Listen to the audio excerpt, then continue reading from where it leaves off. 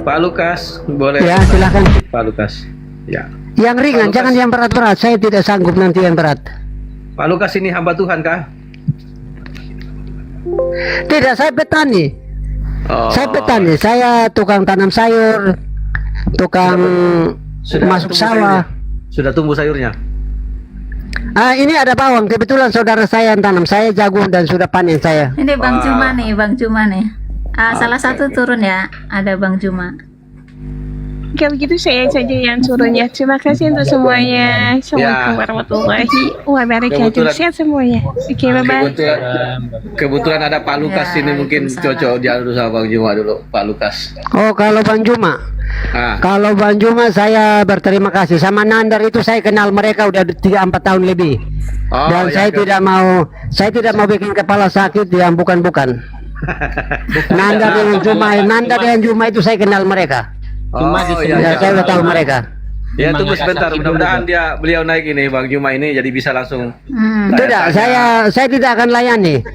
Saya tidak akan layani karena saya tidak, untuk sementara waktu tidak sama Juma sama Nandar. Saya berdoa buat mereka. Ah, iya. Ya, karena Agustan udah pulang toh, jadi ada giliran-giliran yang lain lagi yang nanti berikutnya. Yang namanya Pulang kemana Pak Lukas? Agustan kan ngikutin Alkitab, jadi Agustan udah meninggal kan? Oh, Pak Lukas, yang namanya obat itu pahit Pak Lukas. Tapi Ya, saya berdoa. Ini kan saya berdoa, Pak. Bapak sayang, saya kan berdoa. Sabar yang Muslim, sabar. Jangan tumpang tindih. Biar aja Pak Lukas dulu bicara, nanti gantian. Tidak. Pak Lukas. Di sini saya salam aja buat Bang Juma sama Bang Nandar, buat mereka sehat-sehat aja sampai Tuhan Yesus datang kembali mendapatkan Bang Juma sama Bang Nandar itu baik-baik. Makasih. Ya, Makasih. ini ada Bang Juma di sini. Assalamualaikum warahmatullahi wabarakatuh. Waalaikumsalam. Semangat malam, Bang Luka. Waalaikumsalam warahmatullahi. Lama terima kasih Bang Juma, tapi saya hanya ucapkan salam buat Bapak dan keluarga, semoga sehat-sehat ya. Ya, makasih. Abang pernah baca kisah para rasul 13:23, Bang? Makasih, saya tidak layani Bang Juma.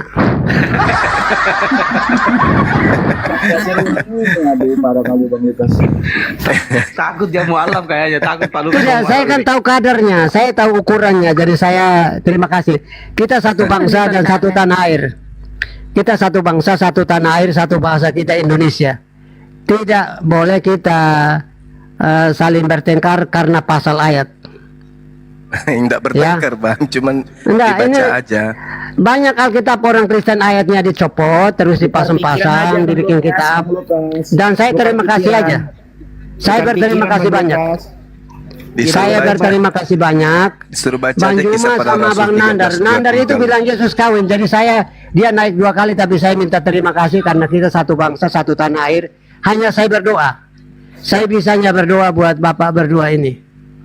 Ya, makasih ya Bang Juma ya. Bapak udah nyapa sama saya. Salam Ya. sehat buat Bapak dan keluarga ya. Iya, makasih. Ya Bapak. Iya. Mau Pak Lukas mau tetap di atas atau mau turun ke bawah? Kalau tetap di Saya atas, diturunkan sama saya hormat sama Bang Juma sama Bang Nandar. Bang Lukas, tukar pikiran aja Bang Lukas. Enggak, ini saya berdoa. Saya kan posisinya berdoa, bukan mau bahas-bahas. Karena di Alkitab orang Kristen tidak untuk berdebat atau berdialog. Jadi saya jaga itu supaya saya tetap baik di hadapan Tuhan juga di hadapan manusia. Makasih Bang Suma. Dah. Iya, Dandut. Iya Kasih. Bang. Ya, makasih ya Bu ya. Iya. Boleh Terima saya kasih. didorong turun Ya ke bawah Pak Bu? Lukas.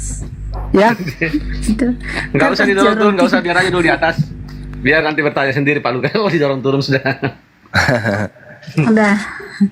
Ini ada Bang Karen sama Bang Verhos. Ya, saya baca dulu Bang dalilnya ini? tadi. Iya, ya. Oke, silahkan. Di kisah para rasul 13:23, dari keturunannya lah sesuai dengan yang telah dijanjikan Allah, telah membangkitkan juru selamat bagi orang Israel, yaitu Yesus Kristus. Jadi Yesus itu juru selamat bagi orang Israel. Belum pernah saya temukan ada dalilnya Yesus juru selamat bagi orang Timur atau orang Indonesia.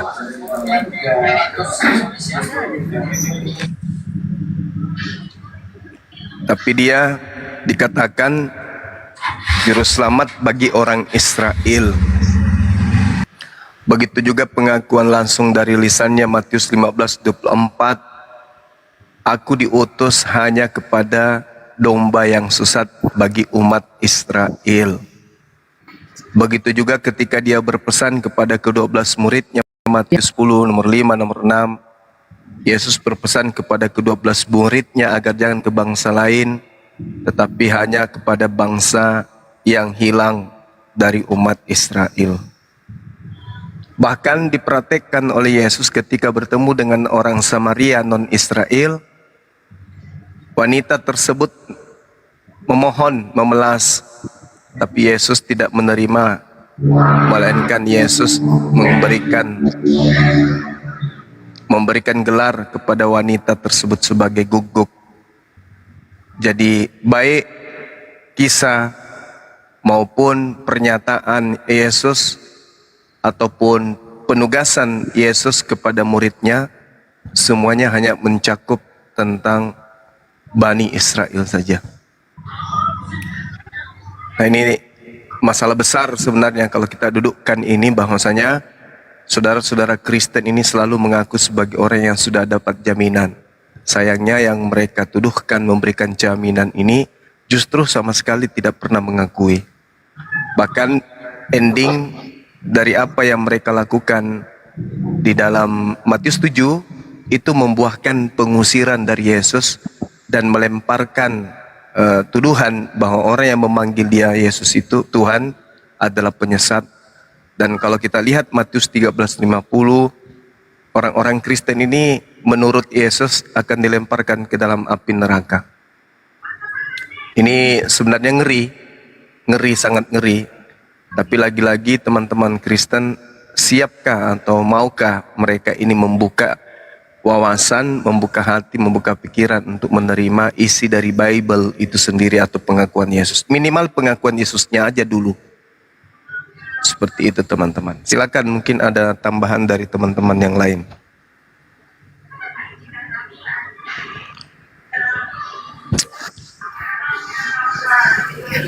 Iya, kita sapa dulu ya Bang Zuma ya, ada tamu ini. Ya, sebentar. silakan Bang Tri. Iya, Assalamualaikum Mbak Maisyarah. Waalaikumsalam. Maisyarah. Warahmatullahi wabarakatuh. Ya, saya sebentar ya habis ini ya Mbak sama kalian saya. Ada yang mau disampaikan Mbak Maisyarah? Ada sedikit lagi, ada Bang Juma, izin Bang Juma. Iya, silakan Bang.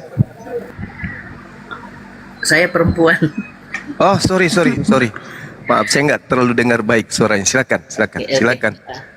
Begini Bang Juma, karena kan lagi trending topiknya Lucifer. Apakah Lucifer itu bisa datang kepada siapa saja? Ya, misalnya termasuk orang awam, dan dia masih mempengaruhi sampai sekarang. Karena ataupun ada orang-orang tertentu yang didatangi Lucifer itu gitu. Karena sedikit ada saya artinya seperti merasakan apa bedanya saya sama Paulus, saya merasa begitu. Jadi mungkin ini suatu Lucifer gitu, ada apa saya gitu. Apakah dia bisa datang kepada saya? Iya. Jadi kalau kita melihat konsep Islam, bagaimana iblis kemudian menyesatkan manusia, itu tidak hanya berlaku kepada orang yang saat ini menjadi pasukannya, tetapi siapapun kemudian itu bisa menerima kedatangan iblis terhadap dirinya. Kenapa demikian? Karena iblis sumpah di hadapan Allah untuk kemudian menyesatkan seluruh keturunan Nabi Adam alaihissalam. Coba kita lihat di dalam Al-Quran surah Al-Araf ayat ayat 16 dan juga di data ayat 17-nya. Karena engkau telah menghukumku tersesat, maka saya benar-benar akan menghalang-halangi mereka dari jalanmu yang lurus. Kemudian saya akan mendatangi mereka dari muka, dari belakang, dari kanan, kiri mereka. Dan engkau tidak akan mendapati kebanyakan mereka bersyukur. Makanya kita umat Islam itu meskipun kita sudah Islam, bukan berarti kita aman dari godaan iblis. Justru karena kita Islam, maka iblisnya itu akan senantiasa mengintai kapan kita lengah, kapan kita lalai. Makanya di dalam sholat, kita meminta kepada Allah untuk senantiasa berada pada jalan yang lurus, yaitu jalan orang yang diberi nikmat keselamatan. Karena iblis itu sudah menyatakan dirinya sebagai makhluk yang akan menjadi penggiring manusia kepada jalan menuju ke neraka. Summala atiyannahum min baini aidihim wa min khalfihim wa an aymanihim wa an syama'ilihim. Dari dikatakan oleh iblis, aku akan mendatangi mereka dari depan mereka, dari belakang mereka, dari kanan dan kiri mereka. Dan engkau ya Allah tidak akan menemukan mereka kebanyakan bersyukur. Nah, ini bahaya. Jadi jangan terlena karena kita ini Islam maka kita merasa aman. Tidak. Justru orang yang sudah masuk dalam golongan setan tidak digoda lagi. Justru kita ini yang digoda umat Islam ini. Mereka yang sudah menyembah Lucifer, ya, menyembah Helal bin Sakar,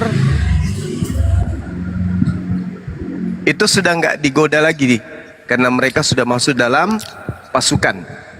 Justru mereka lah yang akan membantu setan di dalam mendurhakai Tuhan. Wa kana al-kafiru ala rabbihi zahira. Dan adalah orang-orang kafir itu membantu setan di dalam menyesatkan dan durhaka kepada Tuhan. Seperti itu. Karena begini Bang Juma, Iya. ada terjadi kepada saya. Artinya kita biar berada di mana, justru kita berada di mana makin tinggi, justru makin dia malahan datang. Ada seperti yang ada pada saya. Artinya saya cerita sedikit boleh. Waktu saya umroh, jadi saya ada di Madinah, dan di Madinah saya sangat mencintai Rasul gitu, sayang. Jadi artinya saya di Madinah itu waktu di Nabawi saya selalu di situ, dan rasa sayang dan cinta saya itu sama Rasul itu udah beralih kepada beda seperti cinta sama manusia biasa. maaf ya kan, jangan diketawai saya. Jadi memang cinta gitu, cinta sekali. Jadi cintanya itu udah beda, ada getaran yang beda seperti manusia ke manusia, seperti jatuh cinta. Dan setelah itu saya, bahkan pada saat itu saya lupa mendoakan suami saya. Pada saat itu saya mau berada di situ. Jadi biarpun jadi tukang sapu di Masjid Nabawi ini gitu. Jadi habis itu kami pun berangkatlah ke Mekah. Dan setelah mikot di Bir Ali, di tengah perjalanan naik bus itu, saya bermimpi sama beliau Rasulullah ini, tapi tidak nampak wajahnya. Di dalam mimpi itu aneh sekali ya, ceknya seperti bermesraan, tapi kan nggak mungkin. Jadi bermesraan, ya Allah ya Tuhanku. Dan saya masuk hotel pun keliling nggak tahu jalan pulang. Jadi nggak tahu jalan pulang. Jadi setelah mendengarkan daripada Lucifer ini, saya cocokkan dengan peristiwa saya. Saya kan merasa sebelumnya kalau kita di tanah sana itu tidak ada yang begituan. Rupanya setelah mendengarkan semana Lucifer ini mengganggu, rupanya itu saya pikir itu betul gitu selama ini. Setelah mendengarkan ceramah bagaimana Lucifer ini, saya berapa gitu, itu rupanya Lucifer begitu. Itu jadi semakin tinggi kita, justru orang yang begitu yang diapanya. Jadi satu lagi, biarpun dia di sana di Mekah, di Madinah itu Lucifer itu ada, begitu ya kan Ketua? Ada dia. Ada dia tetap menggoda, begitu. Enggak ada pernah dia berhenti. Iya. Oh. Iya, iya. Satu lagi boleh, bahwa intinya itu memang Lucifer lah yang datang itu kan. Gitu dia. Karena kan aneh. Saya ini artinya tidak lagi dengan koridor yang Islami dia. Jadi dia nggak mungkin lah. Nggak mungkin lah begitu dia datangnya gitu. Datang kepada saya dalam waktu saya dari Bir Ali ke Mekah itu kan ada di dalam bus tidur saya memang ketiduran, bahkan saya menjumpai ustadz saya, bagaimana ini, apa saya harus mikot lagi, kenapa? Karena saya merasa udah batal. Kenapa? Karena bermimpi dengan Nabi Muhammad begini-begini gitu. Maaf jadi yang begitu, karena saya kan malu. Ustadz saya marah, masa dari sini aja gitu. Jadi bahwasanya saya merasa itu adalah Lucifer gitu. Ya. Apa Satu kepanjangan lagi lah, lepas ceritanya? dari situ, ya oke. Lepas dari situ ada satu pertanyaan saya tentang Israel sekarang. Jadi Israel Yahudi yang dibilangkan dalam Al-Quran Yahudi itu dengan Yahudi sekarang, di mana dia dan kapan dia misalnya kitab sucinya itu berbeda. Dan kalau kita di Kristen kan udah dengar Bang Juma ini udah nampak di mana, di konsili udah mulai berubah, daripada di Paulus udah dia mulai berubah gitu. Tapi sejarah daripada Yahudi ini hingga sekarang ini, tolong dong Bang Juma diapai juga, diapai bagaimana dia prosesnya Taurat itu dan yang sekarang bagaimana realisasinya, kan bukan begitu, bukan lagi yang sekarang, dia beda. Dan di mana letaknya itu. Nah, makasih Bang Juma. Sudah ditangkapnya. Iya, Silakan Bang Juma. Iya, sebenarnya lintas agama ini yang kita hadapi bukan Yahudi. Kalau sama Yahudi kan kita tidak pernah ribut terkait dengan keadaan itu dalam hal lintas agama, khususnya di Indonesia. Yang kita hadapi ini adalah orang-orang yang justru nyamar Yahudi gitu. Jadi kalau misalnya ada orang Kristen yang bertanya tentang itu, baru kita jelaskan. Terkait dengan perjanjian lama, saya sudah sering kali menyampaikan bagaimana perjanjian lama ini sebenarnya, atau kisah yang sesungguhnya. Bagaimana sampai kitab terjemahan, kitab Septuaginta itu ada masuk ke dalam buku yang digenggam oleh saudara Kristen, itu sudah sering saya sampaikan. Seperti itu Ibu. Jadi memang kalau berbicara mengenai kitab yang mereka gunakan sangat noise, itu memang betul bahwasanya yang mereka gunakan ini bukanlah kitabnya Nabi Musa atau kitab para nabi, tapi hanya terjemahan dari kitab Tanak yang pertama kali diterjemahkan ke dalam Septuaginta adalah kitab Taurat. Seperti itu Bu. Ya, makasih Bang Juma. Ya, sama-sama. Sehat selalu. Satu lagi, Amin. saya mau ngambil tiket ini, mau jumpa Bang Juma ke Jakarta. Saya dari Medan, maaf. Iya, Tanggal berapa ya? Biar saya tahu ngambil tiketnya. Panitia belum menetapkan tanggal tepat, yang jelas katanya bulan Agustus. Bulan Agustus itulah saya mau, saya kan penggemar berat ini satu keluarga, jadi saya berharap saya datang. Insya Allah saya datang. Saya datang di Bang Juma. Nama saya di Darnia, bukan di Mesaro sebenarnya, tapi nanti kita jumpa. Bisa jumpa kan? Darnia. Iya, bisa. Sudah mualaf kayak yang bulan ini. Iya, alhamdulillah. Terima kasih Bang Juma. Iya, makasih Darni itu. Ya. Iya. Sudah mualaf Bu Darni. Alhamdulillah. Allahu Akbar. Iya, karena tadi kan Nanti kita jumpa Bu. gini, Nanti kita tadi kan beliau mengatakan kalau kita di Kristen itu begini-begini, berarti mungkin dulu dia Kristen, sekarang sudah mualaf. Ya. Saya Darnia bukan Darnia. Oh, bukan Darni. Darnia Ida, Nasution. Oh iya. Tetap memang dari Sumatera sih, dari Medan, sama-sama dari Nasution Medan. itu memang Nasution Muslim dari lahir Nasution. biasanya itu. Iya, insya Allah saya saya nanti ya agar jangan sia-sia saya ke Jakarta, saya boleh ya jumpa sama Bang Juma ya. Iya, tapi, Iya, boleh. tapi tidak boleh mencintai Ibu ya seperti yang Ibu ceritakan Allahu tadi Akbar. itu. Iya, saya menangis ini bilangnya aja sama Bang Juma mau nangis saya. Nanti seperti dalam cerita tadi tiba-tiba jatuh cinta Iya, sama Bang memang Juma iyalah, seperti saya begitu, iyalah. karena Waduh, cinta memang begitu. Iya, begitulah. waduh. Sedangkan sekarang aja udah hampir ini, jujur Sudah aja. hampir jatuh cinta. Aduh. Ingat suaminya Bu ada. Udah hampir ini, udah hampir. Dengar suaranya aja, menggema-gema gitu, jujur aja menggema-gema gitu, apalagi tengah malam saya ikuti. Berarti pilih saya tadi benar ini kan ya. Mulai jatuh cinta seperti cinta Iya. kepada makhluk. Oh. Makanya saya datangin nih Bang Juma di Jakarta. Serius, Masya saya Allah. ambil tiket. Nah, Insya Allah. Hati kau cowok. Waspada kau cowok. iya, saya cemburu kalau perempuan itu dia jawab Bang Juma itu. Jujur. Waspada lagi kanda Allahu waspada. Akbar. Ya sudah Bu, sudah ya Bu. Ya, oke. Makasih Pak. semuanya sehat-sehat selalu. Ya. Bu Dardian. Dikabarin tanggal berapa ya saya ambil tiket ya. Iya, aman. Ya. Iya, Iya, update aja. makasih Bang Juma, sehat selalu, semangat. Makasih Iya. Bu. Assalamualaikum warahmatullahi wabarakatuh. Waalaikumsalam.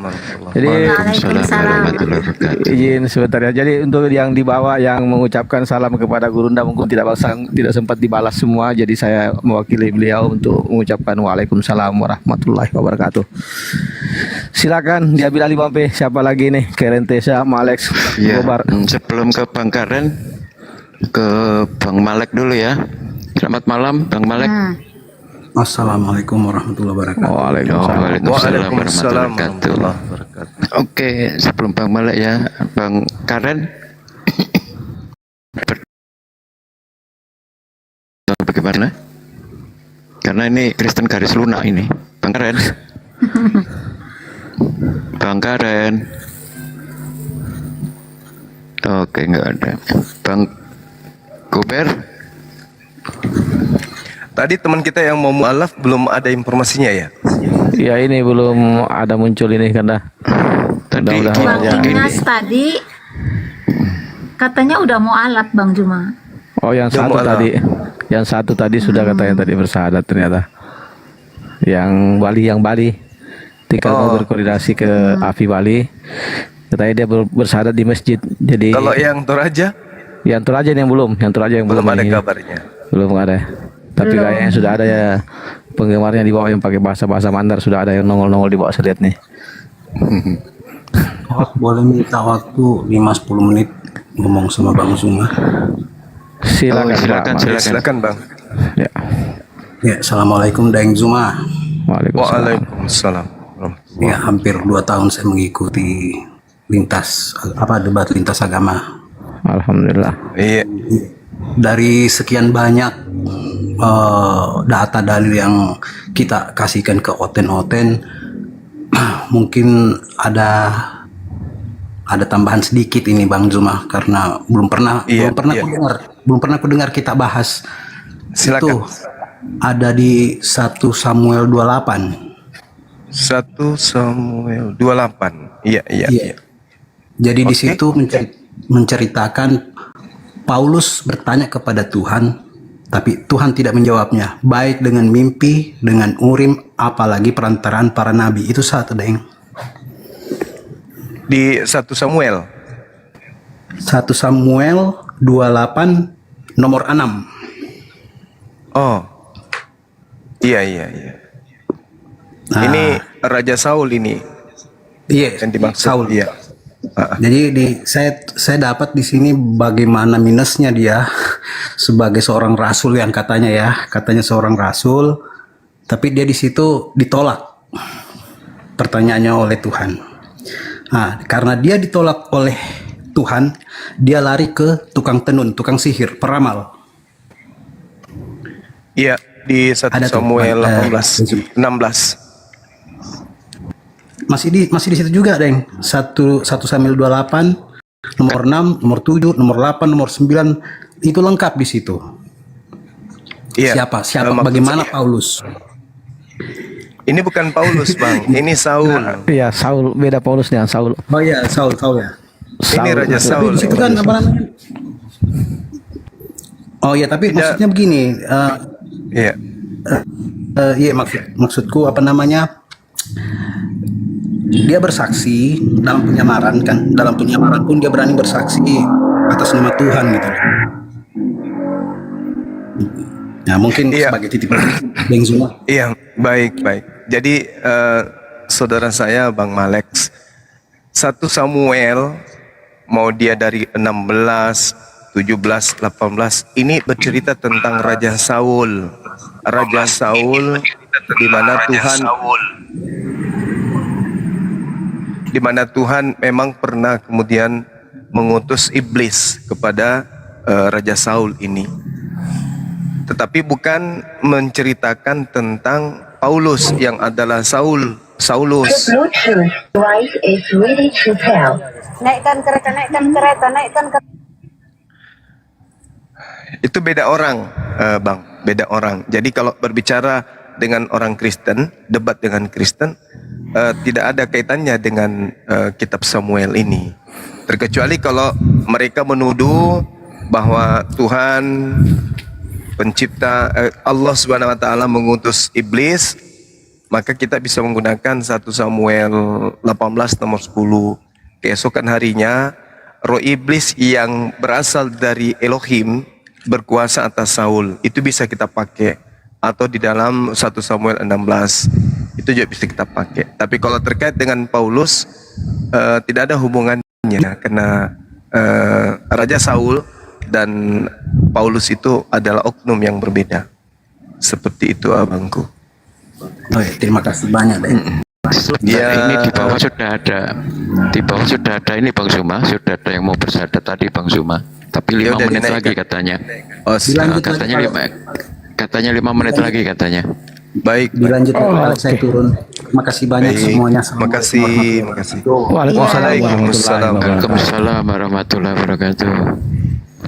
Lanjut, Kita siapa sabar lagi? dulu. Siapa dulu yang baru naik yang sudah tadi? Silakan Bang P. Bang Heki, Iya, Bang terima Gober. kasih. Ayo, silakan.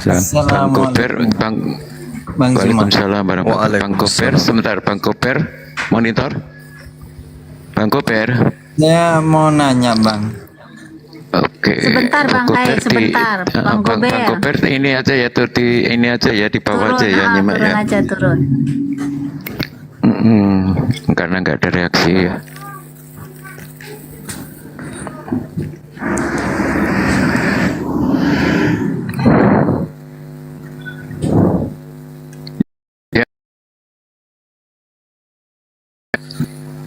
Oh, saya mau nanya Bang. Kan saya sering nonton diskusi lintas agama Bang Zuma itu, aku kan sering nonton di YouTube, di TikTok gitu kan ya. Iya. Terus kan ada masalahan apa ya? Kalau Yesus itu kan kalau di Kristen itu kan Yesus, terus di Islam itu Nabi Isa. Itu sama enggak ya, Bang? Kalau berbicara mengenai misi kedatangannya ke tengah-tengah Bani Israel, itu sebenarnya bercerita tentang oknum yang sama. Tapi kalau berbicara mengenai dua agama Islam dan Kristen, itu adalah hal yang berbeda. Kenapa? Yesus yang diceritakan, yang mereka sembah, yang mereka sebut bintang timur, bla bla bla bla bla bla, itu bukanlah oknum yang datang ke tengah-tengah Bani Israel, yang umat Islam sebut Nabi Isa alaihissalam. Ya, saya kan Muslim Bang, tapi saya kan nggak tahu sejarah-sejarah tentang Rasul gitu kan Bang. Saya mau nanya gini Bang, kalau di Islam kan Nabi Isa, kalau di Kristen kan Yesus. Terus asal usulnya itu gimana ya Bang? Kok di Kristen Yesus gitu, bisa dinamakan Yesus gitu?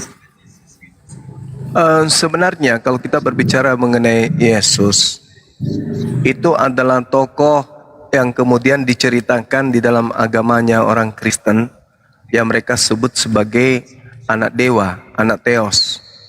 Tak ada hubungannya dengan Yesus atau Nabi Isa atau Iso atau Yosua Hamasiah yang datang di tengah-tengah Bani Israel. Kristen ini adalah kelompok di luar dari Bani Israel.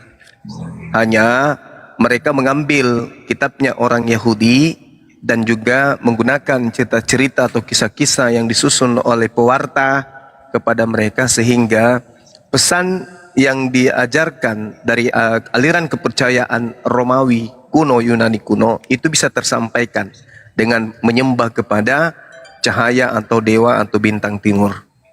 Nah itu, jadi Yesus ini muncul itu bukan karena adanya pengajaran dari nabi-nabi, nggak ada. Yesus ini muncul murni pengajaran orang-orang Farisi kepada orang Roma dan Yunani. Kenapa menjadi Yesus? Karena disesuaikan dengan penyebutan dewa-dewa orang Yunani Romawi. Gak ada hubungannya sebenarnya. Tapi kalau Isa itu adalah bahasa yang serumpun dengan bahasa keturunan Nabi Ibrahim. Ibrani, Aram, dan Arab. Itu adalah 3 bahasa yang serumpun selayaknya Malaysia, Melayu, dan Indonesia. Itu nggak bisa kemudian terpisahkan. Karena 3 bahasa ini adalah bahasa serumpun yang berasal dari keturunan atau orang yang sama. Atau bangsa yang sama yang tadinya kemudian terpisah. Berarti nama Yesus itu berawalan dari agama Kristen, gimana? Iya, betul. Oke. Ya, oke Bang. Makasih Bang. Siap. Ya. Terima kasih. Assalamualaikum. Waalaikumsalam. Waalaikumsalam. Turun Maaf sebentar, maaf. Bu Rasmi turun dulu ya. Nanti naik lagi kalau ini udah selesai prosesinya ya. Iya, sabar dulu Bu Rasmi. Dapat sudah ada. Sudah naik ini yang anu.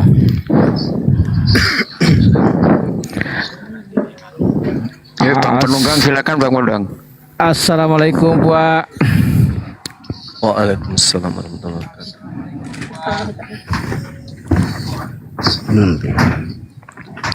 Bang Foker. Mungkin lagi persiapan pelan-pelan aja. Mungkin anunya lagi siapa tadi namanya itu, biasanya kalau di Toraja itu namanya Lisbeth. Siapa lagi ya? Berta.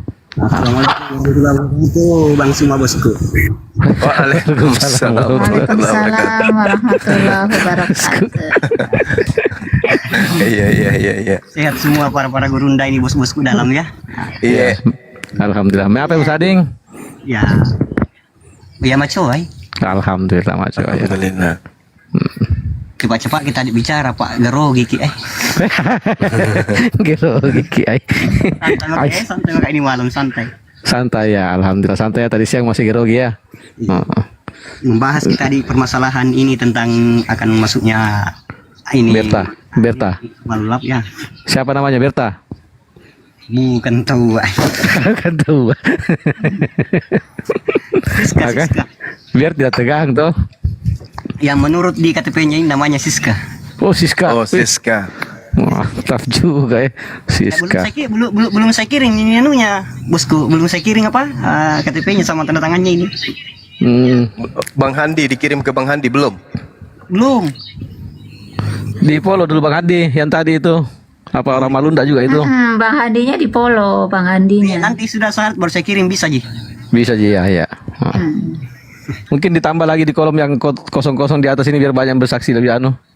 Siapa kayaknya. Ya, kita undang dulu Ustaz Alif. Oh, Ustaz Alif. Biar beliau doakan. Ya. Oh ya. Coba saya share dulu ke Ustaz Alif. Naik Bang Hadi. Ustaz Alif mana Ustaz Alif ini? Assalamualaikum warahmatullahi wabarakatuh. Waalaikumsalam. Gimana udah ada orangnya? Sudah ada Bang? Sudah ini Bang Pokel. Ya sudah hadir ini. Oh iya, Bang Pokel temennya udah ada. Udah. Oh baik siap. Udah bisa open cam. Gimana caranya ini? Nih Bang Handi naik Bang Handi.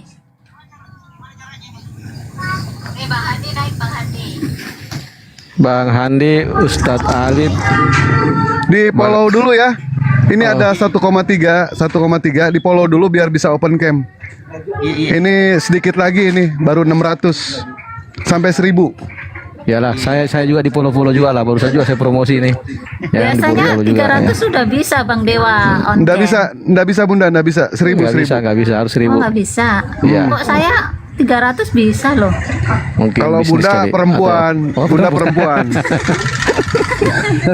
Udah bisa live barang itu. Mana ya ini apa namanya? Siapa ya, Ustadz Alif ya? Juru doa.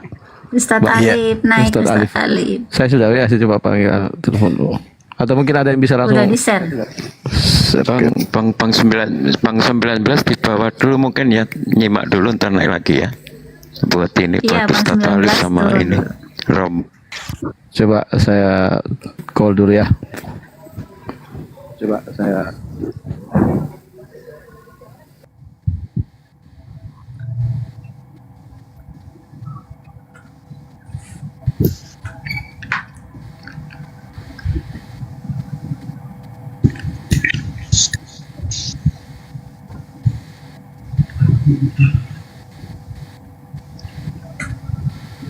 Atau Ustadz Sugi kali ya, Ustadz Sugi.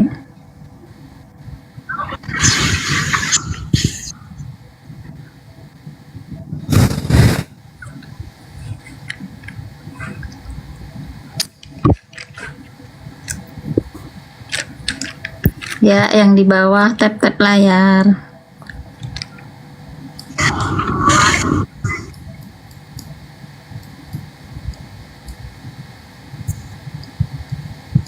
Ini baru 600, ini baru 600. Tolong dibantu dong. 1,4 mata memandang ini. Dibantu biar cepat jadi 1000 ya. ya, saya sudah call Ustadz Alif itu. 740. Sudah menuju hotel Ustadz Alif. Siapa lagi nih? Bagus juga kalau ada budak awam Ustadz kadang-kadang Alif ini. udah di bawah. Ya, sudah saya telepon ya. Oke, itu naik ya. Alhamdulillah sudah naik Ustadz Alif.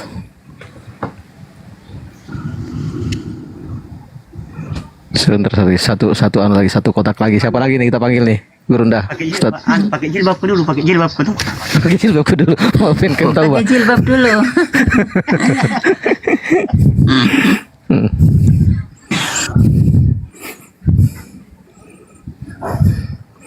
Biar nyala. Assalamualaikum warahmatullahi wabarakatuh. Waalaikumsalam warahmatullahi Baik, wabarakatuh. Alhamdulillah sudah ada Ustadz Arif di sini. Ya, lanjut. Kalau nggak salah tadi ada 3 ya, 2 dari Bali, yang 1 dari mana ya tadi ya janji ya? Dari sore. Polmas. Iya, Yang Polmas. 2 sudah Bang Bajik Hadi. ini. Polmas ini. Sudah syahadat. Kalau yang 2 dari Bali itu katanya dia sudah syahadat di masjid, tinggal nanti mau menghubungi orang AFI di Bali untuk ininya katanya sertifikatnya atau gimana tadi Ya nggak ya. bisa, harus kita naik dulu di sini kita wawancara. Oh iya betul juga. Bisa Betul, seperti itu. Nanti Betul ya kita Bang kontak Jumayus kita. tadi ya, betul ya. Betul. Iya, iya bisa jadi bisa juga ke sini. Yang penting kalau dia mau dapat sertifikat ya harus dipersaksikan oleh kita. Iya betul, orang AFI betul. Harus ini. Tapi kalau tidak sertifikat API ya silakan di mana aja syahadat boleh. Kenapa jalannya? Turun ke dulu. Sudah sampai 1000 kah Pak Mr. Pokel Pak? Sudah sampai kah Pak? Sudah bisa open game kah Pak? 800 baru 800. Ayo yang di bawah. 800 baru 800. Ayo yang di bawah. Jadi sambil menunggu Bang Pokel orangnya sudah ada di situ. Sudah ada, sudah disuruh pakai jilbab dia. Siapa ada orang kalau di boleh situ. tahu siapa udah dikirim nggak ke KTP-nya sama ke host? Belum, Bang. Iya, Nah, sudah itu bisa. dia udah. nanti Sudah saya bisa, kirim, kan? saya kirim selesai ini baru saya kirim. Tapi bisa saya perlihatkan. Nggak usah, jangan. Oh, nggak usah. Jangan. Nah. Jari tuh orang yang baca-baca aku buat mengaku ai. Memasker itu Pak Kang anu tuh ya. Bos memasker ya, memasker tuh.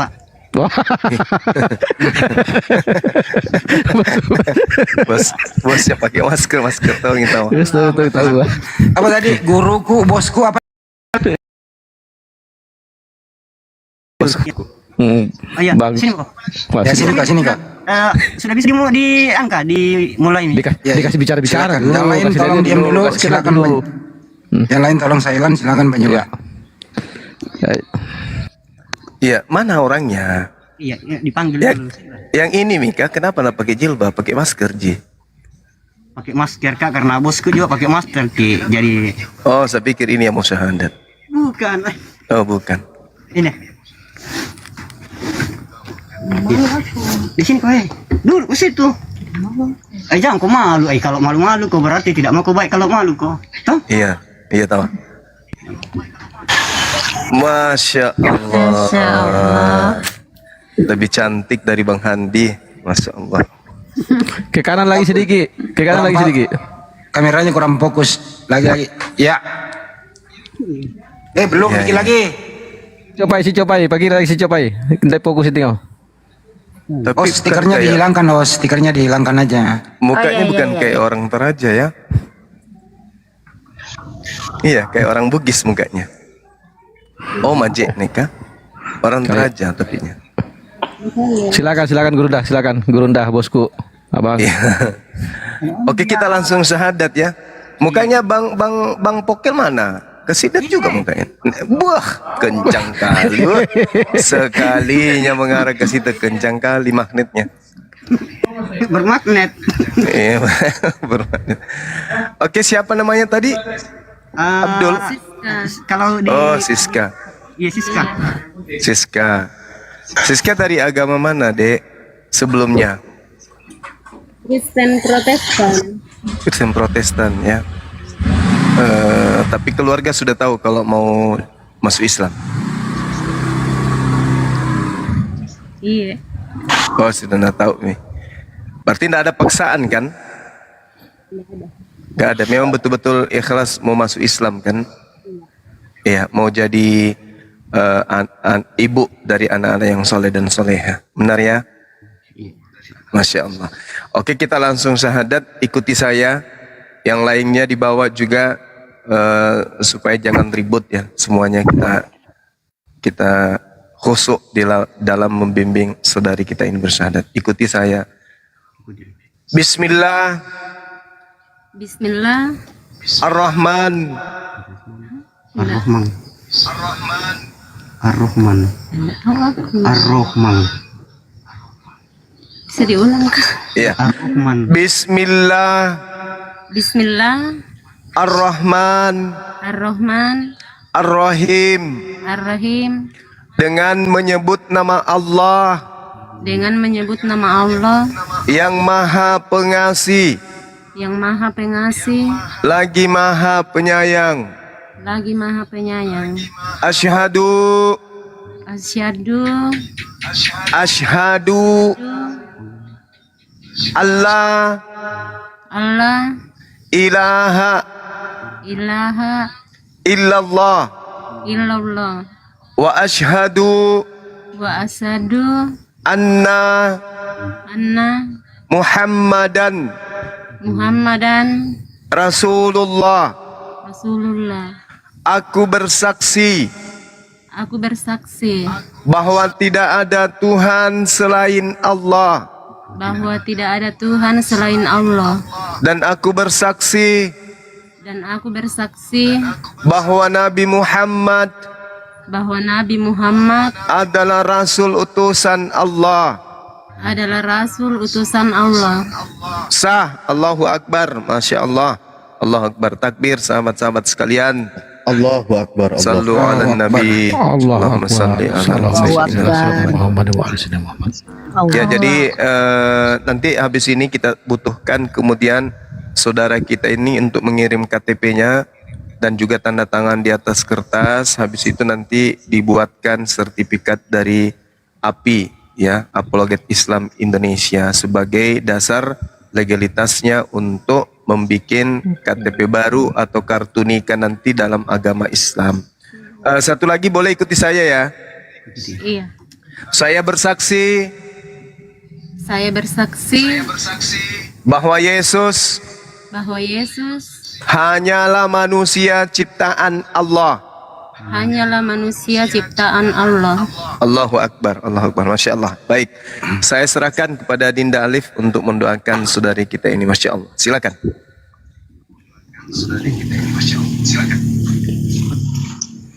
Baik, terima kasih Gurunda. Sebelum dilanjut ke sesi doa, tetap kami ingin memastikan dulu ya kepada saudari kita ini. Kak, izin bertanya, apakah dari antara keluarga baru kakak ini yang mu'alaf atau masih ada yang lain yang masih non muslim? Ada. Ada. Ibu bapak masih non muslim? Bapak udah nggak ada. Masya Allah. Baik. Adik kakak masih non muslim? Iya. Baik. Tentunya harapannya mereka ingin menyusul menjadi seorang muslim atau muslimah ya.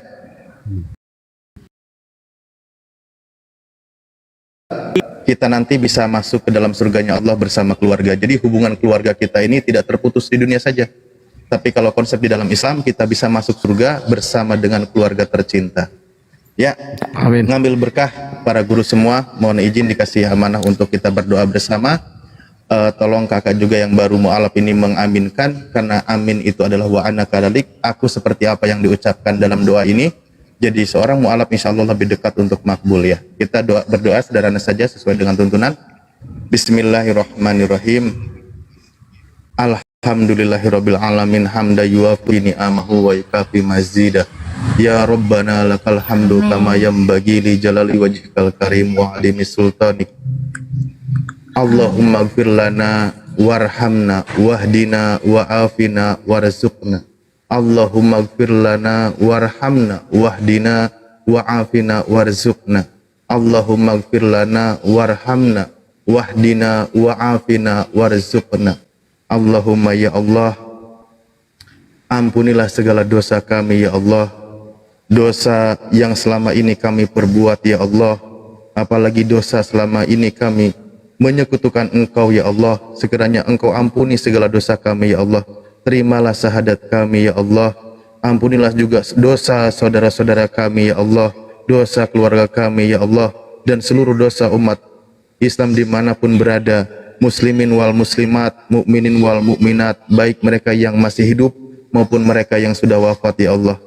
Ya Allah, berikanlah kasih sayang-Mu kepada kami ya Allah. Lembutkanlah hati saudara-saudari kami ya Allah, terutama mereka ya Allah yang masih belum dilembutkan sampai detik ini untuk menerima kebenaran Islam ya Allah. Turunkanlah hidayah-Mu kepada kami ya Allah, kepada keluarga kami ya Allah, di antara keluarga kami ya Allah yang masih sampai detik ini masih menolak kebenaran cahaya Islam ya Allah. Terutama seandainya di antara saudara kami, di antara mereka ada ibunya, bapaknya, kakaknya, adiknya yang masih keras hati menolak Islam ya Allah. Mohon ya Allah, lembutkan hati mereka ya Allah, lembutkan hati mereka ya Allah. Karena kami rindu ya Allah, kami rindu masuk ke dalam jannah-Mu ya Allah, bersama dengan keluarga yang kami cintai ya Allah. Sehingga mereka benar-benar dilembutkan hatinya ya Allah, mengucapkan 2 kalimat syahadat ya Allah. Wa'afina, wa'afina, wa'afina ya Allah. Berikanlah kesehatan kepada kami ya Allah, dan limpahkanlah rizki-Mu kepada kami semua ya Allah. Jauhkanlah segala kesusahan dan kerepotan pada diri kami ya Allah. Rabbana afrigh alaina sabra wa sabit aqdamana wangsurna alal qaumil kafirin wangsurna alal qaumil hasidin wangsurna alal qaumil munafikin. Rabbana la tuzigh qulubana ba'da idh hadaitana wa hab lana min ladunka rahmah innaka antal wahhab. Rabbana atina fid dunya hasanah wa fil akhirati hasanah wa qina adzabannar. Wa adkhinal jannata ma'al abror ya azizu ya ghafar ya rabbal alamin. Subhana rabbika rabbil izzati amma yasifun, wassalamun ala mursalin, walhamdulillahi rabbil alamin. Bi barakatil Fatihah. Bismillahirrahmanirrahim.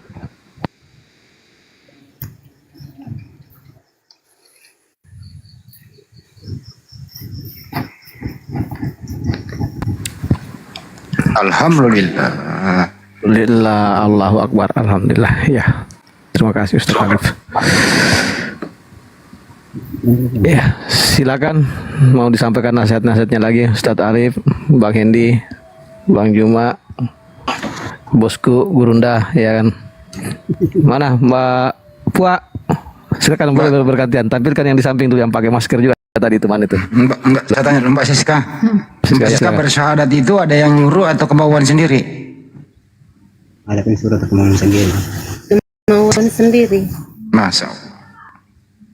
Tidak dipaksa sama yang pakai masker itu kan? Enggak. Kalau dipaksa suruh aja ke laut dia.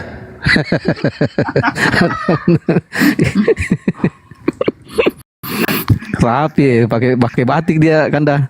Kayaknya semua ini akad ini nanti langsung ini. Pakai batik yang pakai masker. Masih niat dalam hati tapi enggak tahu ini apa namanya. Ini sudah waktunya ya. Enggak, kan pasti lagi. Jadi nanti kalau keluar rumah dijaga iman Islamnya, tetap pakai hijab. Iya betul. Kalau ada yang nanya, kapan syahadat? Dia bilang aja, saya disyahadatkan oleh bosku, guruku. Siapa lagi tadi ada 3? Tadi ada 3 apa? Ya, sebelum kita lanjut mungkin ke sesi berikutnya, apakah tadi para guru semua kita sudah sampaikan pesan-pesan ya untuk para yang baru mu'alaf? Ya, silakan. Sekiranya sudah. Ya, baik.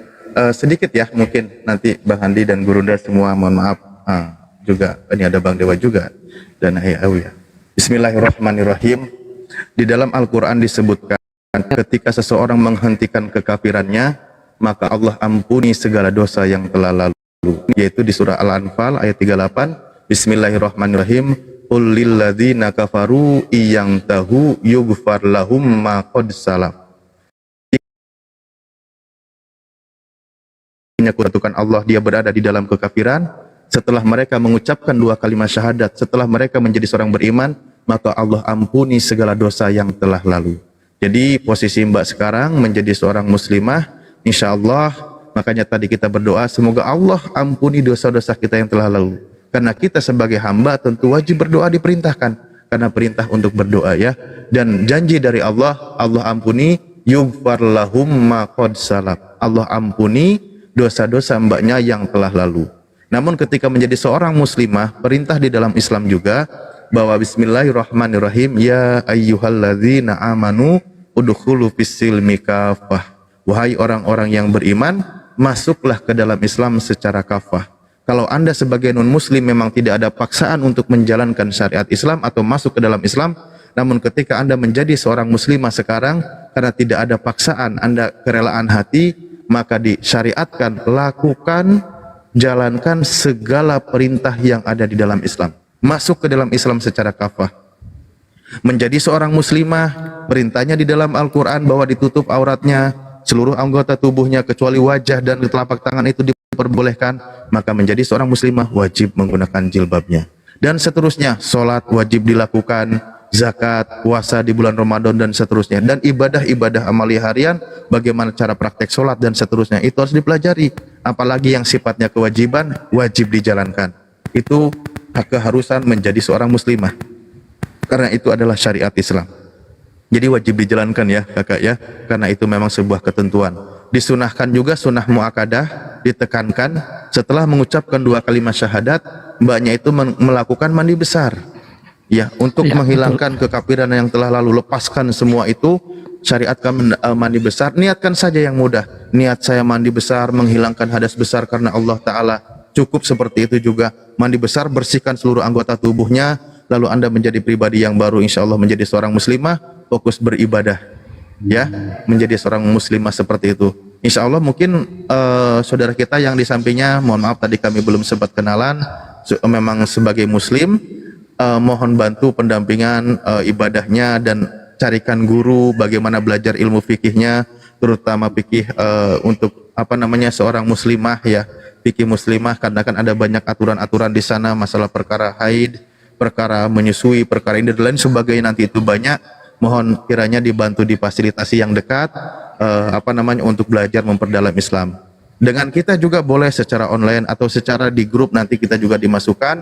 Dan seperti biasa kami mewakili ya, ada guru kami di sini, panglima kami di sini, Bang Zuma. Kita dari yayasan mengeluarkan sertifikat mu'alaf, namun ada persyaratan untuk mengeluarkan sertifikat mu'alaf, yaitu KTP yang pasti bahwa Anda memang non muslim, dan juga nanti syarat-syarat seperti tanda tangan dan sebagainya, mungkin itu teknis kita akan sampaikan di belakang layar. Yang penting nanti kontak kami, kasih nomor telepon biar lebih mudah untuk koordinasinya. Mungkin itu dulu dari saya, silakan para guru yang lain. Terima kasih. Iya. Jadi begitu Bu Ayah, jangan lupa nanti di follow Pak Ustadz Andi dengan Ustadz Alif. Nanti di ini aja dikasih nomor handphone biar bisa WA. Nanti biar dituntun itu asal KTP kan, karena mungkin akan susah kalau kirim foto lewat ini TikTok. Nah, bisa dipublikasi lewat WA aja nanti. Tolong di follow, memang di follow ikuti. Nah, itu. Itu yang kedua. Yang kedua saya mau tanya begini Ustaz. Mohon maaf ini aja agak prinsip. Perlukah hitan dulu? Ya. Ini perempuan laki-laki. Kalau perempuan tidak. Perempuan tidak harus. Tidak harus ya. Oke. Jangan lupa buat mandi wajib tadi setelah bersyahadat tadi kata Ustaz Alif itu kan. Nanti dia dulu yang mandi besar karena Iya. belum ada apa-apa ini masih Iya, harus mandi besar habis ini. Habis bersyahadat tadi gitu. Nah, kalau bisa langsung dia aja sholat isya. Yang di sampingnya ini suaminya ya? Atau calon. Oh, kalau suaminya boleh temenin mandiin, tapi kalau calon jangan. Jangan. Itu Bang Dewa ada tuh paling cocok itu. Karena seperti ini biar lebih jelasnya lagi, bosku. Dia kan seorang janda. Oh, dia seorang janda. Iya. Jadi jangan sampai kan nanti menggoda. saya kirim KTP-nya. Berarti tadi suaminya, bukan ya, bukan. Belum. Nanti akan jadi suami. Dia pernah bersuami di Makale. Oh, di Makale ya. Iya. Setelah pisah dari suami sekitar 10 tahun ya, berapa? Udah 10 tahun. Berapa tahun kudu pisah?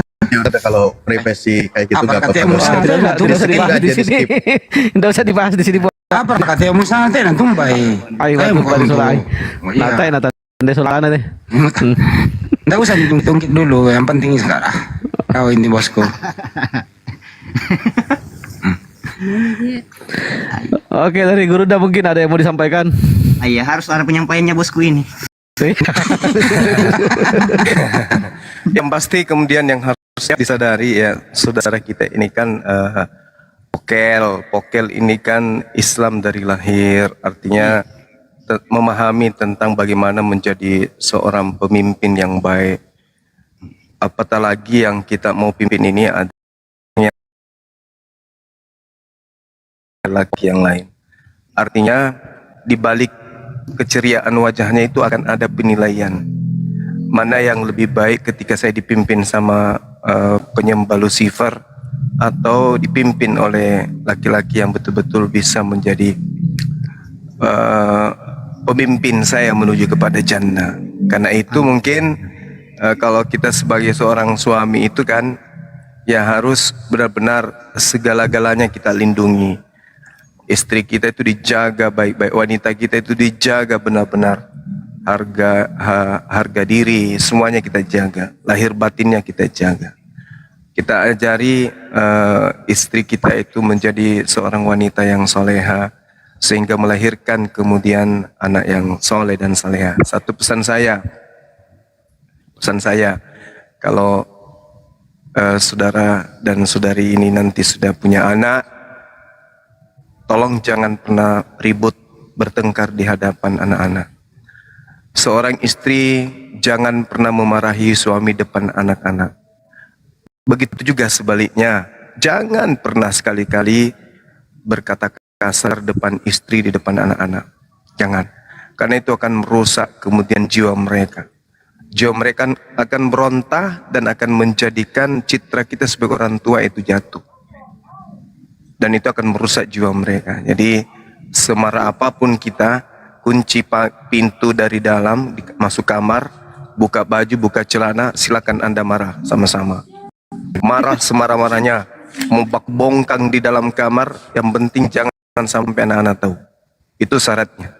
Kalau mau marah, suami mau marah ke sama istri, ada masalah besar, buka bajumu, buka cenamu. Ada apa? Saya mau marah besar. Kamu itu tadi melakukan kesalahan.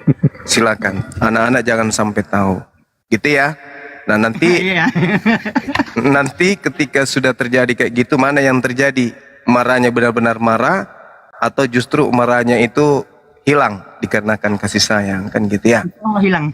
Iya, hilang. Karena itu juga dulu saya pernah lakukan. Saya marah besar dikarenakan anak-anak telat untuk dijemput sekolah. Saya datang, saya marah. Daripada saya marah, nah, mana lebih suka? Marah atau mari? Nah, istri saya mengatakan lebih baik kita mari, bahagia bersama, kan itu lebih baik, ya kan ya? Jadi sekali lagi jangan pernah marah di depan anak-anak kepada istri. Begitu juga sebaliknya. Yang kedua, jangan pernah memarahi istri di depan keluarganya. Dan jangan pernah memarahi suami di depan keluarganya. Itu. Ya. Karena makanya Rasulullah itu mengatakan la taqadab. Jangan marah, karena marah itu mendatangkan bencana.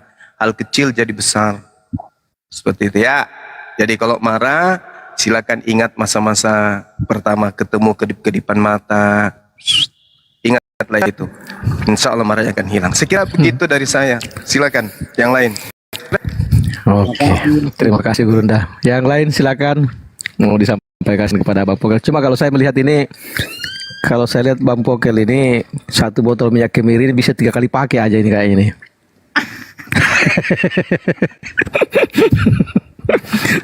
Silakan Bang Hendi. Bang Hendi mungkin ada sampaikan atau Bang P, Mahadewa. Silakan. Bang Madewa aja.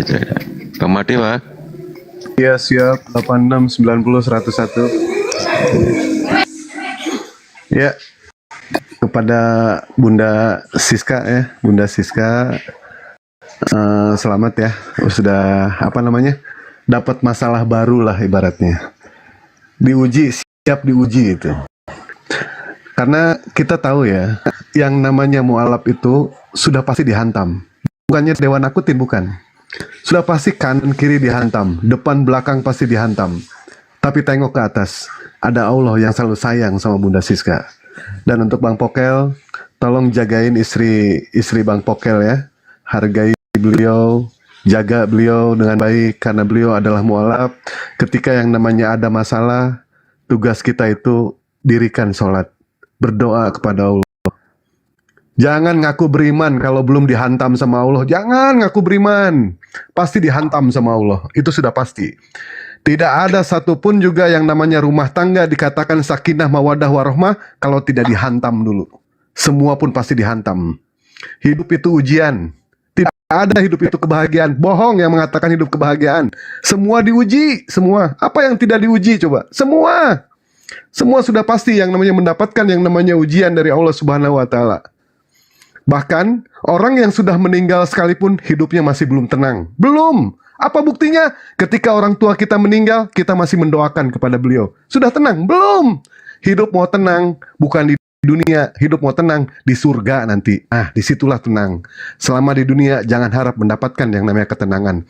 Allah pasti akan menghantam kita dengan berbagai yang namanya masalah. Itu sudah pasti. Tetapi jangan sampai yang namanya menghindar dari masalah. Kita harus bisa bagaimana cara mengatasi masalah itu. Itu yang pertama. Yang kedua, kita pun tidak bisa yang namanya menghindar dari kemiskinan, tetapi kita harus tahu bagaimana cara. Kita tidak bisa melawan takdir dari ilahi, tetapi kita harus sabar menerimanya. Itu yang namanya takdir. Seperti itu. Dan sekarang sudah menjadi seorang muslim, belajar yang namanya dari alam. Belajar di alam itu apa ya? Contoh kayak gini ya. Belajar dari yang namanya air. Air itu tenang. Belajar dari yang namanya batu. Batu itu kuat, dihantam, tegar.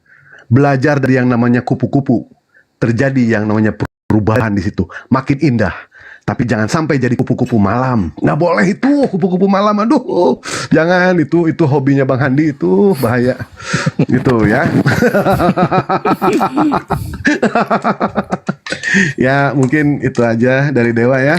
Dan Dewa sering mengatakan kepada mualaf manapun juga, belajar kisah inspirasi dari yang namanya sholat taraweh.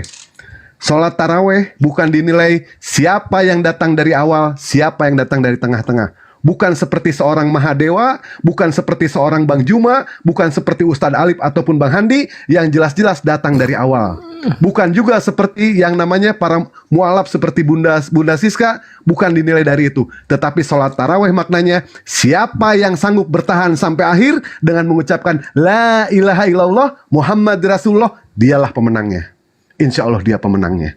Ya, dan kepada Bunda Siska mudah-mudahan punya adik. Kalau punya adik yang mau mualaf perempuan, bolehlah Dewa juga bompong bujangan ting-ting Dewa ini, ya Bunda ya. Gitu ya. Silakan. Oke. Bang Mahadewa, oke. So, ya. Kasih siapa lagi ya? Silakanlah ya Bang P. Mau disampaikan kalau saya sedikit saya ya selamat ya kepada Siska. Ya, alhamdulillah sudah kembali kepada fitrah, dan kepada Lulu Arek satu ini lanjutkan perjuangan Puak, jangan sampai kendor. Gas terus. Oke. Silakan Mbak Edel, kali ada yang mau disampaikan Mbak Edel. Iya, saya dari tadi mau menyapa. Barangkali ini ya, ya, kami semua yang di sini dan juga yang di bawah kepingin didoakan sama Mbak Siska ini, ya. Tolong nanti pakai bahasa Indonesia saja, dibimbing sama Bang Vokal deh, ya. Tolong kami semua didoakan, Bang Vokal dan Mbak Siska, silakan. Karena insya Allah doanya mu'alaf ini mustajab. Silakan Mbak Siska, tolong berdoa untuk kami semua, doakanlah kami semua di sini. Siapa yang istrinya baru satu ditambah satu lagi, mungkin begitu ya.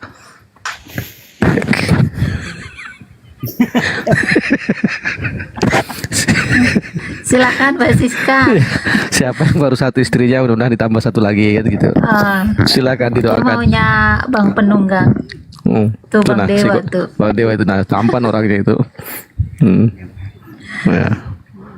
Ya, silakan bacakan doa untuk kita juga di sini. Kodong. Pak Guru soleh membaca pak doa kepuai. Bismillahirrahmanirrahim. Pak Guru loh iya itu Pak Guru ya Pak, Anda tidak bisa nih. Ya Pak bahasa baru mati pak doa kayak. Dan ya Allah, semoga yang ada di atas di ini dan saudara muslim ini dikabulkan semua hajatnya, dipanjangkan umurnya. Iya. Amin, diaminkan. Iya, dimurahkan rezekinya. Amin ya, dimurahkan rezekinya. Dan dipanjangkan jodohnya dan ya, bisa menempati jannah. Amin, amin ya rabbal alamin. Diaminkanlah si Bu Siska. Amin. Iya, amin. Ya pokoknya itulah intinya, semoga sehat selalu dalam menyampaikan dakwah Islam. Amin. Dan semoga yang belum tersadarkan dari ini semua bisa tersadarkan dan bisa mengikuti ajaran Islam, yaitu mengikuti ajaran semua ajaran Nabi Muhammad SAW. Amin ya rabbal alamin. Bunda Siska ini orangnya pemalu ya? Kelihatannya pemalu. Iya. Oh iya. Nggak apa-apa Bunda, nggak apa-apa. Cuma kalau Pak Boker kalau mau agak-agak tahan lama nanti bisa hubungi Mahadewa, itu ada anunya dia, jamu, jualan jamu dia ini. Ada jamunya, ada parfumnya. Ada resepnya nih kayaknya Bang Dewa. Bisa. Maksudnya begini, kelihatan dari wajahnya itu pendiam, orangnya pendiam. Ya kelihatan orangnya pendiam, nggak banyak bicara gitu kan. Sama kayak Bang Handi juga dulu pendiam. Sekalinya ngomong bahaya dia. Sekalinya ngomong pinjam duit dong. Wah bahaya nih Bang Handi nih. Ya nggak apa-apa, lanjut. Yang itu ya, dan jadi pada intinya insya Allah semua ustadz-ustadz yang ada di Kemal ini pada malam hari ini menyampaikan dan mensyahadatkan kami, insya Allah sehat terus ke depannya. Amin. Amin ya rabbal alamin. Ya jangan lupa tadi itu ya di follow Bang Handi, Ustadz Alif. Nanti kirim nomor WA, nanti beliau supaya dianu sertifikatnya itu. Nah, karena pernah ada kejadian tadi siang juga. Nah, saya sama Gurunda tadi sini ada tadi siang curhat muslim itu ketika ini ya. Mudah-mudahan kita insya Allah dipanjangkan umurnya ya, Bu Siska ya, tidak mengarah ke sana ya. Dia dulu seorang Kristen juga, terus mualaf. Lalu meninggal karena sertifikatnya tidak ada, akhirnya dibaptis lagi itu, mayatnya itu dibaptis lagi sama pendeta. Mayatnya ada dikuburkan itu jadi segera diurus itu anunya, sertifikatnya supaya ada legalitas hukumnya ya. Tadi siang di sini dia bercerita kepada Gurunda itu. Jadi misionaris di luar sana itu kalau tidak bisa mengkristenkan yang Islam yang masih hidup, mayat pun dikristenkannya lagi. Mayat pun dibaptisnya lagi. Jadi itu yang perlu diwaspadai. Mohon maaf ini aneh ya, Siska ya, karena ini kisah nyata yang baru terjadi tadi siang diceritakan di sini juga. Diceritakan ke Gurunda itu. Dia Tidak, ini maksudnya tadi ada mualaf, tidak ada mungkin tidak ada apa namanya sertifikatnya sehingga pada saat dia meninggal dikuburkan lagi secara Kristen. Dia dikuburkan secara Kristen begitu ya? Sama keluarganya ya, dibaptis lagi. Karena tidak ada tanda pembuktian atau hitam di atas putih bahwa dia pernah mualaf. Iya betul. Seperti itu. Suaminya yang bercerita tadi siang itu. Tadi Suaminya cerita. bertanya, takut saya. Maksudnya, kenapa kamu takut? Karena kau pada malam hari ini, insya Allah kau sudah sah jadi mualaf dan insya Allah akan terbit sertifikat bahwa kau pernah betul. mualaf. Ya, insya Allah nanti diuruskan sama mudah-mudahan dari pihak kami Afi itu. Nah itu tadi makanya di follow itu akunnya ya ini. Diikuti aja, sudah di follow belum? Belum, nanti Ustadz Alif. Nanti saya keluar baru saya ikuti. Oh ya oke kalau gitu. Langsung di follow aja Ustadz Alif dengan nih Bang Handi Sulebes. Nah. Iya. Masih ada lagi yang lain mungkin kalau yang sudah ini Bukan hanya follow, penunggu muda DM nomor WA biar nanti langsung bisa koordinasi gitu. Iya, langsung kirim pesan aja nomor WA aja ke Ustadz Alif itu ya. Iya. Oke. Jadi seperti itu buat para gurunda-gurunda terutama buat bosku ini Bang Sumah. Kiranya kalau karena kebetulan kita ini belum sah jadi suami istri, masih dalam proses istilahnya sementara berjalan ini, karena kita harus kembalikan ini Siska ke rumahnya ya betul ya dulu, karena belum bisa sama-sama. Iya belum bisa sama-sama iya. Dah dulu Pak Malai dulu ya betul ya cukup maksudnya nih mau Ini, untuk diri sudah karena mau Bang Juma, dikembalikan. Kalau ada yang ingin mengirimkan Al-Quran, Bang Juma, ada yang mengirimkan Al-Quran ke Bunda Siska atau enggak mau kena sajadah atau enggak tasbih, silakan ya hubungi Bang Okel aja. Iya boleh nanti boleh dian itu lewat jalurnya Ustadz Alif nanti tuhnya nomor WA-nya nanti. Nanti mungkin, Bunda Siska nanti ke Bang Juma ya. Kalau nggak ke Dewa nggak apa-apa, ke Dewa. Misalkan butuh apa? Butuh mukena gitu kan, mukena sejadah dan lain sebagainya atau enggak kubah masjid perlu, Bang Juma siap membelikan nanti. Iya Pak, ya Pak Malai Wido itu ya, anak tahu ya. Pak Pasutri ya Pak, Anda tanya Pak Waineta jadi ya. Pasti di Palayan di Bojan di luar itu. Iya, betul. Dapat malah seolah Pak ai. Alhamdulillah ya. Iya betul sekali ya. Alhamdulillah ya. Jadi Pak Pokel ini menyampaikan bahwa karena masih dalam proses untuk mahram, jadi belum bisa berlama-lama, mau undur diri dulu karena si wanitanya mau dikembalikan dulu ke rumahnya. Karena tidak enaknya juga tanggapan masyarakat di sini. Enggak usah tanggapi masyarakat, itu Allah yang perlu kita malu kepada Allah masalah itu, ya kan? Jadi itu silakan. Gak apa Pak? Iya, diturunkan saja. Iya. Sehat selalu kepada para gurundaku, terutama bosku ini ya, Bang Gurunda semua.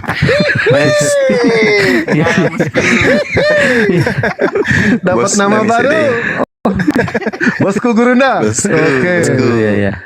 Jelas nanti ini kalau sudah ini menyala bosku ya. Jangan lupa ya, langsung di follow ya kalau sudah guys turun. Ya, assalamualaikum warahmatullahi wabarakatuh. Waalaikumsalam warahmatullahi wabarakatuh. Waalaikumsalam warahmatullahi wabarakatuh.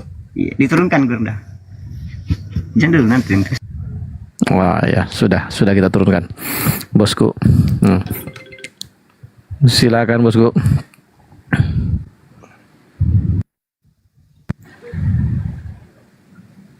Bosku, Gurundaku, silakan.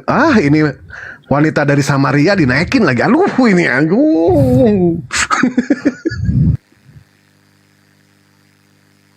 Nggak apa-apa, daripada jangan-jangan dia udah melaporkan berapa ekor babi dia panggang hari ini, kan dia mau melaporkan itu.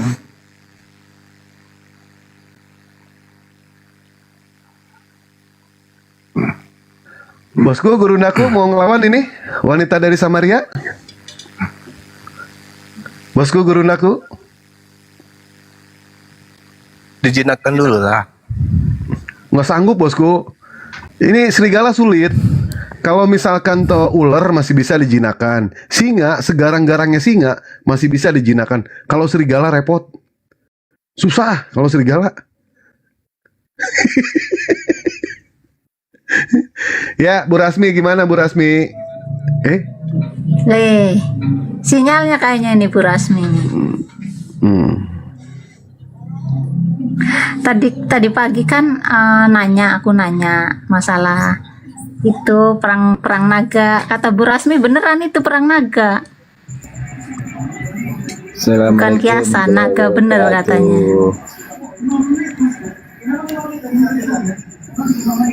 Terharu sekali saya.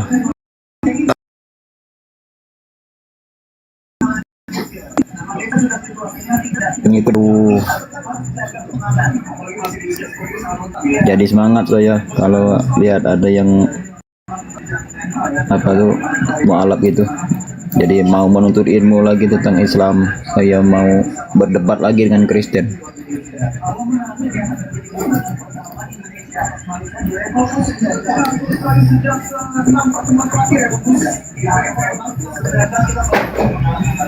Nih abang posisi di mana? Noise kali ini bang.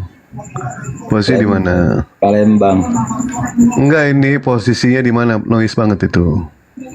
Ya kalau mau berdiskusi dengan Kristen silakan bang ya, silakan aja. Masuk ke room Muslim aja, jangan ke room Kristen masuknya ya. Ke room Muslim aja. Percuma kalau masuk ke room mereka itu percuma. Kita yang ada dimainin sama dia. Iya benar. Jadi tidak usah masuk ke sana.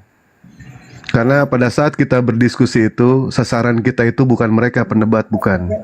Tetapi sasaran kita adalah yang di bawah, mencerdaskan yang di bawah, mencegah pemurtadan yang dilakukan oleh para misionaris supaya kita cerdas. Dimana ketika nanti kedatangan misionaris kita bisa ngelawan dengan hujah, bukan ngelawan dengan ini ya, tapi dengan dalil, bukan dengan dalih.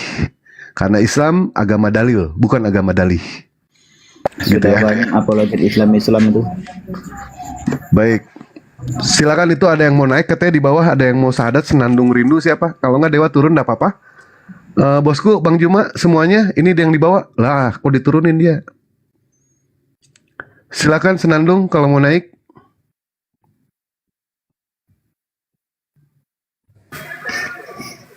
Mana senandung? Suruh typing di bawah biar bisa dicambak. Nggak kelihatan senandung. Iya, senandung naik, senandung. Atau minta permintaan dah.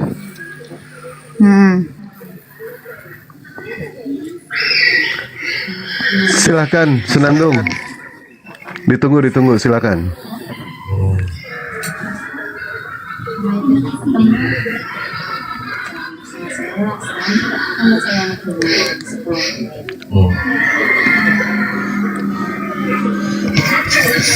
Silakan Pak Dewa. Udah naik itu. Nah, baik. Siap, selamat malam. Aduh. Ya Allah, ya Rabbi. Sinyalnya merah, sinyalnya masih merah. Sabar, senandung, ini ujian, sabar Bang Dewa, sabar. Ini ujian, ya.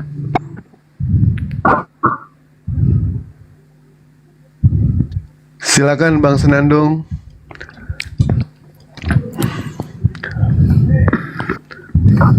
Ya, kembali ke host saja. Penunggang kuda silakan tegur ya. Ya masih merah sinyalnya.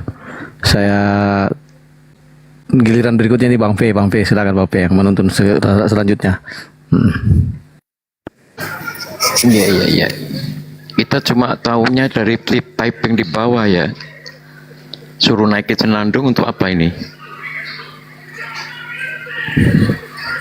Ya, selamat malam senandung.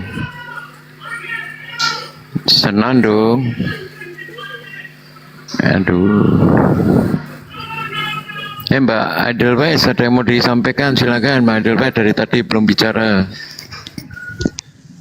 Iya Bang P, nggak apa-apa. Kami ini kok salam buat semuanya. Bang Dewa juga, Bang Zuma, Bang Alif, Bang Handi semuanya. Ada Bu Darni deh di bawah kayaknya. Iya, kayaknya ada emang. Bu Cuma Darmi kirim permintaan. Iya, Bu Darmi sama Bu Rasmi itu kepanasan kalau ada yang mualaf. Bu Senandung sudah buka mic Bu Senandung. Cuma sinyalnya kayaknya juga masih bersenandung ya. Sinyalnya merah. Besok mau sholat syahadat itu. Besok mau syahadat. Kenapa jadi besok? Sekarang aja Bu Senandung. Coba cari di tempat suaranya yang agak jernih gitu loh. Oh, saya tadi sempat menangkap kalau tidak sempat malam ini besok katanya mau syahadat. Saya nggak tahu ya kalau ada pendengaran saya yang berbeda dengan yang lain.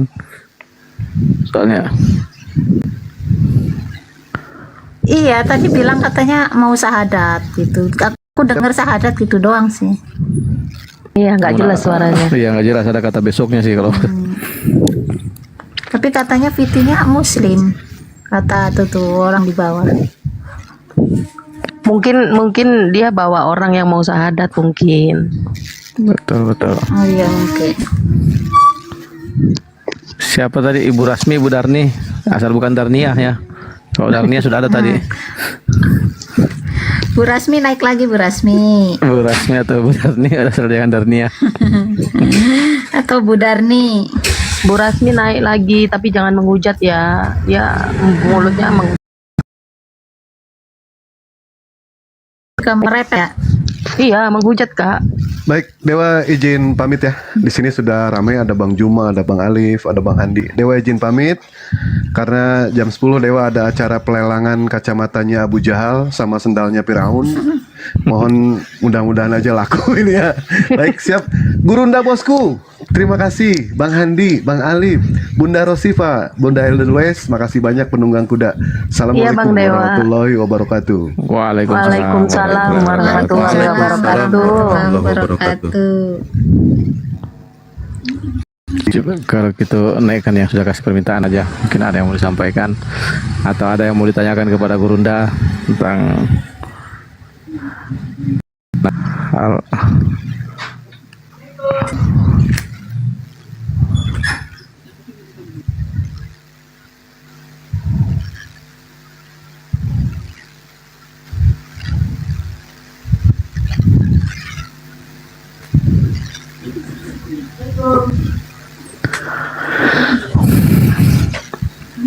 Ya, assalamualaikum Pak Sidik.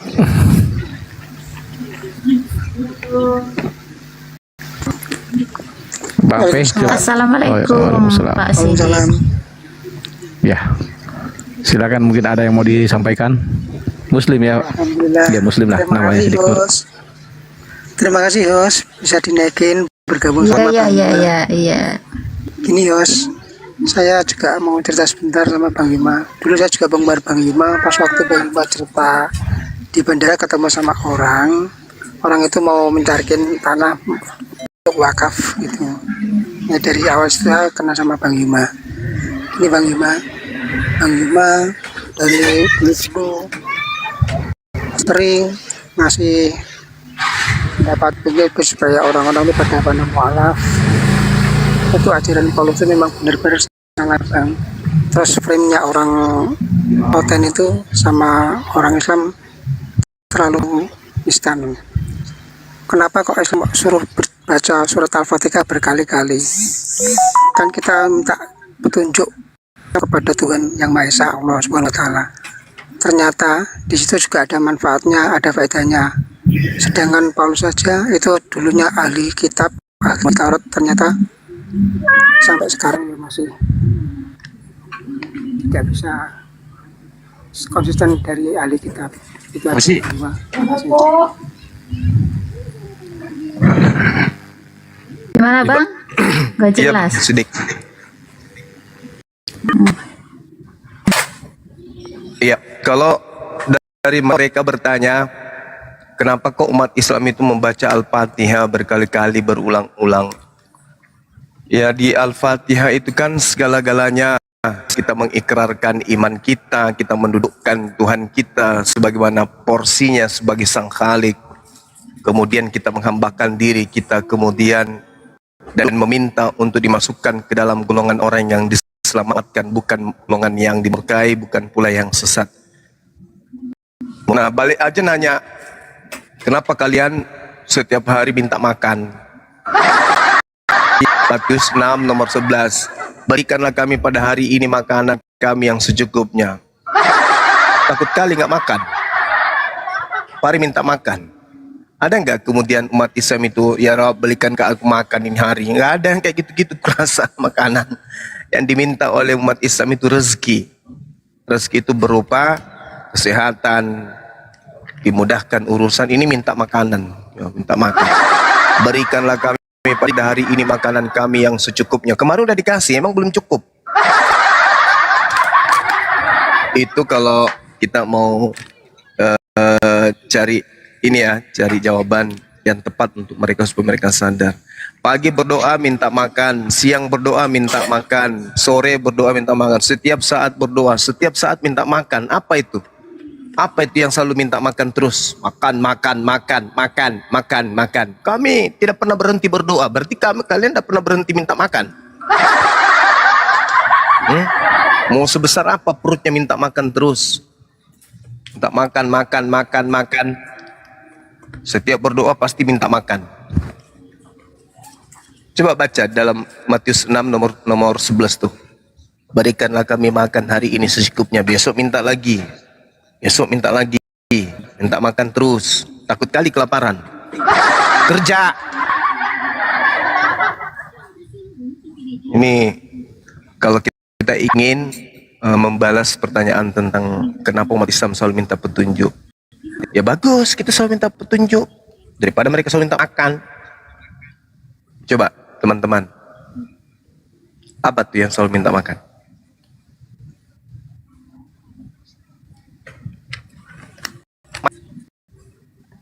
Pak, belum makan Pak, belum makan Pak dari pagi Pak.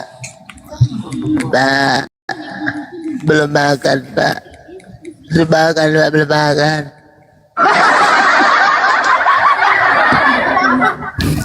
Silakan dinaikkan kalau ada saudara kita dari. Ya Bang Sidik sudah cukup. Assalamualaikum. Waalaikumsalam warahmatullahi wabarakatuh. Waalaikumsalam warahmatullahi wabarakatuh. Ya Bang. Ya. Selamat malam Bang Wong Deso. Ya Bang, selamat malam. Assalamualaikum warahmatullahi wabarakatuh. Oh, Muslim ya. Waalaikumsalam warahmatullahi wabarakatuh. Ada yang mau disampaikan? Silakan. Izin Bang, sebentar Bang. Bentar aja Bang. Setelah itu izin turunkan langsung Bang. Tadi saya juga ikut yang disyahadatkan Bang dari Mamuju. Kebetulan juga saya di Polman Bang, daerah Sulawesi Barat juga di Polman. Oh, siap. Terima kasih banyak. Saya juga bersyukur bisa ngikuti tadi live-nya yang syahadat tadi itu.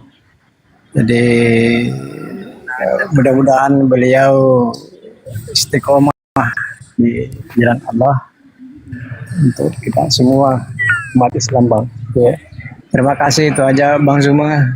Ya, makasih insyaallah. Sehat, panjang umur, semuanya yang ada di Komal. Itu saja Bang Zuma dan yang lainnya. Terima kasih. Assalamualaikum warahmatullahi wabarakatuh. Waalaikumsalam.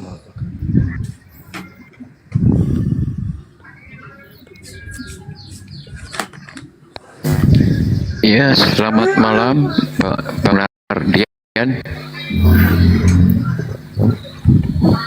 Selamat malam Bang Nardian. Oh, Muslim juga ya. Waalaikumsalam warahmatullahi wabarakatuh. Ada yang mau disampaikan silakan. Ini mau tanya ini dengan Bang Zuma ini.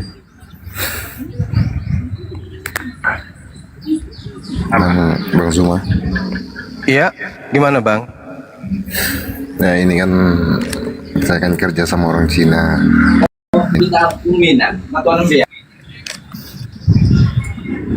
Halo Bang, monitor. Iya, saya monitor Bang. Ya ini kan saya kerja sama orang Cina. Iya, silakan.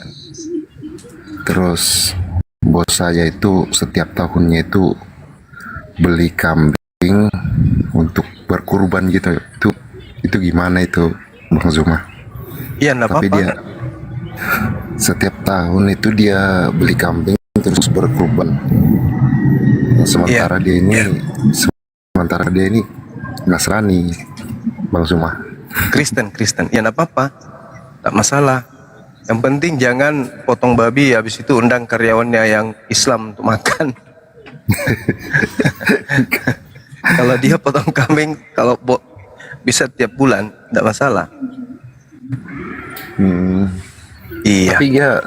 Tapi dia nggak mau kan itu kan kalau kita berkurban itu terus kasih nama gitu kan di hewannya itu, di kambingnya itu kan. Iya. Nah terus itu saya yang beli, terus saya yang disuruh kasih nama saya gitu. Nah ini gimana itu anunya itu, Bang Zuma? Ya enggak apa-apa, enggak masalah. Tidak ada hukum yang dilanggar. Betul. Yang penting dipotongnya pakai nama basmalah, nama Allah dengan bismillah. Ya. Gitu. Diantar ke Bang, diantar ke tempat pemotongan. Iya, di masjid. Siap. Oke. Ini loh Pak, Narjan. Tanya saya. Ya, Bang Andi. Pak Narjan kok kayak gitu, ya betul kata Bang Juma, nggak ada masalah. Dan jelas berguna untuk kita. Ya apa ya, makan daging kurban. Tapi dia amalannya nggak ada. Iya. Ya itu juga sih Bang yang yang saya anukan itu kan kok dia Nasrani tapi niatnya ini berkurban. Ya, dia kan bukan muslim, jadi niatnya mau apa, amalnya nggak dihitung, tapi efeknya itu ya berguna buat Anda. Iya. Kan gitu. Ya syukurlah kalau berguna. Iya memang. Yang penting disembelih secara Islam, jangan kembali tadi. Gitu ya. Itu udah dijawab Bang Juma sebenarnya. Itu kira-kira ya. Oke Bang. Ya, makasih Bang, itu aja Bang. Assalamualaikum warahmatullahi wabarakatuh. Iya, sudah Bang, turun ya. Waalaikumsalam warahmatullahi wabarakatuh. Sama contohnya ya Bang Juma ya, kalau misalnya ada bukan muslim dia menyumbang untuk membangun masjid.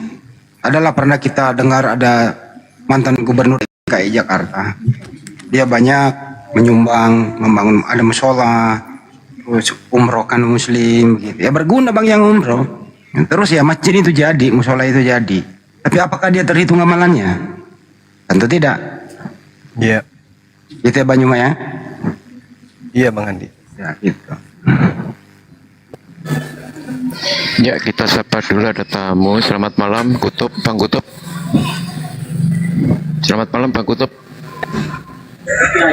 Assalamualaikum warahmatullahi wabarakatuh. Waalaikumsalam warahmatullahi wabarakatuh. Muslim juga ya? Ya Muslim.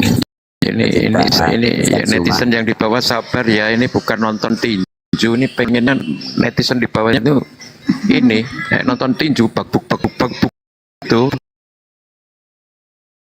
naik. Nggak ada yang mau ini, nggak ada yang minta naik. Hotel yang mana nggak tahu kita. Ya silakan Bang Kutub kalau mau ada yang disampaikan. Dan muslim-muslim juga ini kan pengen juga nanya ke Bang Zuma gitu kan. Kita kasih kesempatan lah. Ya gitu ya. Ya Bang Kutub silakan. Ya pertama saya hanya silaturahim saja. Ya untuk meramaikan aja, untuk di komal-komal ini aja lah. Saya berharap ada oten-oten naik lah. Mumpung masih ada Ustadz Zuma. Itu aja. Kalau sekiranya ada oten mau naik, nggak apa-apa, saya mau turun host. Iya, makasih Bang Kutub. Salam kenal Bang. Makasih Bang. Sehat selalu, Masya Allah. Assalamualaikum. Waalaikumsalam warahmatullahi wabarakatuh. Waalaikumsalam warahmatullahi wabarakatuh. Ya selamat malam Bang Bagus. Assalamualaikum warahmatullahi wabarakatuh Bang Juma. Waalaikumsalam warahmatullahi wabarakatuh.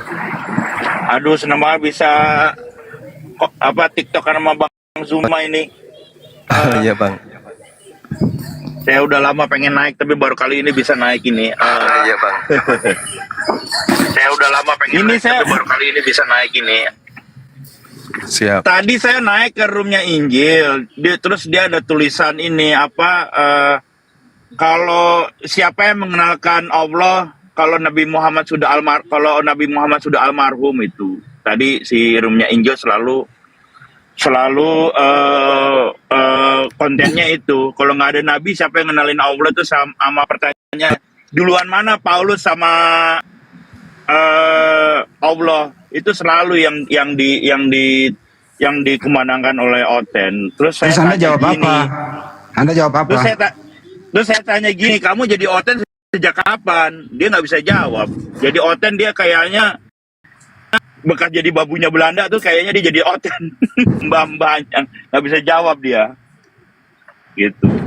Nah, saya pengen nanya Bang Juma itu pertanyaan itu tuh gimana tuh Bang Juma? Saya pengen tahu penjelasannya aja.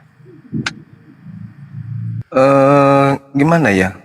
Kita orang Islam itu kan satu kehinaan ketika kita ditanya seperti itu, duluan mana Allah daripada Paulus? Iya benar Pak. Nggak masuk akal. Pertanyaan yang tidak masuk akal. Harusnya abang ini nanya duluan mana kandang daripada Yesus. Siapa yang bertanya itu bang? Pada Iyalah. pertanyaannya. Harus tanya gitu juga dong. Duluan mana kandang tempat Yesus lahir daripada Yesus, kan gitu kan? Tidak mungkin duluan Yesus daripada kandangnya. Benar nggak bang? Benar dong. Benar sekali Bang Bang Juma, benar sekali. Ya kalau Allah itu kan Rabbus samawati wal ard, pencipta alam semesta. Alam semesta ini tidak ada kalau tidak ada yang ciptakan. Allah pencipta. Dia yang menciptakan segala sesuatunya baik di langit maupun di bumi. Wallahu alladzi la ilaha illahu al-malikul quddus salamul mu'minul muhaiminul adzizul jabbarul mutakabbir. Subhanallahi amma yusyrikun. Jadi pertanyaannya konyol, yang cocok pertanyaannya itu selarasnya ajarin mereka bertanya, duluan mana kandang domba daripada Yesus? Kalau duluan Yesus, Yesus lahir di mana? Kan harus ada kandang dulu. Gitu. Baru Tuhannya datang. Iya benar sekali Bang Juma ya. Kalau dia mengatakan lebih duluan Yesus daripada kandang, waduh bahaya itu. Emang kadang-kadang Oten tuh pertanyaan suka nggak masuk akal pertanyaan. Iya, Izinkan dah. Jadi pertanyaan seperti itu tadi Pak Bagas, nggak usah disampaikan di sini. Nggak usah itu, nggak perlu itu, pertanyaan tidak penting itu. Sama aja pertanyaan penghinaan itu yang begitu tuh. Lain kali kalau ada Muslim ada dapat pertanyaan di luar sana gitu, jangan disampaikan di sini yang begitu. Pak Bagus tadi nih naik mengajukan pertanyaan seperti itu sama dengan penghinaan itu. Masih pesan saya menanggapi. Iya, pesan saya langsung saya turunkan aja dia kanda itu. Siap. Pertanyaan begitu. Siap. Pesan saya kepada teman-teman, jangan hanya bermodalkan semangat. Ibarat naik ke Komal Kristen itu sama halnya Anda sedang maju ke medan perang. Maju ke medan perang hanya dengan modal silet. Sementara musuh sudah siap untuk mencabik-cabik Anda. Anda datang ke sana itu sama halnya bunuh diri. Iya, betul. Yang Anda hadapi itu bukan manusia seperti kita. Kalau dia manusia seutuhnya tidak masalah. Yang kita hadapi ini iblis plus manusia. Bintang Timur. Ya itu dia. Jadi kalau cuma modal semangat itu konyol namanya. Jadi sebisa mungkin janganlah. Adalah lebih baik kalau nyimak di debat-debat Islam, di kumal-kumal Islam, catat perdalam kajian Al-Qur'annya. Kalau pemahaman Al-Qur'annya sudah mantap, loncatan berpikirnya sudah bisa, mantiknya ya setengah lah, ilmu mantik dikuasai, boleh masuk ke dalam. Jadi bertanya bertanya, ditakis dengan pertanyaan. Jawab sedikit, habis itu lempar pertanyaan. Usahakan bertanya yang bisa membuat ginjalnya retak. Jadi tidak laku lagi dijual Gitu. ginjalnya kalau dia. Iya, jangan masuk, karena kalau Anda masuk jadi bulan-bulanan di atas, yang dibenci itu bukan Kristennya, yang dibenci itu Anda. Iya, betul, Anda Pak. disumpahi. Seluruh umat Islam yang nonton itu menyumpahi Anda. Kurang ngajar, dasar biadab, kucluk. Ngapain kau naik di atas bikin malu-malu? Itu Anda disumpahi loh. Bayangkan kalau 1000 umat Islam menyumpahi kita, waduh. 1000 umat Islam yang menyumpahi kita itu kayak mana itu? Apalagi kalau di live kan di YouTube, Anda naik kemudian ditanya di atas malah ikut tertawa juga. Maka seluruh umat Islam yang menonton Komal itu akan menyumpahi Anda. Jadi jangan sekali-sekali memberanikan diri naik hanya karena modal nekat. Ini kurang ajar, ini si atas, ini kurang ajar. Saya harus naik. Begitu naik di atas jadi rujak. Sekali lagi katakan, mereka itu bukan manusia saja. Mereka itu adalah malaikat-malaikat Lucifer. Mereka itu adalah pasukan bintang timur. Anda harus memiliki kehebatan yang luar biasa untuk bisa menghadapi mereka. Tidak bisa hanya dengan modal semangat. Orang perang itu semua orang bisa. Ibu-ibu, tante-tante, bahkan orang lumpuh pun bisa masuk ke medan perang. Tapi apa yang terjadi? Jadi nyok-nyang di sana. Begitu abang-abangku. Ya, silakan. Terima kasih Kanda. Silakan Bang P. Siapa lagi? Bang siapa nih? Silakan Bang Penugang. Enggak, ini juga ini satu nih teman-teman kita ini, siapa sih yang pakai foto ini? Terus namanya nggak bagus loh. Iya. Siapa ini? Apa ini namanya? Agama yang mana, agama tipu-tipu atau logika ini? Ya itu loh, nggak bagus. Masa pakai nama kayak gitu? Assalamualaikum warahmatullahi. Wah ya, turunkan ya, jangan pakai nama itu, foto itu. Ya nggak apa-apa juga. Bagus kalau semua umat Islam menggunakan foto itu supaya dia sotrapi. Tapi jangan pakai alat di belakangnya itu. Sotrapi, pakai topi itu, sotrapi bahwa dia sudah melakukan kesalahan fatal, membawa-bawa, menghina Tuhan orang dengan cara-cara kayak begitu, nggak apa-apa.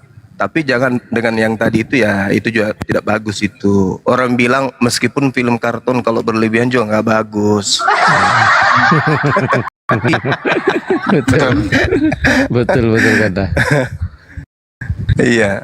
Janganlah pakai A di belakang itu, mau naik lagi Bang, logika ini itu dihapus, diganti dulu namanya lah itu. Ya udah, biar naik dulu, biar selamat. Apa namanya, apa yang mau disampaikan, nggak apa-apa. Oke, kita naikkan. Silakan. Assalamualaikum warahmatullahi wabarakatuh. Memang siapa namanya? Waalaikumsalam warahmatullahi. Siapa nama Deng? Dia logika gue kayak yang di belakangnya itu. Tidak. Logika siapa namanya? Basmi asumsi gitu namanya. Silakan Bang Logika. Ya, assalamualaikum warahmatullahi wabarakatuh. Waalaikumsalam warahmatullahi wabarakatuh. Ya, terus Bang Andi, sehat selalu Bang Andi. Saya gini Bang Suma mau nanya, boleh kan? Iya, silakan. Ini terkait TL Kisah Para Rasul 1729. Terjemahan lama? Ya, terjemahan lama Bang Suma. Ada kan ada kata sat di situ. Sat. Oh iya, betul. Iya, betul. Itu menurut abangku tuh revisi atau gimana? Sebenarnya kalau terjemahan lama itu memang menggunakan kata sat. Ada kata sat di sana. Terjemahan lama itu jelas, bukan direvisi. Sebenarnya kitabnya orang Kristen ya, itu memang betul ada kata sat di dalam Kisah Para Rasul. Berapa itu ya? 1729 ya, kalau nggak salah ya Bang Handi.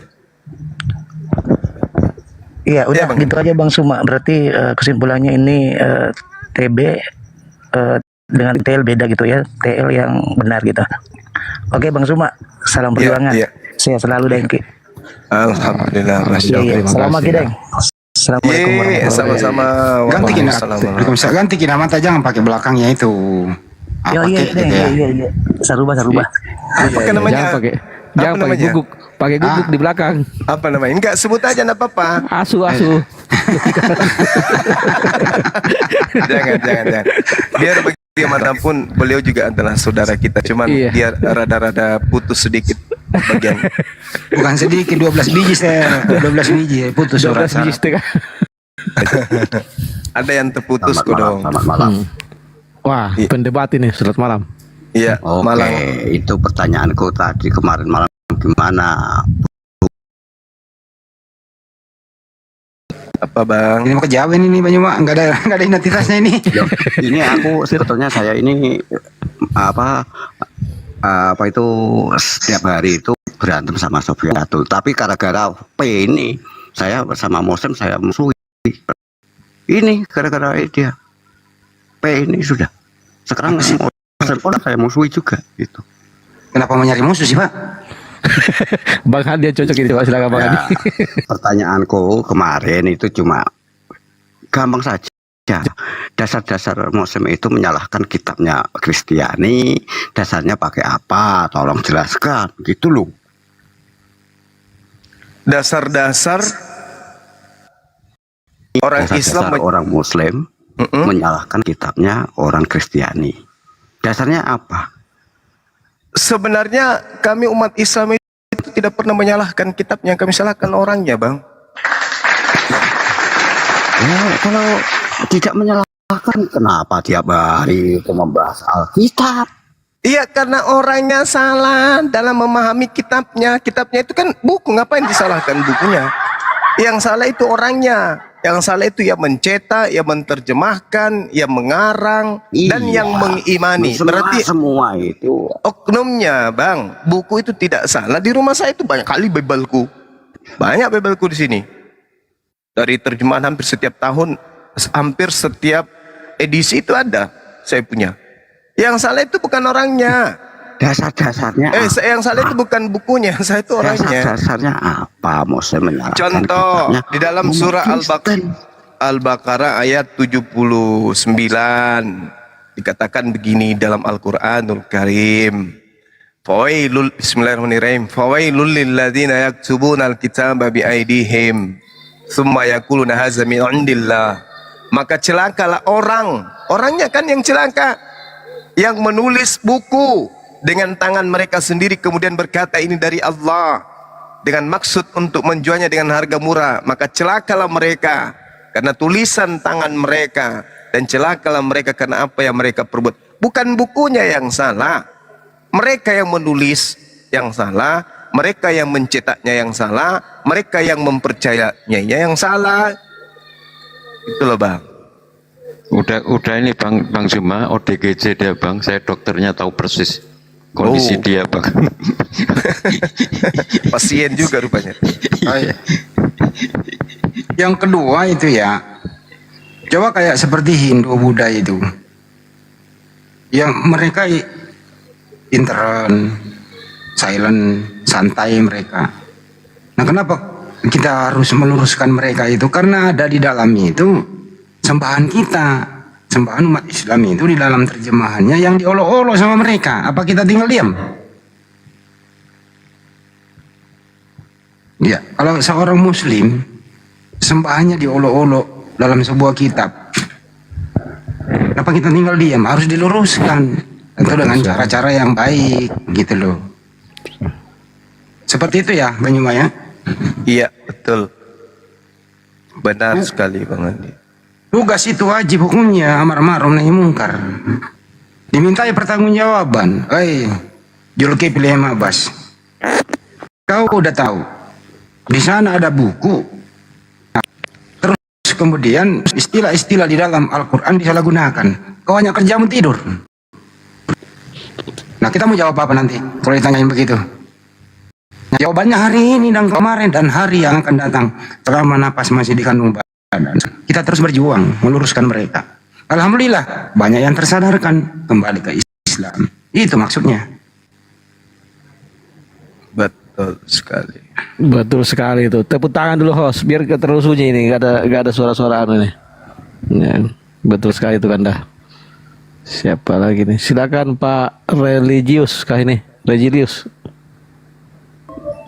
Assalamualaikum warahmatullahi wabarakatuh. Waalaikumsalam. Waalaikumsalam warahmatullahi wabarakatuh. Selamat malam Bang Zuma, Bang Handi, kawan-kawan semua, Bang Alif juga. Saya cuma ingin ini, Pak. Selamat malam. Bang Juma untuk minta izin lah sepertinya begitu ya, Bang Juma. Saya kan ini suka memposting semua tentang perdebatan Bang Zuma ini.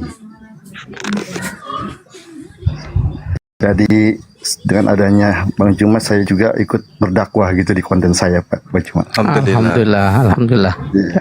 Sebenarnya ini akun baru bikin. Yang sebelumnya saya udah 2000 pengikut, itu terbanet tiba-tiba Bang Juma. Ya ujian lah itu, ujian Pak. Ya, saya mulai lagi dengan nama baru yang kemarin memang itu nama pribadi saya sendiri, dan saya akan buat lagi. Saya akan terus berdakwah dengan memposting ulang video-video dari Bang Juma dan debater semuanya, Pak, terutama dari API ya. Ya, tapi begini Bang, saya potong dulu ya. Tapi begini ya. Boleh Bang, ini siap. Ya. Tolong juga kepada siapapun ya yang memposting debat Bang Juma di media sosial itu, tolong jangan dicuplik Bang Juma saja yang bicara. Kalau bisa ada lawan bicaranya. Terus Ya, kemudian, itu, Pak, taruh dulu Bang, belum selesai Bang. Siap. Kemudian di bawahnya yang ngebahas YouTube, supaya orang tidak menyangka kok Bang Juma selalu disalahkan kok monolog gitu loh. Oke Bang, siap. Ya itu ya Bang Juma, betul ya? Iya. Nah itu. Oke, baik Bang Hadi, masukannya mantap sekali. Saya akan sisipkan ya di deskripsi ya, betul ya. Pokoknya dua arah gitu Pak, anunya ada yang bertanya dari pihak konten, baru Ya, Bang Juma yang betul. menjelaskan. Emang saya suka memposting yang sedang bertanya jawab gitu, yang agak seru kan. Iya, dua arah.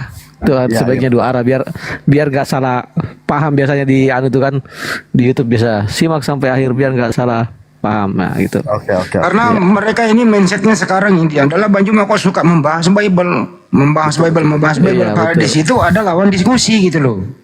Tidak monolog gitu loh ya. Oke. Oke, siap Pak. Siap. Terima kasih Bang. Sama-sama Bang. Makasih Bang Oke, Bang Ridho. Juma semuanya saya turun di bawah aja ya. Iya, makasih Bang Ridho. Assalamualaikum Waalaikumsalam warahmatullahi wabarakatuh. Waalaikumsalam. Waalaikumsalam warahmatullahi wabarakatuh. Bang Yangkur. Assalamualaikum warahmatullahi wabarakatuh. Waalaikumsalam warahmatullahi wabarakatuh. Assalamualaikum warahmatullahi wabarakatuh. Apa kareba? Madeceng baik. Madeceng di. Mang itu di. Saya tinggal di Jakarta Bang, tapi asli Makassar. Woi. Di mana? Siapa tahu kita buka coto Makassar, nggak undang-undang makan tuh. Kampung saya 1 jam dari kota Malino. Yang di Jakarta di mana di Jakarta? Di Jakarta Tanjung Priok, Jakarta Utara. 1 jam dari Malino, Sinjai bukan? Sinjai bukan? Tombolepau. Kabupaten Goa, Kecamatan Tinggi Moncong. Tombolok. Iya. Bolangi itu.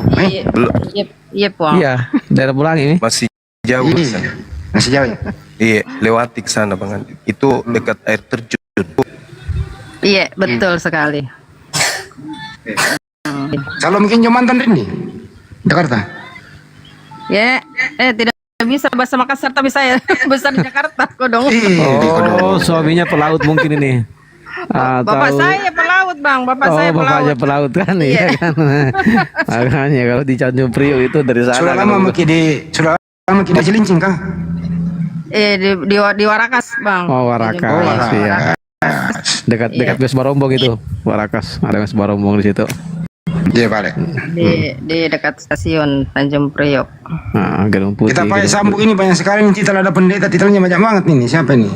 Pendeta Apurba SH MH TH DH, buset banyak banget ini. Anunya ini datunya Lucifer. Mana Pak Joni tadi? Kenapa belum bicara Pak Joni terus lagi? Oke, Pak ada di sudah mi Pak Bang. Terima kasih sudah dinaikkan. Sehat-sehat selalu di. Iya Ibu, salam buat keluarga ya di Warakas. Iya. Dekat di rumah tak ini nyebrang, saya di Sunter. Oh, iya kah? Iya, tinggal nyebrang saja. Ibu di mana, Ibu? Ibu di mana, Bu? Wah, Di Warakas. Warakas. Oh, Warakas. Iya. Oh, di Sunter kita di Handiri, di Sunter. Iya, Warakas Sunter tinggal nyebrang lewat belakang. Danau Sunter situ. Dekat sama Bang Handi itu. Dekat sekali. Iya, iya. Ya, sudah ya, Bu. balik nah. Iya. Iya. Terima kasih banyak. Iya. Sehat-sehat selalu, Di. Iya. Hati-hati di jalannya. Assalamualaikum. Iya, Bang. Waalaikumsalam warahmatullahi wabarakatuh. Pak Pendeta, silakan Pak Pendeta. Dan terketua. Sebelum ke Pak Pendeta, saya laporkan ke teman-teman, terutama Bang Juma sama semuanya lah, dan Alif sebagai ketua, bahwa si Jiman ini selama ini kan masih ragu mempelajari Al-Quran terus apa segala macam itu. Alhamdulillah tadi menjelang maghrib sudah mengucapkan 2 kalimat syahadat. Oh iya betul, tadi saya menyimak itu. Si Jiman itu. Dan sudah langsung gabungkan di Api Sumut. Langsung Pak Saipul tadi ambil alih. Mantap. Alhamdulillah. Ya, beliau memang bercerita Bang Handi. Ya. Sebelumnya itu kan dia katakan saya juga belajar sama saudara muslim yang di Aceh katanya. Ada ustaz, saya bilang baguslah kalau begitu belajar langsung.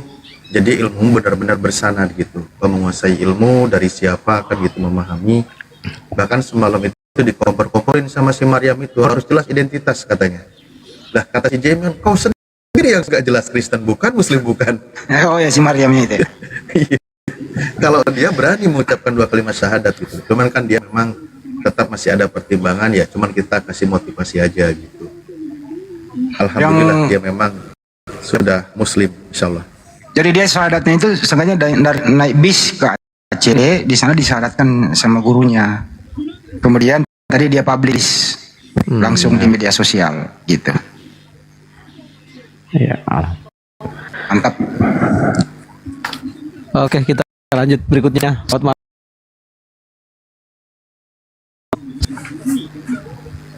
Pak Joni ini Muslim, Pak Joni ini. Oh, Pak Joni Muslim. Makanya saya bilang sepanjang kalau kalian ini teman-teman semua ini sering memposting diskusi lintas agama, apalagi kalau ada Bang Juma di situ gitu ya, mereka itu sebenarnya ada manfaatnya loh. Banyak sekali di luar sana yang tidak terjangkau oleh kita bersyahadat itu ditanya, kenapa Anda memeluk Islam? Rata-rata mereka mendengarkan, saya sering mendengarkan diskusi lintas agama. Siapa yang Anda kenal di sana? Itu saya. Dari siapa yang Anda kenal di situ ya? Pertama yang disebut Bang Juma gitu loh. Lain-lain gitu. Jadi ada efeknya, baik yang share maupun yang mendengarkan, di-share lagi itu. Insya Allah itu bagian dari dakwah. Betul. Untuk itu tetap share semua video perdebatan kita, tentu dengan yang berimbang. Jangan sampai kayak monolog. Bahkan diputar di gereja loh.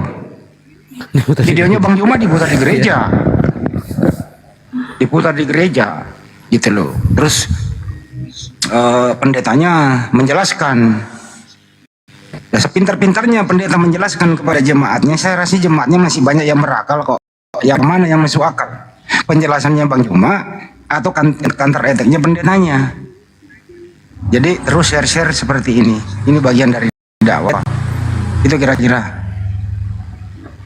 Lanjut. Ya kita sabar dulu ya. Bang Faisal, Assalamualaikum.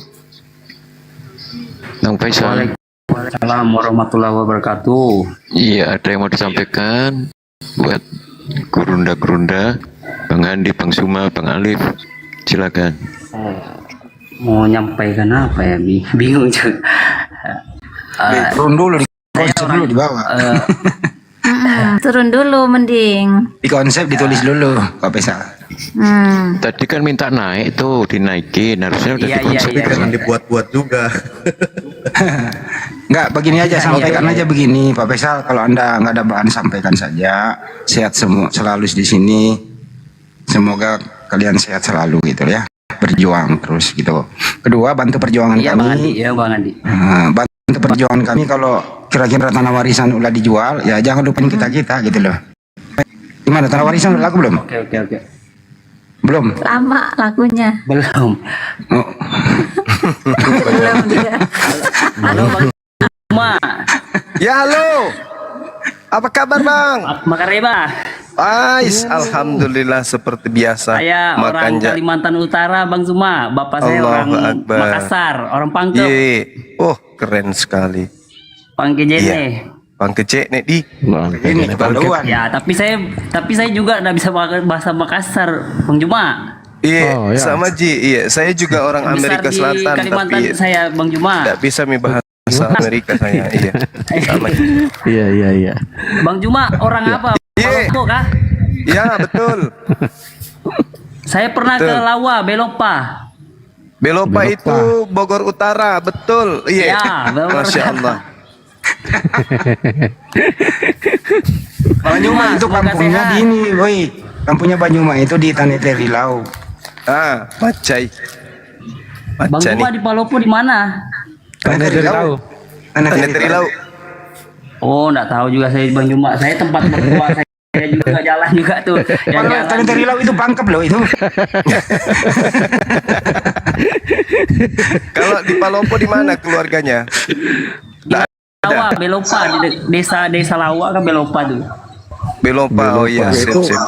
Bang Zuma itu tetanggaan dengan saya, dia di Palopo. Sana sudah Bang Zuma, soalnya jauh. Iya, Beliau betul, di Palopo, saya di Filipi. Oke. Surat ketiga dari Banyak Paulus. sudah dinaiki, sudah berkomunikasi sama Bang Juma. Fans berat. Alhamdulillah. Betul. Dari Kalimantan Terima Utara kasih. Iya, Terima kasih.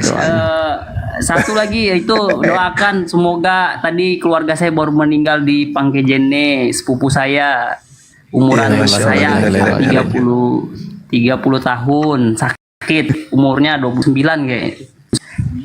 Semoga diterima di sisi Allah. Meninggal masih dapat muda, tempat yang layak. Amin. Dia asli orang Pangkep, Pangkejene dia. Dia pura nih kasih nama dia doa ke kasih nggak tahu ya anaknya. Mudah-mudahan diterima di sisi Allah Subhanahu wa taala. Amin. Ya Rabbal alamin. Masya Allah. Ya, makasih banyak ya. Siap, Bang. Jadi naikin Mbak Rosi. Makasih udah naikin. Bang Zuma, semoga sehat. Bang Andi. Iya, Bang. Ustaz Talib, makasih. Iya, Bang. Terus berjuang. Sama-sama. Iya, Bang. Terima kasih. Allahu Akbar. Masya Allah. Takbir. Allahu Akbar. Assalamualaikum. Waalaikumsalam warahmatullahi wabarakatuh. Kasih Ya, buat ini Apa perbedaan? izin menyampaikan.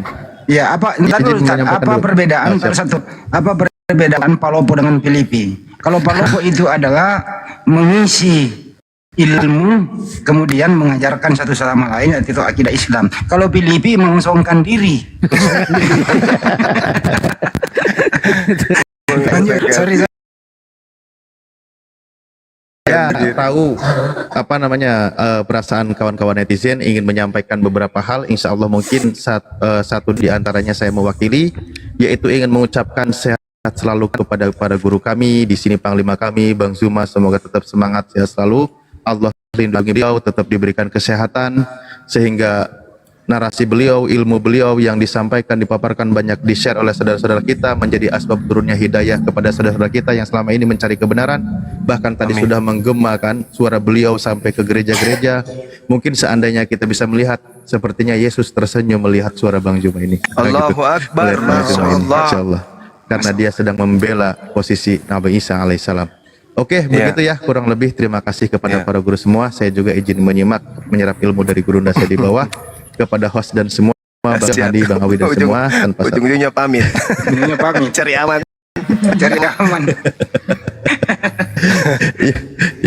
Ya kan saya bilang mewakili para netizen. Jadi netizen yang ingin mengucapkan ini insya Allah sudah diwakilkan. Kita lanjut kepada perdiskusian berikutnya. Terima kasih. Sehat selalu buat para guru kami. Akhirul kalam. Assalamualaikum warahmatullahi wabarakatuh. Waalaikumsalam. Waalaikumsalam warahmatullahi. Terima kasih Pak Ketum. Jadi itu tadi ya. Itu Pak Ketum ya. Jadi harus diingat ya perbedaan Palopo dan Filipi, udah paham semua ya. Berani kasih. Berani mengosongkan diri. Mengosongkan diri. Iya. Walaupun dalam rupa apa tadi? Walaupun dalam rupa Tuhan, ia mengosongkan diri sama dengan manusia. Nah, kalau Palopo itu memang orangnya manusia, tapi dia mengisi diri dengan akal untuk memperkuat akidah Islam. Allahu Akbar. Itu perbedaannya. Ada Tuhan mengosongkan diri ya agak. Malasa. Malas. Silakan Bape, siapa lagi giliran? Iya. Saya Rafael. Iya, sebentar. Kita sabar dulu Bang Muhammad. Ya, Bang. Assalamualaikum warahmatullahi wabarakatuh. Waalaikumsalam warahmatullahi wabarakatuh. Silakan kalau ada yang mau disampaikan. Mau nanya aja sama Bang Juma. Mungkin bisa kasihkan pencerahan. Bang Juma, yang dikatakan ahli kitab itu seperti apa, Bang? Ahli kitab itu orang Yahudi dan Nasara. Oh, iya. Iya. Keturunan Yakub. Bukan staf ahli ya, Bang? Bukan, keturunan Yakub. Oh, tak pikir ahli kitab itu yang orang Kristen tapi yang sering ke gereja-gereja itu, Bang ya? Lain ya? Lain. Mereka bukan ahli kitab. Oh, kalau ini dikasih yang bukan tuh ya. Iya. Oke lah kalau gitu. Mungkin pernah naik di Komal Kristen ya, terus disuruh percaya kepada ahli kitab ya, sesuai dengan Al-Quran begitu, pasti dikasih dibilang begitu kan sama mereka? Tidak Bang, jadi gini. Udah cukup, udah dijawab gitu. Oh, cukup. Nah, Oke. Boleh saya Bedakan, sampaikan? yang penting ini loh bro, bedakan ahli kitab dengan bahlul kitab. Itu aja. Oke. Memang di tengah-tengah ahli kitab itu ada orang-orang yang zalim di antara mereka. Nah, itulah orang zalim, itulah Kristen. Ya, cukup mungkin ya Bang Muhammad ya. Ya, cukup. Ya karena saya mau kasih tahu juga kan, rasanya saya sudah paham lah gitu. Saya salah ngartikan gitu loh Bang, tak pikir yang suka ke gereja itu yang dikatakan ahli kitab. Bukan. Oke. Ya sudah. Makasih banyak Bang ya. Iya Bang. Assalamualaikum warahmatullahi wabarakatuh. Selamat malam Bang Rafael. Selamat malam. Muslim Kristen Bang? Ya. Saya Kristen. Oke, silakan. Ini suara kedengaran tidak? Dengar.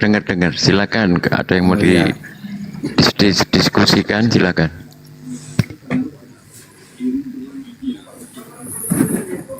Ya, kira-kira Muhammad itu berdosa atau tidak? Berdosa atau tidak? Baginda Rasulullah Muhammad SAW itu terjamin maksum, terjamin dari suci. Ya, kalau hilaf jelas beliau manusia biasa, pernah hilaf. Tapi kalau dikatakan berdosa, artinya berdosa itu kan artinya sesuatu yang dia lakukan melanggar perintah Tuhan, lalu kemudian dia tidak bertaubat. Nah, posisi beliau kan sudah meninggal dunia. Apakah beliau punya dosa? Nggak ada. Beliau itu suci. Tapi dia pernah berdosa kan? Kalau hilaf mungkin, iya pernah, betul. Mengharamkan sesuatu yang dihalalkan oleh Allah. Nah, itu kebalik. Kalau orang-orang kafir menghalalkan apa yang diharamkan. Kalau Rasulullah mengharamkan apa yang dihalalkan. Nah, tapi langsung karena dia maksum, dijaga oleh Allah, maka beliau ditegur ketika mengharamkan untuk menggauli istrinya yang salah, itu Bang. Iya, tetapi saya pernah baca di dalam situs Islam Al-Manhaj itu, di situ dalam Bukhari 6851, di situ kalau saya baca itu mengindikasikan ada kesetaraan antara Muhammad dan Allah. Di mana? di dalam Al-Bukhari 6851 itu yang saya baca di situs almanhaj.org.id. Di situ mungkin bisa 68 berapa? 6851. Di sini kan dikatakan barang siapa mentaatiku pasti masuk surga. Dan barang siapa mendurhakaiku maka dialah orang yang enggan tidak masuk surga. Salah itu Bang. Itu saya baca 6851 bukan begitu. Barang siapa menyembelih sebelum sholat, hendaklah ia menyembelih kembali dengan sembelihan lain sebagai gantinya. Dan barang siapa belum menyembelih, hendaklah menyembelih dengan menyebut nama Allah. Kok beda ya? Itu saya tidak tahu, saya baca itu di almanhaj.org.id. Iya, Bukhari 6851 kan? Ya, udah kok salah, beda Manjuma. Iya, jadi cakupannya gini. Cakupannya gini. Memang ada sebuah hadis, bukan hadis aja, tapi kemudian memang ada perintah untuk mentaati Rasulullah. Jadi umat Islam itu harus taat kepada Rasulullah. Atiullah wa atiur Rasul. Bahkan bukan hanya kepada Rasulullah, kepada pemimpin di antara kami itu kami harus taat. Nah, apakah kemudian dengan perintah taat kepada Rasulullah itu berarti mendudukkan Rasulullah itu sebagai setara dengan Allah? Tidak. Al-Quran mengatakan di dalam surah Al-Araf ayat 188, Bismillahirrahmanirrahim, Qul la amliku nafsi naf'an wala darran illa ma sya Allah walau kunta a'lamul ghaiba la lastartum minal khair. Itu dikatakan oleh Al-Quran, minal khair. Wa ma massani yasu in ana illa nathiru wa basyirun liqaumi yu'minun. Katakanlah wahai Nabi Muhammad, aku Nabi Muhammad tidak kuasa mendatangkan manfaat maupun menolak mudarat bagi diriku kecuali apa yang dikehendaki oleh Allah. Sekiranya aku mengetahui yang gaib, niscaya aku membuat kebajikan sebanyak-banyaknya dan tidak akan ditimpa bahaya. Aku hanyalah pemberi peringatan dan pembawa berita gembira bagi orang-orang yang beriman. Ini bukti bahwa Rasulullah Muhammad SAW itu adalah manusia, makhluk seperti kita. Hanya saja beliau diutus untuk mengajarkan Al-Quran dan sebagai Rasulullah dan penutup para nabi. Rasulullah wa khataman nabiyyin. Kenapa kita harus mentaati Rasulullah? Karena tidak ada satupun perintah Rasulullah untuk menyembah selain daripada Allah. Kalau umat Islam itu taat kepada Rasulullah, maka manusia itu akan kelihatan dari perilakunya bahwa dalam prosesi ritualnya dia pasti menyembah hanya kepada Allah. Tidak ada perintah Rasulullah kemudian yang menyimpang.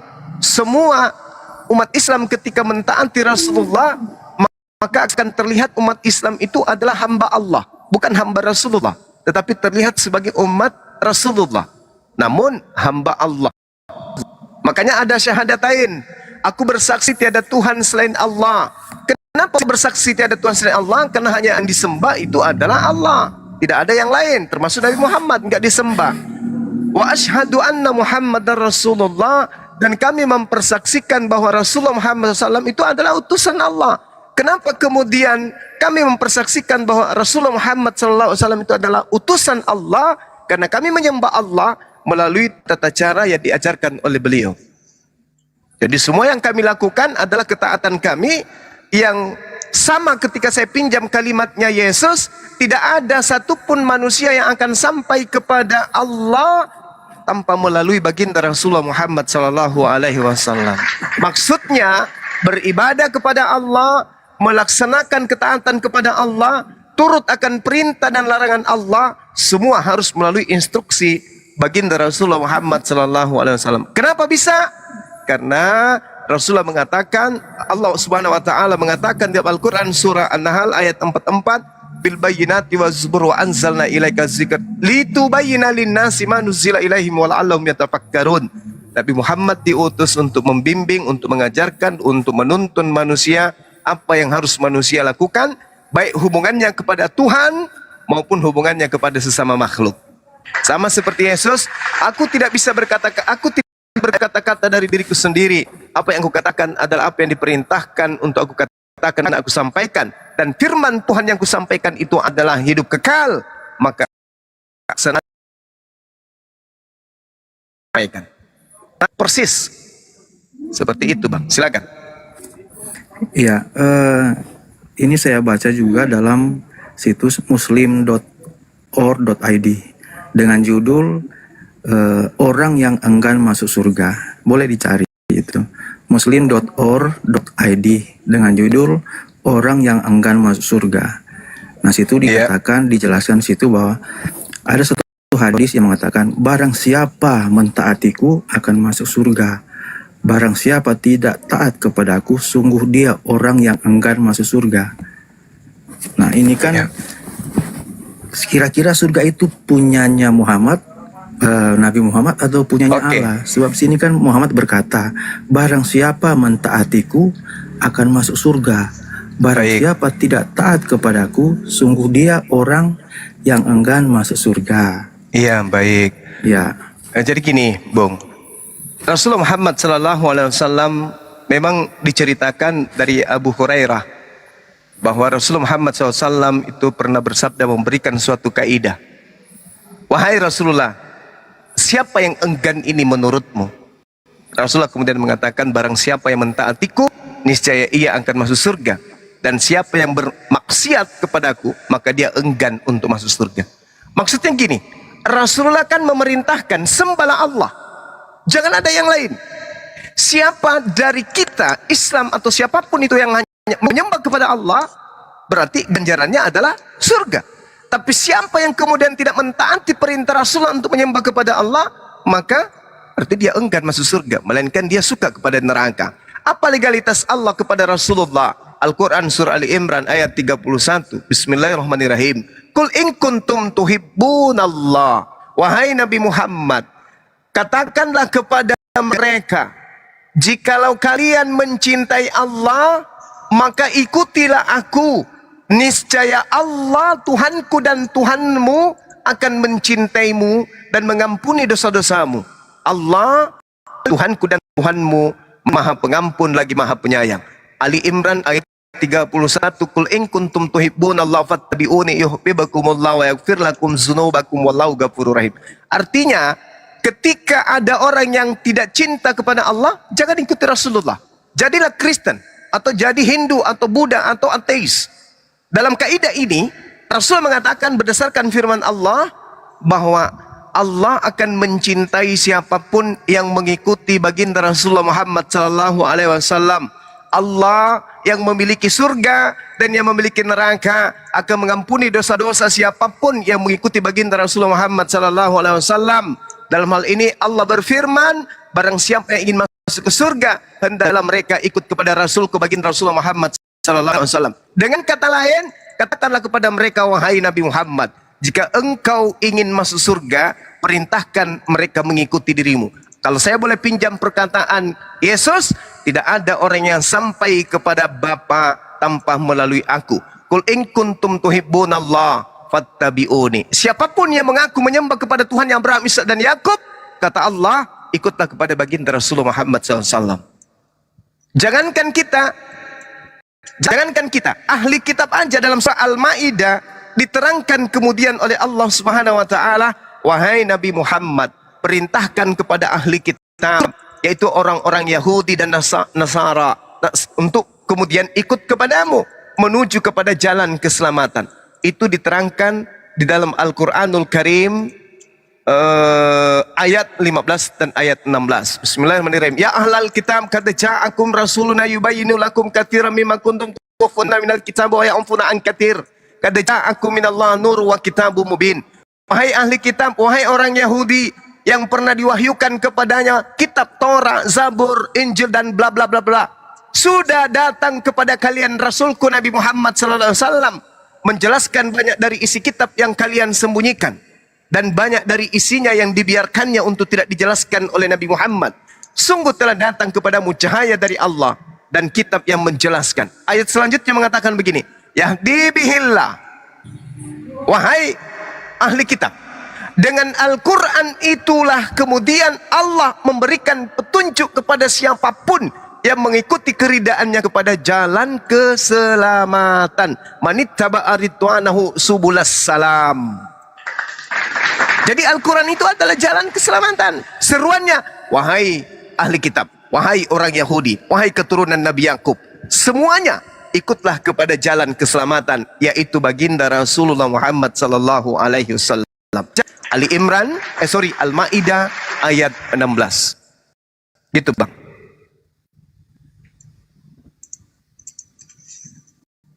Iya, Ada jadi lagi? kalau dikatakan bahwa ketika Muhammad berkata bahwa barang siapa mentaatiku. Nah, berarti kan di sini semua apa yang dilakukan Muhammad, baik dia perkataan maupun perbuatan, itu kan seharusnya atas petunjuk Allah, ya kan?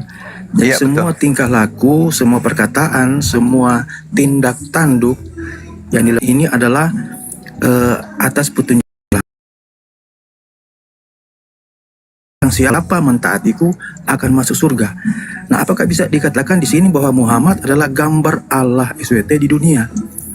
Karena di sini kan jelas Allah dan Muhammad, barang siapa mentaatiku sama dengan mentaati Allah. Kalau kita baca di ini An-Nisa 80, di situ juga dikatakan barang siapa yang mentaati Rasul, sesungguhnya ia telah mentaati Allah. Jadi kan di sini seperti ada gambaran dari Allah di dunia ini.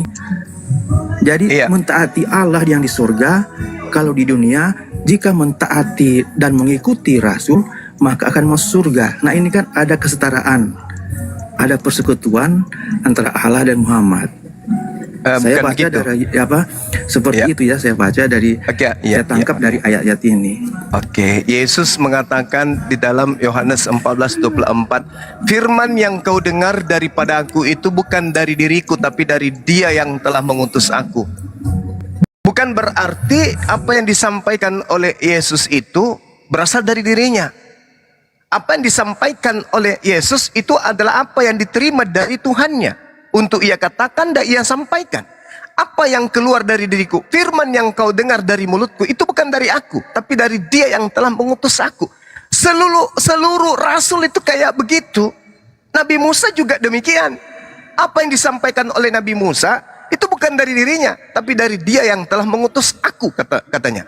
Jadi siapa yang mentaati Rasulullah itu sama halnya mentaati perintah Allah.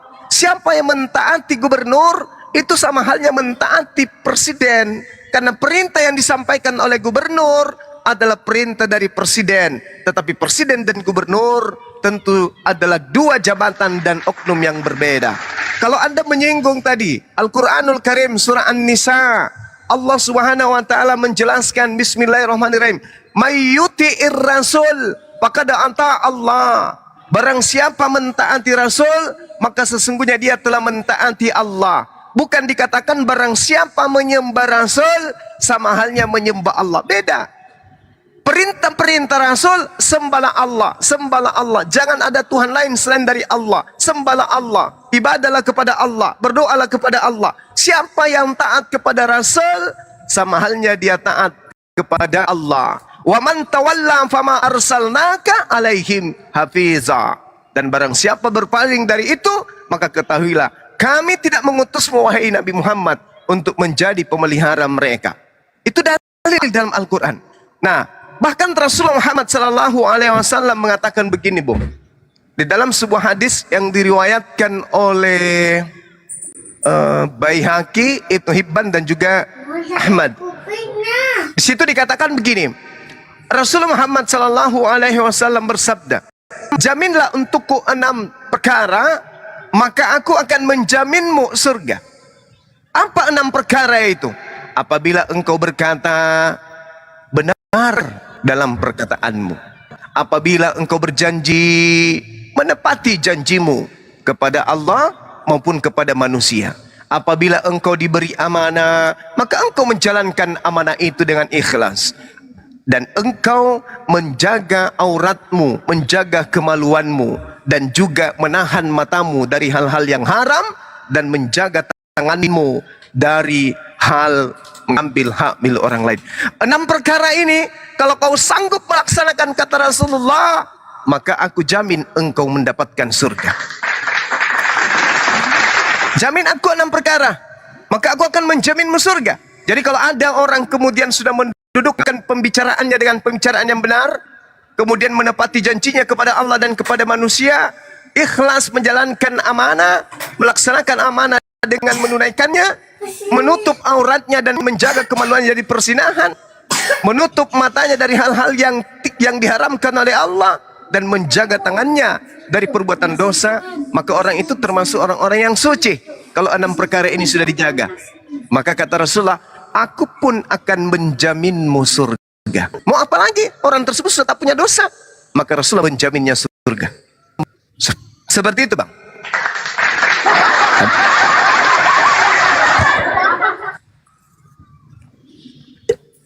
Bang Zuma berkata bahwa di dalam kitab Taurat, Nabi Musa juga berkata seperti itu. Saya tidak pernah menemukan bahwa Nabi Musa berkata bahwa taat kepada Nabi Musa sama dengan taat kepada Allah.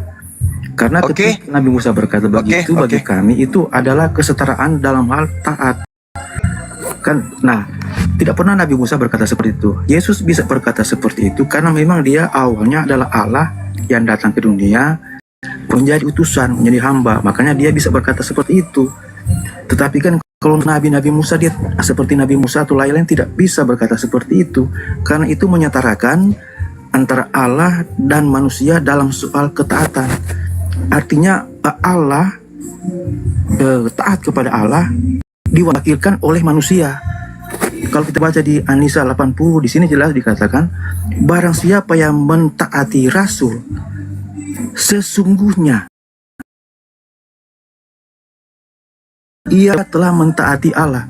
Jadi artinya ketika kita mentaati Rasul, baik dengan perkataan, perbuatan maupun tingkah lakunya, itu sungguh-sungguh mentaati Allah. Jadi bisa dikatakan bahwa Muhammad ini adalah wakil Allah di dunia. Karena di sini jelas dikatakan barang siapa yang mentaati Allah, mentaati Rasul, ya, cukup gantian ya. Dia telah mentaati Allah. Baik. Nah, kalau kita baca di An-Nur 54 juga dikatakan. Iya, baik. Gini, Bang, jangan sifatnya Anda menggurui. Jadi gini, Bang, itu kenapa Anda memahaminya begitu? Kenapa? Karena di Kristen itu nggak bisa membedakan antara Tuhan dan manusia. Itu di Kristen. Jadi ketika taat kepada manusia, diidentikan taat kepada Tuhan. Karena kenapa? Kristen itu tidak bisa membedakan antara Tuhan dan manusia. Antara Yesus dan Bapa, orang Kristen tak bisa bedakan. Kami membedakan. Rasulullah itu manusia, Allah itu adalah pencipta. Allah ditaatin. Bagaimana caranya Allah kemudian menyampaikan firman? Melalui wakilnya, melalui duta, melalui rasul. Anda mengatakan tidak mentaati Nabi Musa, Anda kurang belajar berarti. Ulangan 6. Inilah perintah, yakni ketetapan dan peraturan yang aku ajarkan kepadamu atas perintah Tuhan Elohimmu untuk dilakukan di negeri kemana kamu pergi untuk mendudukinya. Inilah perintah, yakni ketetapan dan peraturan yang aku ajarkan kepadamu atas perintah Tuhanmu untuk dilakukan di negeri kemana kamu pergi untuk mendudukinya, supaya kamu seumur hidupmu, engkau, anak-anakmu, cucumu takut akan Elohim dan berpegang pada segala ketetapan dan perintahnya yang ku sampaikan kepadamu, dan supaya lanjut umurmu. Jadi perintah apapun yang kusampaikan kepadamu, kata Musa, kalau kau mentaatiku, sama dengan kau mentaati Elohim dong. Karena Musa ini harus ditaatin. Makanya dikatakan oleh Nabi Musa, maka dengarlah, hai orang Israel, lakukanlah itu dengan setia, supaya baik keadaanmu, supaya kamu menjadi sangat banyak seperti yang dijanjikan Tuhan kepada nenek moyangmu. Dengarlah hai orang Israel, Shema Israel, Adonai Elohenu, Adonai Ahad.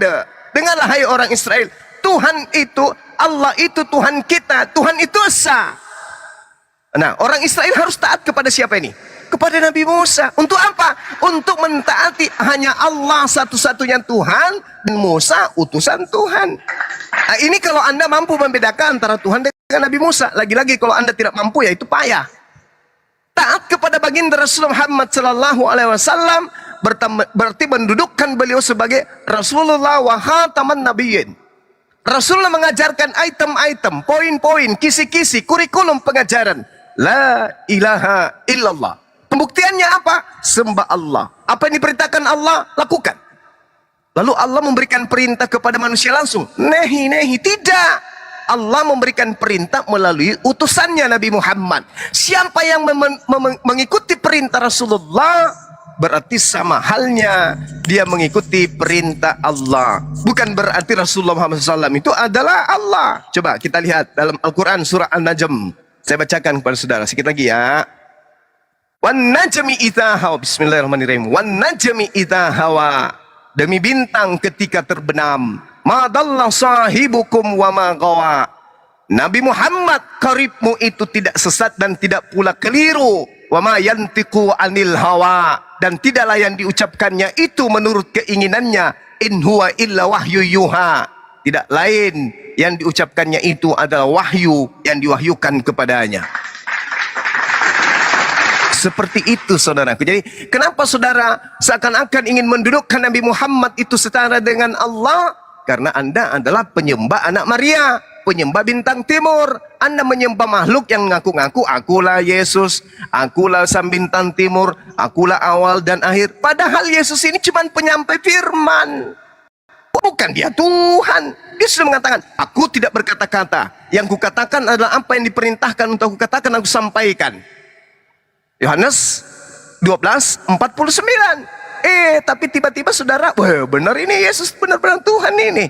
Wah Yesus benar-benar Tuhan ini. Kenapa bisa? Karena dia mengatakan bahwa dosamu telah diampuni.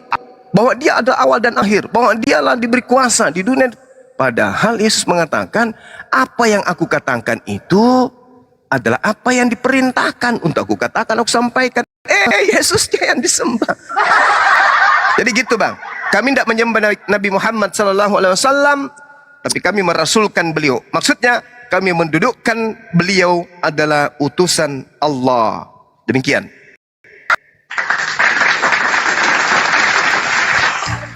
Ya oke.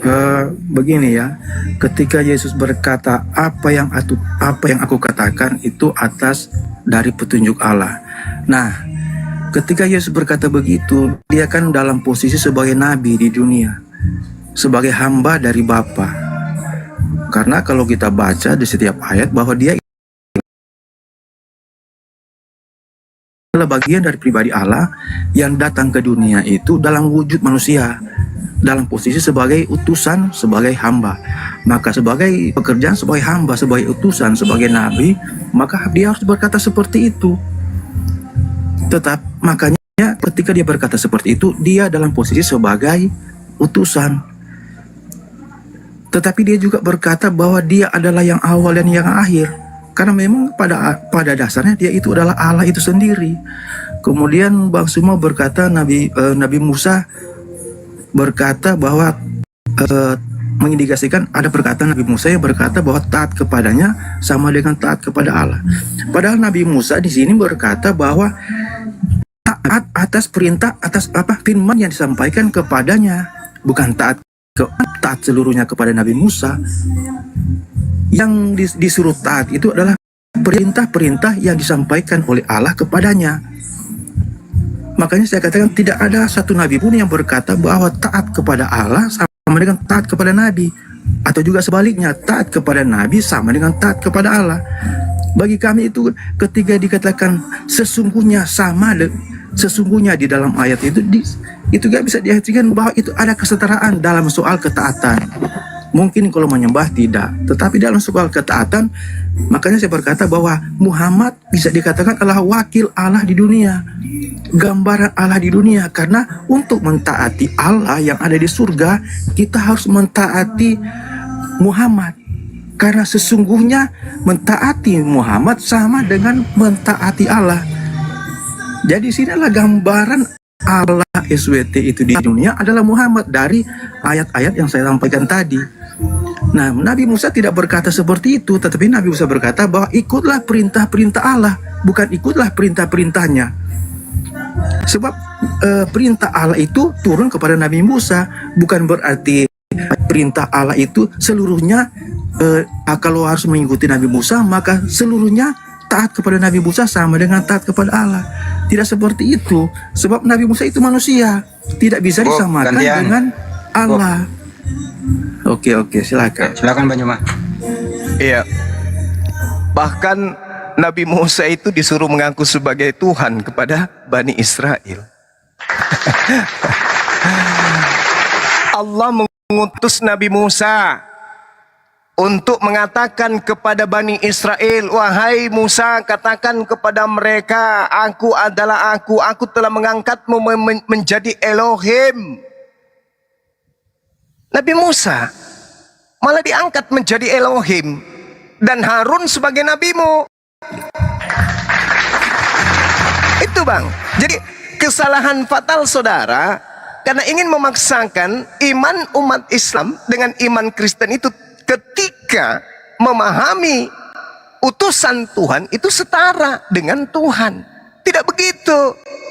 Kalau kami melanggar perintah Allah, berarti kami tidak mentaati perintah Rasulullah. Karena perintah Rasulullah memerintahkan kami untuk taat kepada Rasulullah, taat kepada perintahnya. Dan tidak ada satupun perintah Rasulullah yang melanggar perintah Allah. Ada nggak perintah Rasulullah yang melanggar perintah Allah? Nggak ada. Apa yang didengarkan oleh Nabi Muhammad itu yang disampaikan kepada kaumnya. Jadi mentaati seorang gubernur sama halnya mentaati seorang presiden, di mana presiden memberikan instruksi kepada gubernur untuk menjabarkan item-item perintahnya di kabupaten atau di kecamatan atau di provinsi.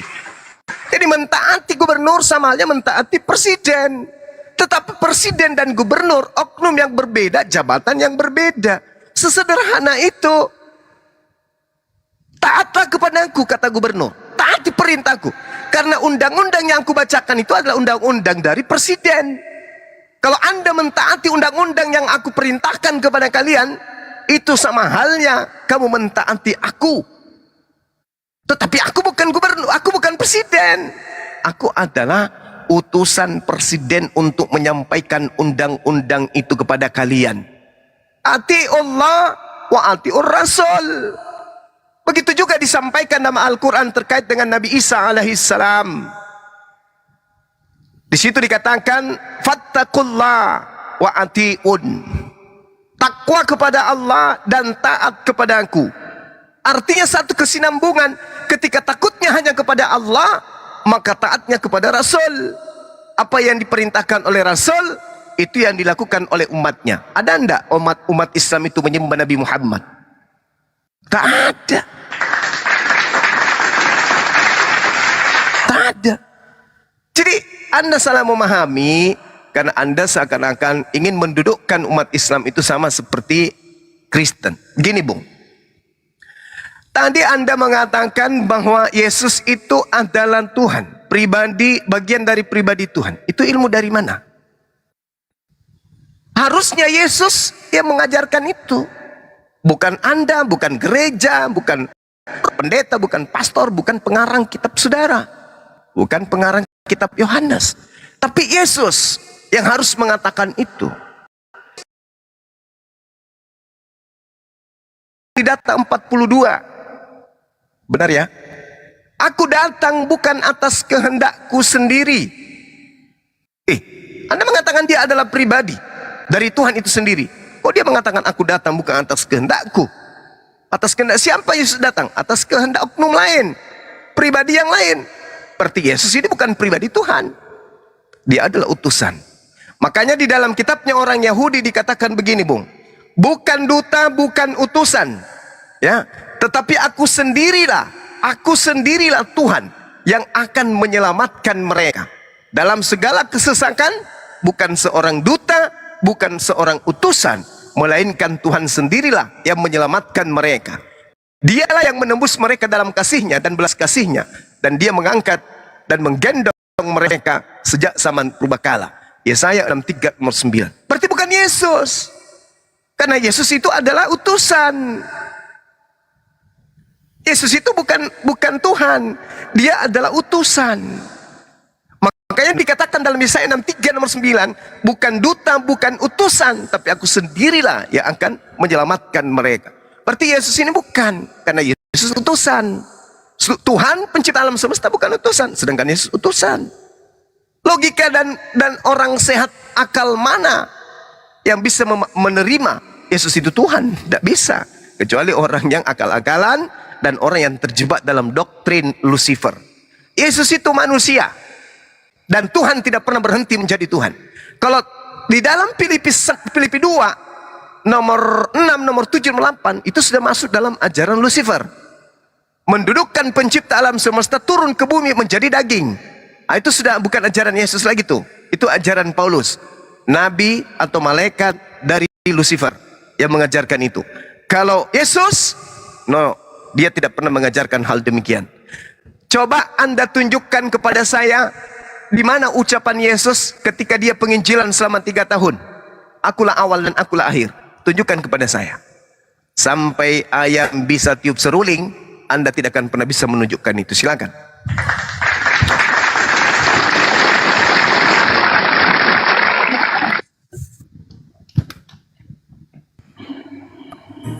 Iya, saya ada mengkopi satu kalimat yang dikatakan oleh Bang Suma, di mana Bang Suma mengkopi ayat dari, kalau tidak salah, di Yesaya. Artinya Allah sendiri yang akan menyelamatkan mereka. Artinya Allah sendiri yang akan menyelamatkan manusia, bukan nabi, bukan manusia. Itu kan berarti kenapa Muhammad malah bisa menyelamatkan orang di surga? Yang saya baca tadi, bahwa Muhammad bisa memasukkan orang ke surga kalau taat kepadanya. Berarti kan di sini manusia bisa memasukkan orang ke surga. Siapa manusia itu? Muhammad. Sesuai dengan hadis yang saya baca tadi, taat kepadanya akan membawa orang ke surga. Itu kata Muhammad. Jadi Muhammad bisa membawa orang ke surga. Tetapi yang Anda katakan tadi bahwa hanya Allah saja yang membawa orang untuk diselamatkan. Kalau diselamatkan artinya kan masuk surga.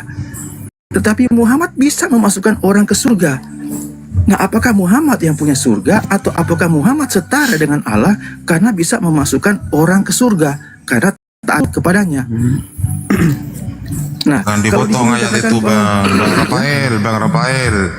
Ayat itu jangan dipotong. Iya, bunyi lengkapnya itu adalah hati Allah wa hati Rasul wa ulil amri minkum. Iya, jadi ada 3 hierarki di situ. Sabar dulu. Iya, sabar dulu. Kan begini. Tadi Bang semua berkata bahwa hanya Allah saja yang bisa menyelamatkan orang ke surga. Iya kan? Nah, kalau kita baca di dalam hadis Bukhari di dalam situs muslim.or.id, nah, di sini dikatakan bahwa setiap umatku akan masuk surga kecuali orang-orang yang enggak enggan untuk memasukinya. Ada seseorang yang bertanya, siapakah orang yang enggan tersebut, wahai Rasulullah? Beliau bersabda, barang siapa mentaatiku akan masuk surga. Barang siapa tidak taat kepadaku, sungguh dia orang cukup yang ya Bang, ini udah Anda cukup ya, Anda sudah mengulang 3 kali. Orang ke surga. Cukup ya, Anda sudah mengulang 3 kali. Cukup, Anda sudah mengulang 3 kali. Jadi saya jelaskan ulang. Ya, jadi Anda sudah mengulang 3 kali loh ya. Standby dulu gantian. Jadi presiden membuat peraturan siapa aja yang bisa menginjakkan kaki di kota Jakarta. Aturan itu kemudian disampaikan kepada gubernur. Syaratnya bla bla bla bla kalau wargamu Sulawesi Selatan mau menginjakkan kaki ke Jakarta. Maka gubernur ini pun mengumumkan, saya bisa menjamin kalian masuk ke Jakarta, tapi dengan catatan 1, 2, 3, 4, saya jamin kalian bisa masuk ke Jakarta. Kenapa gubernur ini sangat yakin? Karena yang menjanjikan ini adalah presiden, orang yang kedudukannya memegang. Bagaimana Rasulullah kemudian tidak meyakinkan kepada umatnya, sedangkan yang memberikan otoritas kepadanya untuk menyampaikan itu adalah dia sang pemilik surga. Sang pemilik surga tidak mungkin pembohong. Sang pemilik surga mengatakan kepada mereka, kepada Rasulullah, wahai nabiku, katakan kepada mereka, kul. Apabila hendak mereka masuk surga, perintahkan kepada mereka untuk ini, bla bla bla bla. Maka Rasul mengatakan, apabila kamu taatin apa yang kuperintahkan, aku jamin engkau akan masuk ke dalam surga. Kok bisa kayak gitu? Iya, karena dia sudah mendapatkan otoritas tertinggi dari sang pemilik surga. Qul in kuntum tuhibbunallah fattabi'uni yuhibbukumullah wa yaghfir lakum dzunubakum wallahu ghafurur rahim. Apakah pencipta alam semesta yang kami sebut Allah itu pembohong, pendusta? Mustahil. Kalau presiden bisa jadi ingkar, tapi kalau Allah nggak mungkin. Jadi gubernur mengatakan, kalian saya jamin bisa menginjakkan kota Jakarta dengan satu syarat, kalian harus bisa bahasa Inggris. Kok bisa kayak gitu? Ya, karena itu adalah instruksi dari presiden. Maka warga Makassar semuanya belajar bahasa Inggris. Begitu dia sudah ada 10 orang yang bisa bahasa Inggris, presiden kemudian gubernur menelpon presiden. Pak Presiden, warga saya 10 orang meluncur ya. Dia sudah memenuhi syarat? Sudah. Bisa bahasa Inggris? Bisa. Oke, silakan. Datang. Plak, masuk ke Jakarta. Karena sudah memenuhi syarat. Gubernur menjamin itu. Bukan berarti presiden itu adalah gubernur. Maka orang yang stupid di Makassar akan mengatakan begini. Orang tulur. Wah, sekarang gubernur kita ternyata adalah presiden yang tinggal di Jakarta. Buktinya dia jamin kita. Begitu ketemu dengan gubernur, selamat pagi Pak Presiden. Nah, ditertawakan oleh orang-orang intelek. Ini gubernur mendapatkan mandat. Rasulullah Muhammad sallallahu alaihi wasallam mendapatkan mandat. Qul in kuntum tuhibbunallah fattabi'uni yuhibbukumullah wa yaghfir lakum dzunubakum wallahu ghafurur rahim. Katakanlah wahai nabiku Rasulullah Muhammad sallallahu alaihi wasallam, katakan kepada manusia, apabila mereka mencintaiku, maka perintahkan kepada mereka ikuti dirimu, fattabi'uni. Maka siapa yang ikut denganmu wahai nabiku, aku akan selamatkan dia masuk ke surga. Maka Rasulullah mengatakan, siapa yang mengikuti aku jamin surga. Kenapa demikian? Allah telah menyampaikan itu kepadanya. Tapi ketika Anda mengatakan Yesaya 63 nomor 9, segala kesesakan mereka bukan seorang duta atau utusan, melainkan Tuhan sendiri yang menyelamatkan. Memang betul. Tuhanlah yang menyelamatkan. Tapi Tuhan yang menyelamatkan ini mengutus duta, mengutus para utusan. Seperti Yesus. Aku akan membangkitkanmu. Kenapa demikian? Karena dijamin. Ada penjaminnya. Yohanes 3 nomor 16. Begitu besar kasih Tuhan akan dunia ini, maka dia menegrahkan hambanya yang tunggal, yaitu Yesus. Barang siapa yang percaya kepada Yesus, maka dia akan memperoleh hidup yang kekal. Barang siapa yang tidak percaya, mati dalam dosanya. Barang siapa yang tidak percaya kepada gubernur, dia tidak akan sampai ke Jakarta. Sederhana kok itu. Permasalahannya itu ada di saudara. Saudara tidak bisa membedakan antara ketaatan kepada manusia yang adalah rasul dan ketaatan kepada Allah yang adalah pengutus rasul. Itu celaka.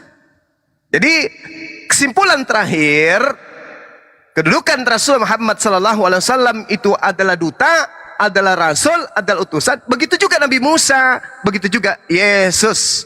Coba Anda baca kisah para rasul 2 nomor 22. Kubacakan kepada Anda supaya Anda bisa paham. Sedikit lagi ya teman ya, Bang Handi izin ya. Nanti kalau misalnya saudara kita mau menambahkan lebih lama silakan. Hai orang-orang Israel, dengarkanlah perkataan ini. Yang aku maksudkan adalah Yesus dari Nazaret, manusia yang ditentukan oleh Allah, yang dinyatakan kepadamu dengan kekuatan-kekuatan dan mujizat-mujizat dan tanda-tanda yang dilakukan oleh Allah melalui perantaraan Yesus. Jadi bukan Yesus, bukan Nabi Muhammad.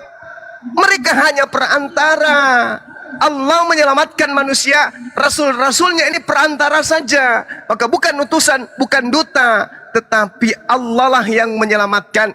Nabi Muhammad, Yesus hanya menyampaikan jaminan yang berasal dari Allah. Yohanes 12 nomor 49, aku Yesus tidak berkata-kata dari diriku sendiri. Begitu juga Al-Quranul Karim surah An-Najm, Rasul Muhammad SAW bukan berkata dari dirinya sendiri, melainkan apa yang dikatakan adalah apa yang diperintahkan oleh Tuhan untuk ia katakan dan ia sampaikan ke tengah-tengah manusia. Itu sah, itu valid. Anda saja yang bermasalah, Bung. Silakan.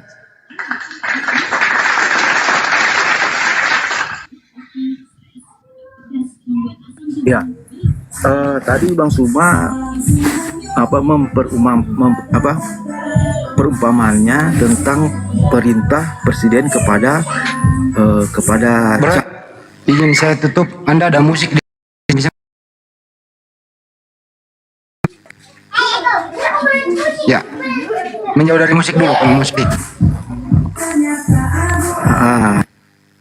Makin kencang musiknya, Bang. Iya. Teman-teman banyak yang merelay ke YouTube.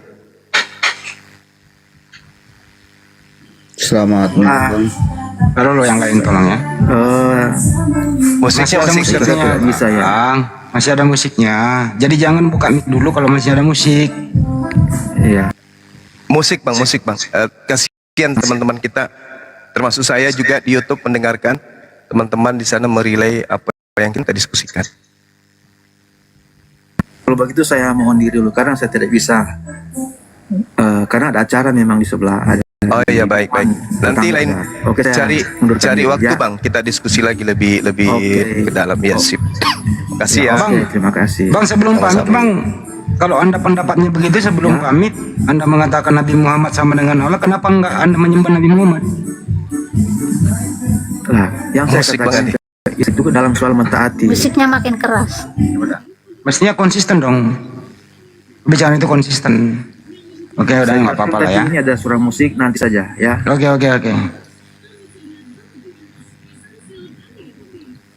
Tapi bagus juga sih pendapat Anda itu. Apa ya? Dia yang ingin mencari draw, Banyuma ya, ingin cari draw. Dia mau menyamakan. Iya, tapi justru itu membuka tabir siapa Yesus, Bang. Yesus itu penyampai firman, dia itu mulut corong. Aku tak berkata-kata dari diriku, yang kukatakan adalah apa yang diperintahkan oleh Bapa untuk aku katakan, aku sampaikan. Dunia harus tahu. Yohanes 14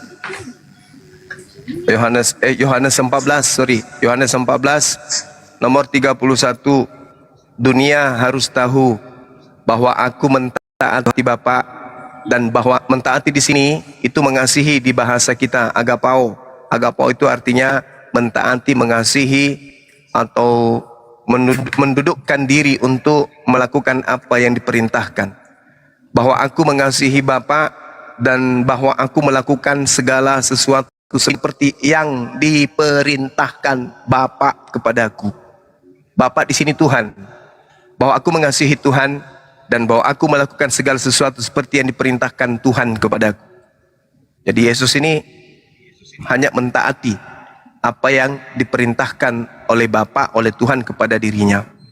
Dan kemudian Tuhan sendiri di dalam Yohanes 3 nomor 16, di situ diterangkan dengan sangat jelas bahwasanya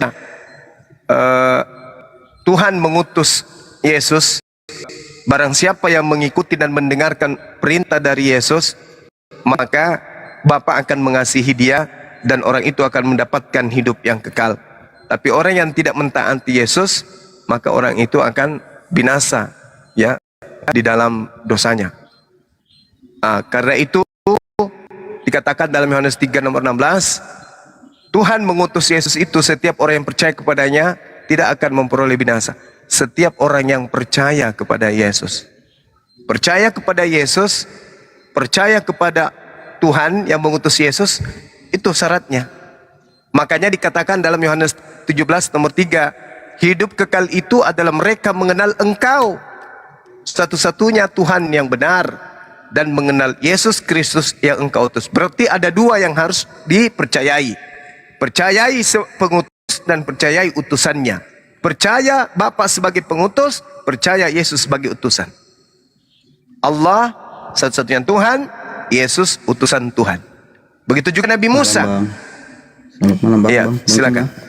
Ya, Silakan. tadi Yohanes 14 ayat 31 yang Abang katakan bahwa tetapi supaya dunia tahu bahwa aku mengasihi Bapa dan bahwa aku melakukan segala sesuatu seperti yang diperintahkan pada Bapakku, bangunlah, mari kita pergi dari sini. Ini dalam konteks perkataan Yesus ya Bang ya. Jadi saya orang Kristen tapi saya tidak mau banyak berdebat. Hanya kan ada beberapa penyampaian Abang tadi mengatakan kenapa orang Kristen percaya kepada Yesus sebagai Tuhan. Betul ya Bang ya? Iya, betul Bang. Jadi di Yohanes 14 ayat 1 kan kalau kita membaca Alkitab tidak bisa kita penggal dari satu perkataan saja ya Bang ya. Karena pada zaman waktu itu kita juga nggak tahu konteksnya seperti apa, Yesus sedang mengajar atau Yesus sedang apa, kan begitu ya Bang ya. Jadi di Yohanes 14 ayat 1 sampai ke ayat yang ke 14 itu juga dia menyatakan dirinya bahwa Yesus itu juga adalah salah satu di antara Allah Bapa, begitu Bang. Di mana itu Bang? Coba aku baca satu ayat dulu Bang ya. Yang dikatakan di judul perikopnya itu Yohanes 14 ayat 1 itu judul perikopnya Rumah Bapa.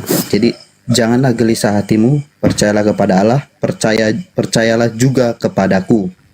Oke? Iya. Jadi terus di ayat yang kedua, di rumah Bapakku banyak tempat tinggal. Jika tidak demikian, tentu aku mengatakannya kepada pergi ke situ untuk. Oke, bisa lanjut aku Bang? Silakan. Di stop dulu. Silakan. Dan apabila aku telah pergi ke situ dan aku telah menyediakan tempat bagimu, aku akan datang kembali dan membawa kamu ke tempatku, supaya di tempat di mana aku berada kamu pun berada. Di mana aku pergi, kamu tahu jalan ke situ. Itu pertanyaan Yesus ya Bang ya dalam Alkitab. Nomor 5 kata Thomas. Iya kan, Thomas ini kan murid ya Bang ya. Jadi dia bertanya sama Tuhan, Tuhan, kami tidak tahu kemana engkau pergi. Jadi bagaimana kami tahu jalan ke situ? Terus Yesus menjawab perkataan Thomas ya Bang ya. Ini nggak keluar dari konteks. Kata dia bilang, akulah jalan dan kebenaran hidup. Tidak ada seorang pun yang datang kepada Bapa kalau tidak melalui aku. Sekiranya kalau kamu mengenal aku, ini bahasa lebih ringannya Bang ya. Sekiranya kalau kamu mengenal aku, pasti kamu mengenal juga Bapakku. Sekarang ini kamu mengenal dia dan kamu telah melihat dia. Begitu. Terus kata Filipus, Tuhan tunjukkanlah Bapa itu kepada kami, itu sudah cukup bagi kami. Telah sekian lama aku bersama-sama kamu Filipus, namun mengapa kamu tidak mengenal aku? Itu kalimat pertanyaan. Jadi kan si Filipus ini mau minta tunjukkanlah Bapa itu kepada kami. Tapi Yesus mengatakan, engkau sudah lama dengan saya, kenapa kamu tidak mengenal saya? Barang siapa telah melihat aku, ia telah melihat Bapa. Bagaimana engkau berkata, tunjukkanlah Bapa itu kepada kami? Itu perkataan Yesus Bang ya. Tidakkah percaya engkau bahwa aku di dalam Bapa dan Bapa di dalam aku? Artinya ada kesatuan itu Bang. Itulah yang kami bilang di kekristenan adalah Trinitas itu tadi Bang ya. Jadi tidak aku katakan dari diriku sendiri, tetapi Bapa yang diam di dalam aku, dialah yang melakukan pekerjaan. Percayalah kepadaku bahwa aku di dalam Bapa dan Bapa di dalam aku, atau setidak-tidaknya percayalah karena pekerjaan-pekerjaanku itu sendiri. Itu bukti ya Bang ya. Itu bukti yang dikatakan bahwa Yesus itu selama 40 tahun dia di dunia, dia melakukan pekerjaan-pekerjaan yang 33 tahun Bang. 33 tahun dia melakukan pekerjaan-pekerjaan yang datangnya dari sorga ya Bang ya, yang misi, dia kan punya visi misi ya Bang ya. Itu ayat yang ke-12. Lanjut 12, aku berkata kepadamu, sesungguhnya barang siapa percaya padaku, ia akan melakukan pekerjaan-pekerjaan yang dia lakukan juga untuk sekarang Bang ya, untuk dari dia ngomong untuk ke depan. Bahkan pekerjaan-pekerjaan yang besar daripada itu, sebab aku pergi kepada Bapa, dan apa yang kamu minta di dalam namaku, aku akan melakukan supaya Bapa dipermuliakan di dalam Anak. Jika kamu meminta sesuatu kepadaku dalam namamu, aku akan melakukannya. Jadi Ini kenapa orang Kristen sangat percaya bahwasanya Yesus mengatakan ada jaminan yang kekal di dalam Dia, Bang. Itu yang kami rasakan saat ini ya, Bang ya. Tapi tidak memotong kepercayaan Abang. Hanya ini kan kepercayaan kami ya, Bang Juma ya. Oke, baik. Boleh saya tanggapin? Boleh ya? Boleh. Nanti mungkin bisa lanjut lagi. Saya baik dulu, Bang ya. Iya, silakan. Jadi gini, saudaraku. Kalau Anda membaca Yohanes 14 ini, satu bab 14 semua Anda baca, sampai data nomor 31, tanpa mencampur adukan surat-surat Paulus, maka Anda akan mendudukkan pernyataan-pernyataan Yesus ini sebagai nabi, sebagai rasul. Atau kalau Anda adalah Bani Israel, murid Yesus yang hidup sesaman dengan Yesus, maka Anda akan melihat pengakuan-pengakuan Yesus yang ini nih, satu bab Yohanes 14 nomor 1 sampai nomor 31 ini, sebagai pengakuan seorang nabi dan rasul Elohim. Tetapi karena Anda Kristen yang sudah didogma dari gereja, dari Bible, hal ini adalah surat-surat Paulus, doktrin dan dogma gereja, sehingga apapun yang Anda lihat ucapan Yesus, itu adalah ucapan Tuhan. Karena pada dasarnya Anda sudah terpola dalam pikiran Anda, Yesus itu Tuhan. Jadi apapun yang dikatakan, paling-paling Anda akan mengatakan, itu kan sebagai manusia, bukan sebagai Tuhan pada saat itu. Dia mengatakan itu karena dia pada saat itu sebagai manusia, makanya dia 100% manusia, 100% Tuhan. Itu karena Anda sudah terdogma. Tapi andai saja, saya ulang, andai saja Anda hidup sesama dengan Yesus, Anda bagian dari Bani Israel, muridnya. Ketika Yesus mengatakan hal ini, Anda akan mendudukkan Yesus itu sebagai Mesias. Karena Yesus mengatakan di dalam Yohanes 17:8, segala firman yang engkau berikan kepadaku telah aku sampaikan kepada mereka. Segala firman, bukan cuma Yohanes 14, tapi Yohanes 1, Yohanes 2, Yohanes 3, Yohanes 4 dan seterusnya. Semuanya telah aku sampaikan dan mereka percaya bahwa engkaulah yang telah mengutus aku. Berarti firman yang Yesus sampaikan kepada pengikutnya yang asli hanya sebagai utusan Tuhan, utusan Allah, Rasulullah. Tapi nilai itu kemudian bergeser ketika Anda berada pada posisi Kristen, di mana Kristen adalah menganut ajaran tiga Tuhan, satu pribadi, tiga Tuhan, satu hakikat.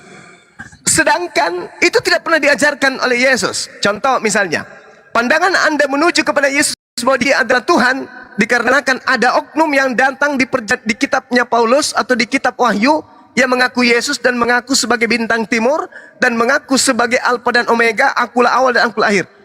Kedudukan Anda mengimani kitab itu menjadikan semua Anda sama ratakan dengan ucapan-ucapan Yesus yang ada ketika ia menyampaikan ucapan itu kepada muridnya yang asli.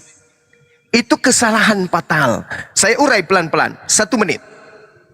Kalau Anda mengatakan ini adalah Tuhan, telah sekian lama aku bersama engkau Filipus, namun engkau tidak mengenal aku. Barang siapa telah melihat aku, ia telah melihat Bapa. Bagaimana engkau berkata, tunjukkanlah Bapa itu kepada kami? Yesus di sini heran. Wahai Filipus, kamu itu sudah lama sama aku. Kan sudah kubilang, Tuhan itu, Bapa itu tidak bisa dilihat, tidak bisa didengar. Kok kamu masih minta ditunjukkan kepada Tuhan itu kepadamu? Kau mau mati sekarang. Tuhan kalau datang mati, hancur dunia ini, alam semesta ini akan hancur lebur. Kok kamu minta tunjukkan Tuhan itu? Bapa tidak akan pernah bisa dilihat. Yohanes 5 nomor 37. Bapa yang mengutus aku, kamu tidak pernah mendengar suaranya. Kamu tidak pernah melihat wajahnya, suaranya pun tidak pernah kau dengar. Lalu kau minta untuk ditunjukkan Bapa itu? Kamu gila, Filipus. Sesungguhnya apa yang aku katakan adalah ucapan Tuhan. Apa yang aku kerjakan, makananku adalah melakukan pekerjaan diperintahkan oleh Tuhan. Maka siapa yang melihat aku, siapa yang mendengar aku, sama dengar, melihat dan mendengarkan Tuhan. Karena ucapanku ucapan Tuhan, perkataanku perkataan Tuhan, pekerjaanku pekerjaan Tuhan. Yohanes 3:34. Makananku adalah melakukan pekerjaan-pekerjaan yang diperintahkan Bapa untuk aku kerjakan. Jadi ketika Anda mengatakan siapa melihat Yesus sama dengan melihat Bapa, berarti siapa yang membunuh Yesus sama dengan membunuh Bapa, gitu.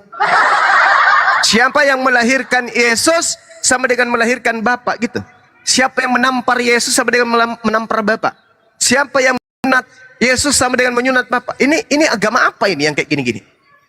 Jadi saudara, Anda memandang itu tadi karena Anda adalah seorang Kristen. Tapi kalau seorang Islam, seorang Yahudi melihat pengakuan-pengakuan Yesus ini adalah pengakuan seorang nabi, bukan pengakuan Tuhan. Demikian. Terima kasih Bang Juma atas itu tanggapannya ya. Menurut saya sih memang kan di dalam kitab 14 ini saya sebagai orang Kristen tidak menyangkal bahwa Yesus itu adalah nabi. Saya tidak menyangkal bahwa Yesus itu adalah rasul. Bahwasannya Yesus adalah Alfa Omega, saya tidak menyangkal. Tapi yang saya lihat dari kepribadian Yesus berani menyatakan pernyataan bahwa dirinya akulah jalan kebenaran dan hidup. Jadi saya boleh bertanya ini Bang Juma ya? Boleh.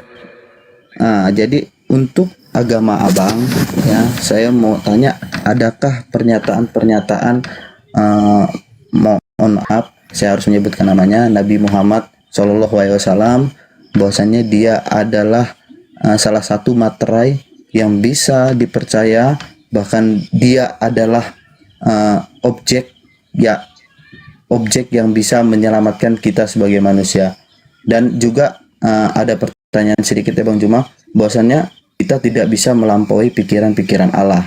Allah mau berbuat apapun itu adalah kuasa dia adalah maha.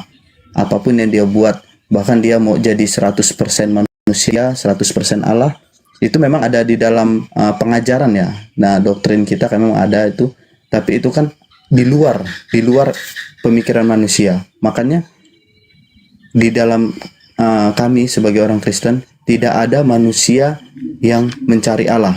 Kalau kita sebagai manusia mencari Allah, maka tidak akan sampai tujuan kita, karena Allah itu adalah ilahi, kudus, dan tidak bisa itu. Makanya Allah yang turun ke dunia untuk mencari manusia, menyelamatkan manusia dari dosa yang pernah dilakukan oleh Adam dan Hawa. Begitu sih menurut saya. Jadi ada tadi beberapa pertanyaan saya Bang ya, tentang materai. Oke, baik. Jadi gini Bung, kalau terkait materai di dalam Al-Quran, tadi sebenarnya saya sudah jawab di penanya yang sebelum saudara. Allah kemudian menyeru kepada Bani Israel, ahli kitab. Bismillahirrahmanirrahim. Ya ahlal kitab, wahai ahli kitab, sungguh, ya kada. Kalau kata kada itu penekanan, betul-betul penekanan. Rasul kami telah datang kepadamu, menjelaskan kepadamu banyak hal dari isi kitab yang kalian sembunyikan. Sungguh telah datang kepadamu cahaya dari dan kitab yang ayat 15. Ayat 16-nya, Yahdi bihillah, dengan kitab itulah Allah memberi petunjuk kepada orang yang mengikuti keridaannya kepada jalan keselamatan. Itu materai yang Allah berikan kepada Al-Quran. Materai yang Allah berikan kepada baginda Rasulullah Muhammad SAW dalam Al-Quran surah Asy-Syura ayat 52. Bismillahirrahmanirrahim.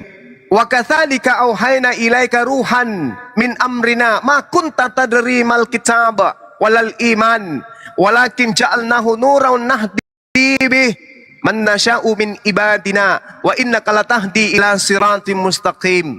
Demikianlah kami wahyukan kepadamu Nabi Muhammad ruh dengan perintah kami. Sebelumnya engkau tidaklah mengetahui apakah kitab itu dan apakah iman itu, tetapi kami jadikan Al-Quran itu sebagai cahaya. Dengan itu kami memberi petunjuk siapa yang kami kehendaki di antara hamba-hamba kami. Dan sungguh engkau wahai Nabi Muhammad benar-benar membimbing seluruh umat manusia kepada jalan yang lurus. Itu salah satunya. Itu salah satunya. Wa innaka latahdi ila siratal mustaqim, kata Allah. Wa innaka latahdi ila siratal mustaqim, dan sungguh engkau benar-benar membimbing manusia pada jalan yang lurus. Wa ma arsalnaka illa kaffatan linnas, dan tiadalah aku mengutus engkau wahai Nabi Muhammad melainkan kepada seluruh umat manusia. Itu Al-Quran. Kalau Anda mencari materai untuk Yesus diutus untuk seluruh umat manusia, itu tidak akan pernah Anda temukan. Gimana? Ada sih sebenarnya. Cuman seperti saya lupa di mana, tapi Yesus pernah mengatakan, jadikanlah semua bangsa muridku dan baptislah dia dalam nama Allah Bapa, Putra dan Roh Kudus. Itu salah satu bentuk. Jadi gini, Bang ya, tadi kan yang menyatakan bahwa Muhammad ini adalah Rasul itu kan adalah Allah ya, Allah Subhanahu Wa Taala ya kan. Betul. Tapi kalau di dalam Yesus itu dia sendirilah yang menyatakan dirinya kepada manusia, ya, bukan melalui pembicaraan. Oh, inilah Yesus yang harus kamu, enggak. Dia menyatakan dirinya sendiri. Akulah jalan kebenaran dan hidup. Dia menyatakan sendiri, akulah. Makanya pada zaman Yesus, orang Yahudi menentang dia. Karena di dalam kitab Taurat, Yesus ini sudah melangkahi Allah. Ya Bang ya, benar ya. Jadi Yesus ini sudah melangkahi Allah. Bahkan perkataan dia ini sama dengan Allah begitu. Makanya kami orang Kristen, saya udah paham maksud Bang Juma, sebenarnya saya sudah paham bahwasannya Yesus itu yang saat ini jadi perbedaan kita adalah saya mengakui Yesus itu adalah Tuhan, itu saja sebenarnya. Kalau Yesus itu adalah Nabi, Yesus adalah Rasul, Yesus adalah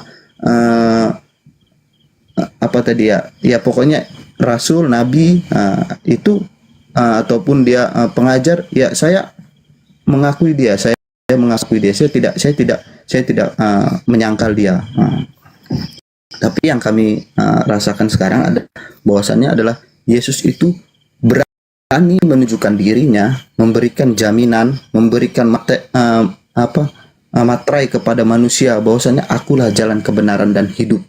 Dia yang menyatakan dirinya sendiri.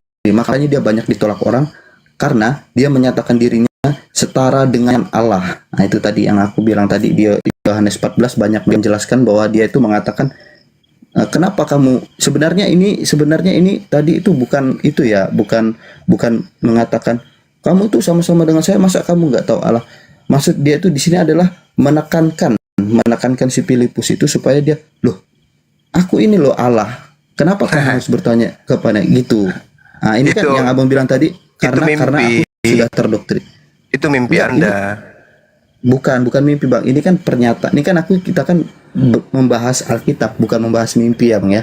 Enggak, maksud saya itu keinginan Anda bahwa ketika Anda boleh Anda tunjukkan pengakuan Yesus, aku ini adalah Allah, boleh?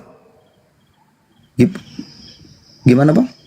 Boleh Anda tunjukkan kepada saya pengakuan Yesus, aku ini adalah Allah? Nah, ini tadi kan saya kan gini ya, oke lah. Kalau untuk ke situ saya kan mungkin mempelajari Alkitab belum sampai bisa nggak sih sekali-sekali lo jawab, bro? Bisa nggak sekali-sekali lo jawab pertanyaannya Bang Joma? Ya, saya bisa. Ya, maksudnya kalau untuk ke dalam begitu kan, aku belum sampai ke situ gitu, masih mempelajari. Berarti Anda mengatakan kan sudah. Berarti saudara mengatakan sesuatu yang Anda tidak tahu. Harusnya hari ini, begini saudara, umur Anda sekarang kan di atas 20 tahun. Mendudukkan Yesus sebagai Tuhan. Yesus sendiri harus mengakui dirinya sebagai Tuhan, sebagai Bapa itu sendiri. Kalau Anda mengatakan, akulah jalan, akulah kebenaran, akulah hidup, tidak ada yang sampai kepada Bapa tanpa melalui aku. Kalau kita ingin mengikuti keinginan saudara, ada nggak pengakuan kebenaran, akulah hidup, tidak ada yang sampai kepada Yesus tanpa melalui aku? Ada enggak? Tidak kan? Yesus itu mengaku sebagai jalan, Yesus mengaku kebenaran, Yesus mengaku hidup. Tidak ada yang sampai kepada siapa? Kepada Bapa tanpa melalui dia. berarti dia itu hanya jalan, sama seperti Rasulullah. Tadi saya membacakan ayatnya kepada saudara, bahwasanya Rasulullah Muhammad sallallahu alaihi wasallam mengajarkan Al-Quran kepada baginda Rasulullah Muhammad SAW, mengajarkan kepada manusia untuk mendudukkan bahwa jalan menuju keselamatan adalah menerima cahaya dari Allah, yaitu Rasulullah. Yahdi bihil man ittaba'a ridwana subulus salam. Dengan Al-Quran itulah Allah memberi petunjuk kepada orang yang mengikuti keridaannya kepada jalan keselamatan. Siapa yang membawa Al-Quran? Baginda Rasulullah Muhammad sallallahu alaihi wasallam. Tapi bukan Rasulullah itu yang memberi keselamatan. Sama seperti Yesus. Yesus itu cuma jalan. Kenapa dia dikatakan kebenaran? Karena ucapannya itu tidak ada di karangnya. Ucapan yang keluar dari mulutnya semua adalah firman Tuhan. Nah, kalau saudara mengatakan Yesus tidak Anda sangkal sebagai nabi, bagaimana mungkin Anda mau menyangkal? Sedangkan Yesus sendiri mengaku nabi. Tapi adakah Yesus mengaku sebagai awal dan akhir? Tak ada. Yang mengajarkan Yesus mengaku awal dan akhir itu di kitab Wahyu. 70 tahun setelah Yesus tidak ada di bumi. Itu bukan ucapan Yesus. Yang Anda percaya Yesus Tuhan itu adalah Yesus yang datang setelah Yesus terangkat ke langit. Itu Yesus lain. Karena Yesus memang berpesan, kalau ada noise tolong ditutup. Yesus berpesan bahwasanya akan datang setelah dia Yesus palsu. Di mana tertulis Matius 24 nomor 4 nomor 5 akan muncul Yesus palsu. Matius 24 nomor 4 akan muncul Yesus palsu. Lukas 21 nomor 8 akan muncul penyesat Yesus palsu.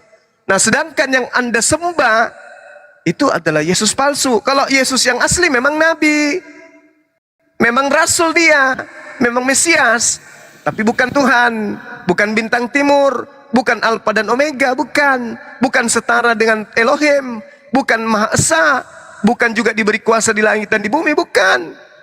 Kalau Yesus yang asli hanya nabi, hanya rasul. Yesus yang palsu itulah yang Anda imani, yang berasal dari agama Katolik. Begitu, Bang?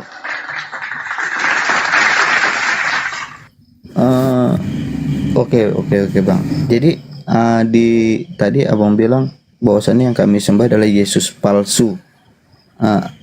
Apakah ada apa ya, bukti yang menyatakan bahwa Yesus itu palsu? Kenapa? Sorry, saya lagi baca WA. Gimana? Oh, gini. Kan tadi Abang bilang bahwasannya orang Kristen sekarang menyembah Yesus palsu. Betul. Nah, jadi dari mana Abang bisa mengatakan bahwa Yesus yang kami sembah adalah Yesus yang palsu? Sedangkan kebangkitan dia disaksikan oleh banyak orang.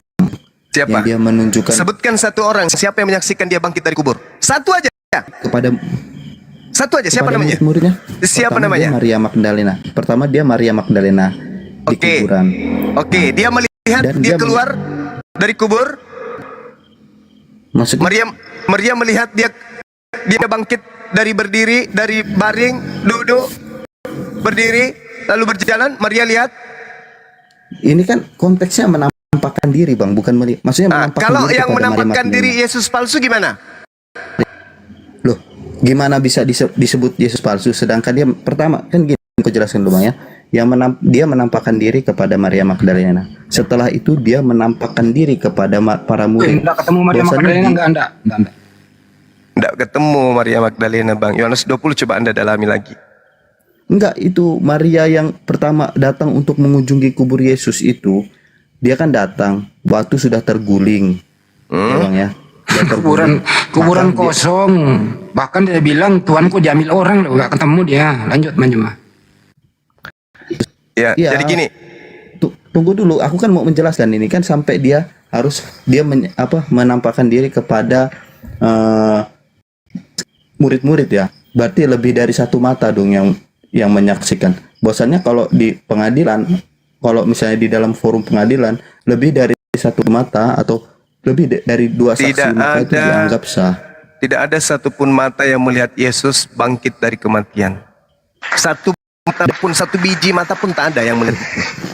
Aduh, di mana ya? Aku lupa sih, di Alkitab itu ada dikatakan Lukas dia menunjukkan 24. kepada Lukas 24. Tiba-tiba dia tampil di depan murid-muridnya. Salam alaihim. Murid-muridnya kaget dan terkejut dan ketakutan sebab mengira melihat hantu yang itu.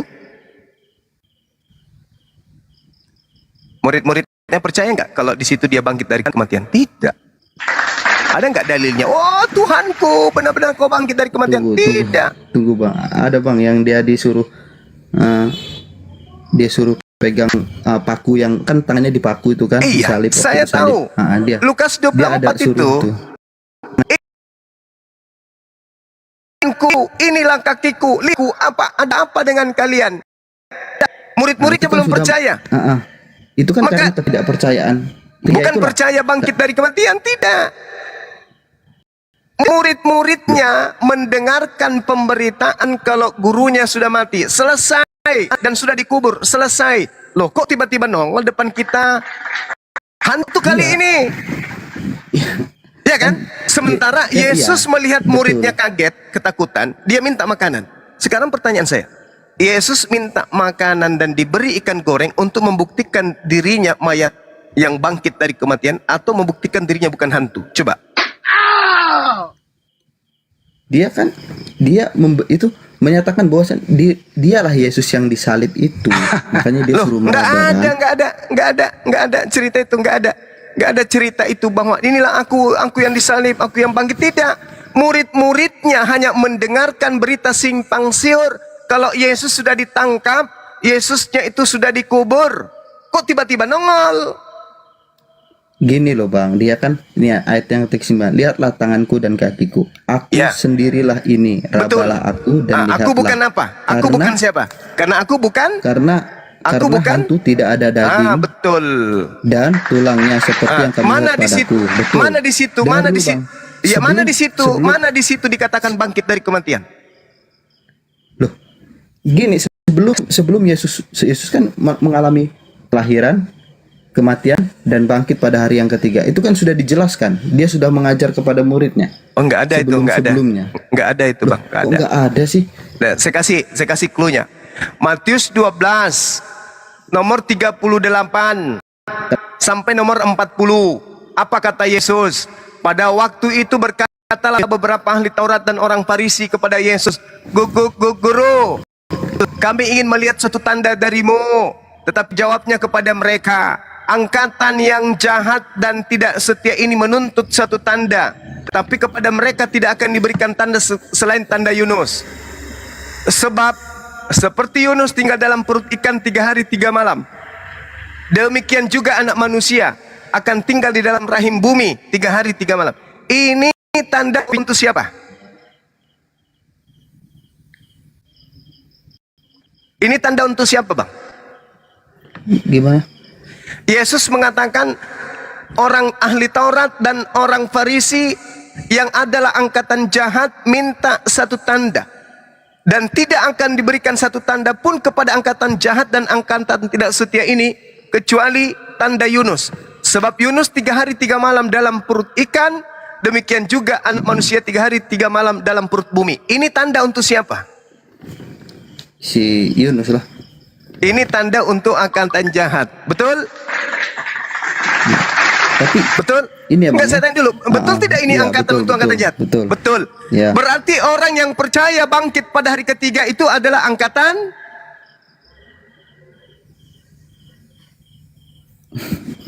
orang jahat. Ya. Berarti Kristen dalam hal ini angkatan? Nggak bisa dibilang begitu juga, Bang. Mari kita buktikan, Bang. Saya kasih bukti. Kalau murid-muridnya yang bukan angkatan jahat tidak percaya kebangkitan. Oke, saya bacakan. Murid-murid asli tidak percaya kepada kebangkitan. Mari kita lihat. Maka dikatakan di dalam Lukas 24 nomor 10 kita mulai ya. Di situ dikatakan begini. Nomor 9. Dan setelah mereka kembali dari kubur, mereka menceritakan semua itu kepada ke-11 murid dan kepada semua saudaranya yang lain. Perempuan-perempuan itu adalah Maria Magdalena, Yohana, Maria Yakobus, dan perempuan-perempuan lain juga bersama-sama dengan mereka memberitahukan kepada murid-murid. Tetapi bagi murid, Perkataan-perkataan itu seakan-akan omong kosong dan mereka tidak percaya. Murid-murid asli tidak percaya kan? Sungguh pun demikian, Petrus bangun, lalu cepat-cepat pergi ke kubur itu. Lalu ia menjenguk ke dalam, dan ia melihat hanya kain kafan saja yang ada. Lalu dia pergi, dan Petrus dalam hatinya bertanya, ada apakah kiranya yang terjadi? Ini Petrus tidak tahu kalau Yesus gurunya telah memberikan tanda jahat bahwa anak manusia akan bangkit pada hari ketiga. Berarti murid-murid tidak pernah diajarkan kalau gurunya akan bangkit pada hari ketiga. Hanya angkatan jahat yang diberi tanda itu. Makanya yang saya katakan, di dalam pengajaran Kristen ada Yesus bangkit hari ketiga, itu adalah angkatan jahat. Apa buktinya? Kok bisa larinya ke Kristen angkatan jahat? Oke, saya kasih data, Bung. Saya tidak mau menuduh dan memfitnah sesuatu yang bukan kapasitas saya. Tapi izinkan saya mengkaji kitab Anda untuk Anda pahami. Karena kalau Bang Suma yang menjelaskan, Bang Suma tidak menggunakan doktrin dan dogma. Semata-mata kitab. Coba Anda lihat. Di data nomor 12-nya, tadi angkatan jahat itu diberikan adalah kebangkitan pada hari ketiga. Baca data Matius 12 selanjutnya nomor 43. Apabila roh jahat keluar dari manusia, dia pun mengembara ke tempat-tempat yang tandus mencari pemberhentian, tetapi tidak mendapatkannya. Lalu roh jahat itu berkata, aku telah kutinggalkan itu. Maksudnya, maka pergilah ia mendapati rumah kosong itu. Artinya rumah yang orang yang sudah bertobat, bersih, tersapu dan rapi teratur. Lalu roh jahat itu keluar dan mengajak 7 roh lain yang lebih jahat daripadanya dan masuk kembali dan berdiam di orang tersebut. Maka akhirnya keadaan orang itu lebih buruk daripada keadaannya yang semula. Titik, dilanjutkan oleh Yesus. Demikian juga akan berlaku atas angkatan jahat ini. Anda nggak paham di sini? Demikian juga akan berlaku akan angkatan jahat ini. Artinya siapapun angkatan jahat akan berlaku sama seperti yang dilakukan oleh orang yang bertobat yang menuju ke Damsyik. Bertobat menuju ke Damsyik, bertobat dari membunuh murid-murid Yesus. Habis itu dia ke Damsyik. Ketika dia di Damsyik, dia kedatangan roh jahat. Roh jahatnya keluar memanggil 7 roh jahat yang lainnya, lalu masuk ke dalamnya. Setelah dia masuk ke dalamnya, 8 roh jahat masuk ke dalam Paulus. Apa yang terjadi? Hukum Tuhan yang Taurat itu adalah sampah. Tidak ada orang benar karena melakukan hukum Taurat. Yesus yang adalah nabi yang diutus oleh Tuhan kepada Bani Israel itu adalah mati terkutuk di atas tiang salib. Yang tadinya Yesus mengajarkan dalam Matius 8 nomor 4, persembahkanlah korban binatang.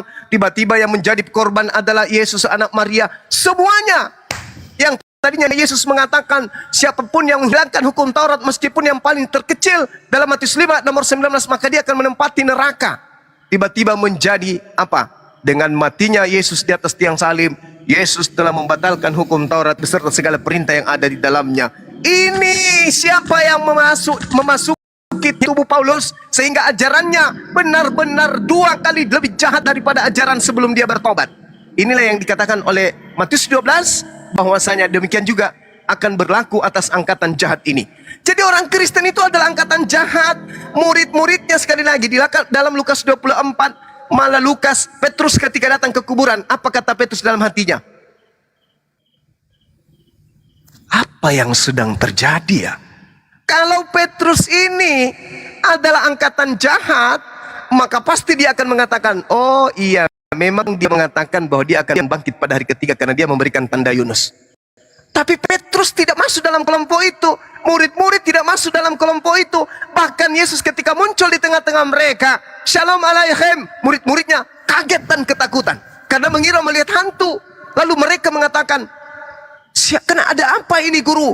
Gurunya mengatakan apa? Inilah aku, rabalah aku, ini kakiku, ini tanganku, sebab hantu tidak bertulang dan tidak berdaging. Adakah di antaramu yang memiliki makanan? Maka Yesus diberi ikan goreng. Makan Yesus. Apakah dia ingin membuktikan dia hantu atau ingin membuktikan dia manusia? Dia membuktikan dirinya adalah manusia. Tak ada hubungannya dengan kebangkitan. Andai saja bung, kebangkitan itu adalah mutlak terjadi pada diri Yesus, maka ketika Yesus muncul, Assalamualaikum atau Shalom alaikum, maka murid-muridnya akan bertepuk tangan kegirangan berlari memeluk gurunya dan berkata, haleluya, Tuhan kita telah bangkit, benar-benar bangkit.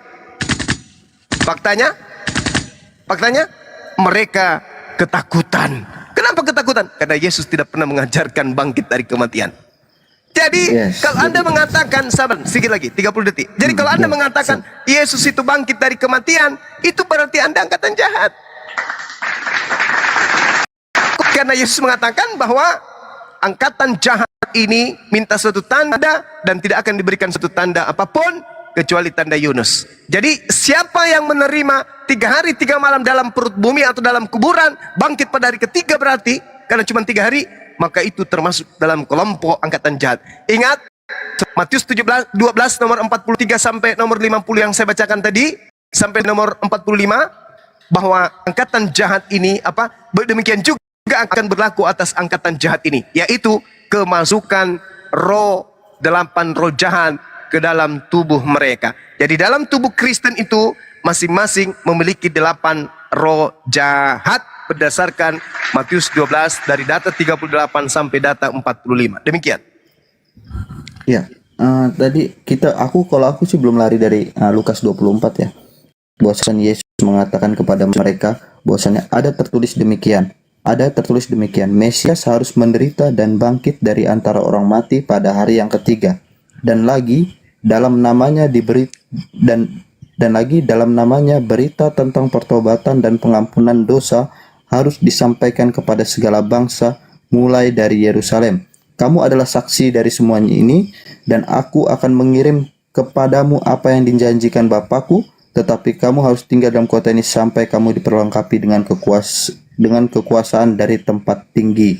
Jadi ini tadi yang dikatakan Yesus ini kepada murid-muridnya ini, Bang. Oke, kita ulas dulu. Yang Anda baca itu Lukas 24 nomor 44 sampai 46. Ya, 46 sekarang sampai 49. Iya, sekarang mari kita buktikan apakah ini betul atau ini anak bullshit. Yesus berkata kepada mereka, inilah perkataanku yang telah kukatakan kepadamu ketika aku masih bersama-sama dengan kamu, yakni bahwa harus digenapi semua yang tertulis tentang kitab Nabi-Nabi dan kitab Mazmur. Lalu membuka pikiran mereka sehingga mereka mengerti kitab suci. Katanya kepada mereka, kata Yesus kepada mereka, ada tertulis demikian, Mesias harus menderita dan bangkit pada hari ketiga di antara orang mati. Tolong tunjukkan dalam kitab Taurat ada tertulis begini. Tunjukkan. Kalau ada, saya berhenti menjadi apologet Islam. Saya turun, saya bubarkan apologet Islam Indonesia. Kalau ada. Di mana dalam kitab Tauratnya Nabi Musa tertulis Mesias akan menderita dan bangkit di antara orang mati pada hari yang ketiga. Tunjukkan. Kalau ada sekarang juga, besok saya menikah lagi. Kalau ada loh ya. Mana? Iya, nanti coba saya pelajari. Untuk sekarang kan saya hanya membahas tadi itu kan mengapa orang Kristen percaya sama Yesus yang tadi kan aku bilang. Iya. Yang Yesus yang dipercaya Kristen itu adalah Yesus yang datang kepada Paulus. Yang mengaku, akulah Yesus yang kau aniaya. Nah itu, Yesus yang itu. Tapi kalau Yesus yang datang mengajarkan pemberitaan Injil, itu beda. Memang Yesus menubuatkan, Lukas 21 nomor 8. Waspadalah kepada penyesat yang datang kepadaku dengan memakai namaku. Penyesat datang dengan memakai namaku. Berarti penyesat itu mengaku Yesus. Ketika Paulus menuju ke Damsyik, apa kata Paulus? Siapakah engkau Tuhan? Ingat Matius 12 tadi? Ketika orang itu sudah bertaubat, roh jahat keluar daripadanya, maka roh jahat itu berjalan mencari pemberhentian di padang gurun. Lalu ia berkata, aku akan kembali ke rumah yang kutinggalkan itu. Maksudnya kembali kepada orang yang bertobat tadi dari membunuh murid-murid Tuhan. Maka pergilah ia dan mendapati rumah kosong itu, bersih, tersapu dan rapi teratur. Lalu ia keluar dan mengajak 7 roh lain yang lebih jahat daripadanya. Dan mereka masuk ke dan berdiam di situ. Maka akhirnya keadaan orang itu lebih buruk daripada keadaannya semula. Demikian juga akan berlaku atas angkatan jahat ini. Angkatan jahat yang dimaksud di sini siapa tadi? Orang Farisi kan? Paulus orang Farisi atau bukan? Orang Farisi. Angkatan jahat yang dimaksud di sini ahli Taurat bukan? Paulus ahli Taurat atau bukan? Ahli Taurat. Paulus ketika berjalan ke Damsyik, benarkah dia mengaku bertemu dengan roh yang mengaku Yesus yang hanya suara dan cahaya? Benar. Siapakah engkau Tuhan? akulah Yesus yang kau niaya. Berarti kata Yesus, waspadalah kepada penyesat yang datang kepadamu dengan memakai namaku.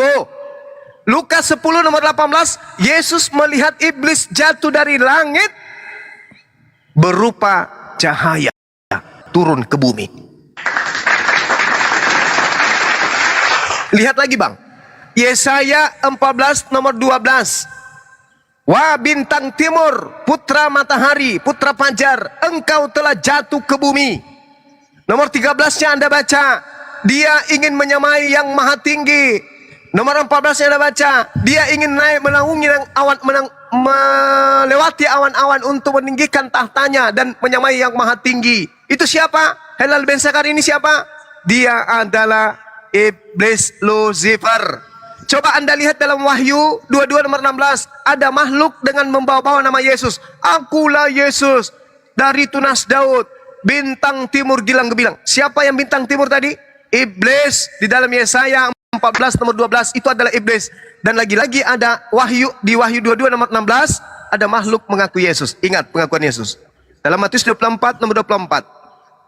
Waspadalah sebab Yesus palsu dan nabi-nabi palsu akan datang dan akan menyesatkan banyak orang. Camkanlah, aku sudah mengatakannya terlebih dahulu. Oleh karena itu, apabila ada orang berkata ada Mesias di padang gurun, ada Yesus di padang gurun, ada Mesias di padang gurun, ada Mesias dalam bilik, jangan kau percaya. Sebab kedatanganku yang kedua nanti ditandai dengan cahaya yang bersinar dari timur sampai ke barat. Berarti kedatangan yang kedua Yesus itu nanti di akhir zaman ditandai dengan cahaya yang bersinar dari timur ke barat. Maksud Yesus, kalau ada orang datang mengaku bertemu dengan Yesus, bertemu dengan aku di padang gurun, jangan kau percaya. Ingat, ke Damsyik itu adalah padang gurun. Baca di dalam 1 Raja-Raja 19 nomor 25. Kalau nggak salah. Tolong bantu saya teman-teman. Ada yang bisa menunjukkan Raja-Raja 19 nomor 25. Mudah-mudahan saya tidak keliru. Enggak Bang nyampe Handi itu ayatnya. Sampai bang, Nggak sampai nyampe bang. ayatnya, bang. Sampai Satu bang. Sampai. Raja-Raja. Satu Raja-Raja 19 berapa tuh ya? 1 Raja-Raja 19. 1 Raja-Raja 19 bang. Nomor berapa itu ya? Oh, yang jelas 1 Raja-Raja 19. Nomor 10 kali ya. Bang Handi. Apa itu? 1 Raja-Raja kalau menuju Damsyik itu adalah padang gurun. Aduh, kok saya bisa lupa ya? Oh, Apa Mama. sih? Maksudnya yang mana yang mau dicariin? Ke padang gurun? Iya, 1 Raja-Raja padang gurun, 1 Raja-Raja berapa itu ya? Ada Ya di Allah sini. ya Karim. Ya Allah 1 ya Raja-Raja 19 nomor 4. Nomor 4 ya? 19 nomor 4. Bisa dibaca Bang Andi? Perjalanan jauhnya, lalu duduk di bawah sebuah pohon ara. Kemudian Bukan. Padang gurun menuju ke Damsyik. Oh, itu. Iya. Lupa saya. Kok saya jadi pelupa sekarang? 15 bukanlah? 15 ya teman-teman ya. 1 Raja-Raja 19:15. Iya. Firman Tuhan kepadanya. Ya. Begitu Bang Handi. Coba dibaca Bang Handi. Tuhan berfirman kepadanya, pergilah, kembalilah ke jalanmu ke padang gurun Damsyik setelah kamu tiba. Mantap sekali. Gitu. Oke. Jadi Damsyik itu adalah menuju ke Damsyik itu padang gurun. Yesus mengatakan waspadalah kepada penyesat yang datang kepadamu. Lalu kemudian waspadalah sebab apabila ada orang berkata ada Mesias, ada Yesus di padang gurun, ada Mesias dalam bilik, jangan kau percaya. Sebab, tuh kata Yesus, Mesias palsu dan nabi-nabi palsu akan datang dan melakukan mujizat untuk menyesatkan banyak orang. Sekarang di dalam Kisah Para Rasul 2, Paulus menuju ke Damsyik. Ternyata 1 Raja-Raja 19 nomor 12, jalan menuju ke Damsyik itu adalah padang gurun. Nah, jadi data valid, Yesus tidak pernah mengaku akulah bintang timur. Yesus tidak pernah mengaku akulah Alfa dan Omega. Yesus tidak pernah mengaku kepadaku diberikan kuasa di surga dan di bumi. Tetapi itu muncul data-datanya setelah Yesus terangkat ke langit. Seperti itu, saudaraku. Silakan. Oke bang. Kalau untuk pernyataan abang kan abang banyak itu potong ayat ya bang ya. Sedangkan yang di sini kan yang saya bilang tadi bahwasanya Yesus itu kenapa orang Kristen percaya Yesus adalah Tuhan? Pernyataan Yesus sebelumnya ya sebelum Paulus lah ini ya kan banyak orang memperkarakan bahwasanya Kristen tuh gini-gini sama Paulus. Tapi banyak perkataan Yesus juga yang sebelum Paulus ada sudah banyak meyakinkan kami sebagai umat Kristiani kan begitu. Iya, begini saudara. Kristen itu kan nanti ada Paulus baru Kristen ini ada. Tak ada Kristen sebelum ada Paulus itu nggak ada Kristen. Kalau sejarahnya Kristen itu timbul dari sejarah gereja ya bang ya bukan. Iya justru itu. Justru itu. Ya, jadi, Yesus tidak pernah mendirikan gereja. Apanya bang? Yesus tidak pernah mendirikan gereja, bang. Ya dia kan bukan mendirikan gereja tapi kan di waktu itu kan ada bait Allah, ada tempat pengajar-pengajar, iya. Bait Allah itu tidak boleh masuk orang yang tidak bersunat, tidak boleh masuk orang yang makan babi, nggak boleh masuk orang yang tidak mandi junub, tidak boleh masuk orang yang tidak mentahirkan diri, membasuh kaki, membasuh tangan. Tidak ada kursi di dalam bait suci, nggak ada. Nggak boleh pakai sepatu. Nggak boleh pakai sepatu, nggak boleh pakai sandal. Bukan gereja, itu beda. Ini kan tadi pembahasannya kan kenapa Paulus gitu kan. Ini kan melalui sejarah gereja bang sebenarnya. Kenapa Kristen itu ada? Bukan karena Paulus menguar-nguarkan. Awal dari munculnya itu kan di Antioquia bang. Jemaat mula-mula itu kan di Antioquia.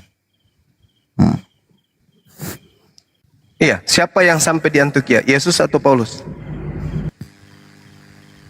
Itu banyak orang loh bang. Memang Paulus yang membawa ke sana, tapi dalam hal mengikuti dia itu banyak orang yang diikutin, gitu kan.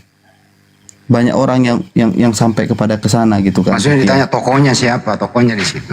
Iya Paulus banyak mau mau dijawab. Benar, saya nggak pernah ngelak kayak tadi yang ini harus gini, enggak. Ini memang Paulus yang bawa, tapi kan di lain Paulus banyak orang yang sudah mengikuti dia.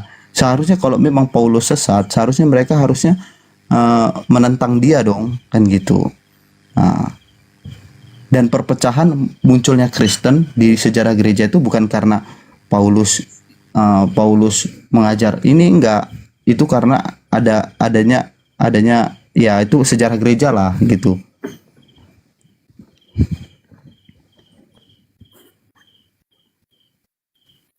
Jadi bukan aku enggak aku applause sih yang disampaikan oleh Bang Juma sih, memang aku applause. Enggak ada yang enggak, maksud saya ya fair aja, itu kan dalam tanggapan Islami begitu. Kalau tanggapan Kristen ya enggak seperti itu gitu loh. Menurut Anda ya, bro, menurut Anda itu ajaran Paulus sinkron nggak dengan ajaran Yesus?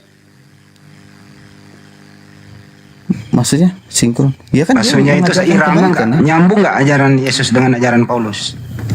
Menurut saya sah-sah aja sih pengajaran Paulus. Bukan sah dan tidaknya, nyambung atau tidak? Enggak lah. Nyambung menurut saya. Contohnya gini. Ini ya contohnya tentang sunat ya. Sunat. Bukan, itu tradisi ini yang kita bahas ini tentang Yesusnya. Menurut Yesus siapa Yesus? Dan menurut Paulus Yesus ini siapa? Menurut Paulus sampai sekarang Yesus itu adalah Tuhan karena pernyataan Yesus. Menurut Yesus dirinya siapa? Ya dia adalah Tuhan yang tadi yang kita bahas tadi. Di mana Yesus? Di mana Yesus mengatakan akulah Tuhan? Yang tadi abang bilang, kau sudah bersama-sama dengan aku. Waduh, parah itu. Yang tadi. Loh itu sebelum Paulus ada loh bang. dia menyampaikan seperti itu. Sekarang saya Itu tanya kan dia- sama sekarang saya tanya sama saudara, jarak penulisan surat-surat Paulus dengan Yesus terangkat ke langit itu berapa puluh tahun? Ya cukup lama sih ya. Iya, makanya Yesus dalam pengajarannya, penginjilannya 3 tahun itu, dia katakan apa? Coba Anda baca di dalam Yohanes 11, apa yang dikatakan Yesus di sana di Yohanes 11 nomor 42. Dia mengatakan apa di sana kepada muridnya? Coba. Aku tahu bahwa engkau selalu mendengarkan aku, tetapi oleh karena orang banyak berdiri di sini mengelilingi aku mau mengatakan supaya mereka percaya bahwa engkau yang telah mengutus aku. Konteksnya apa ini? Yesus mau dikenal sebagai apa? Utusan atau Tuhan itu sendiri?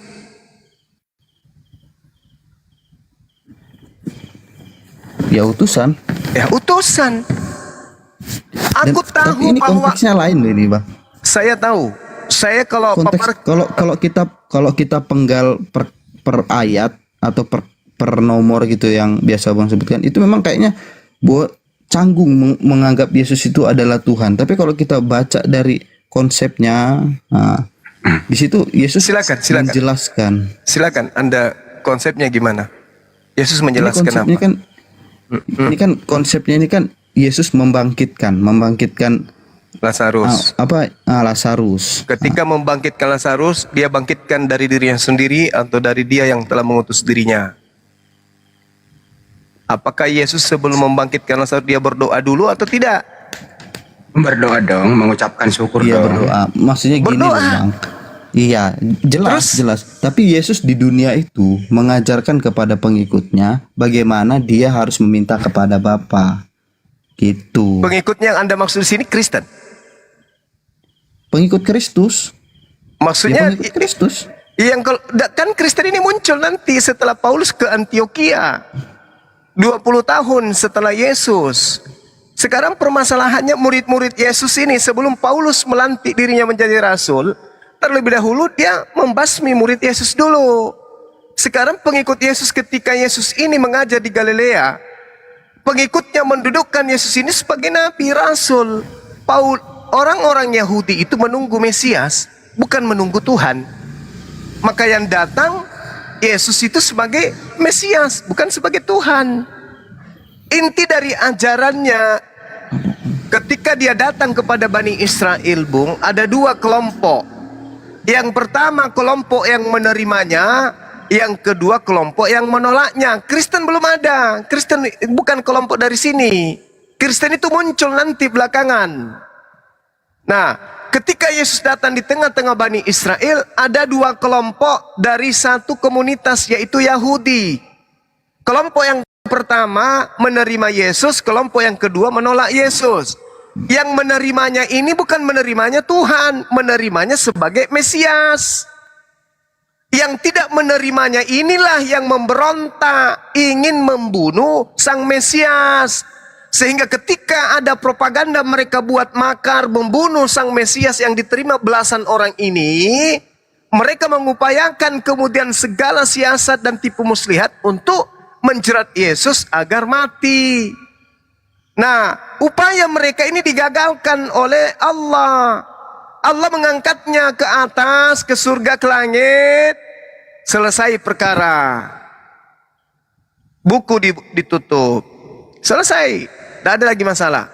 Nah, berjalannya waktu 5 tahun, 10 tahun, 15 tahun, 20 tahun, sampai kemudian muncul orang-orang Farisi menulis-nulis surat, menjual cerita-cerita tentang oknum disalib, bangkit dan bla bla bla bla, dijual ke Roma.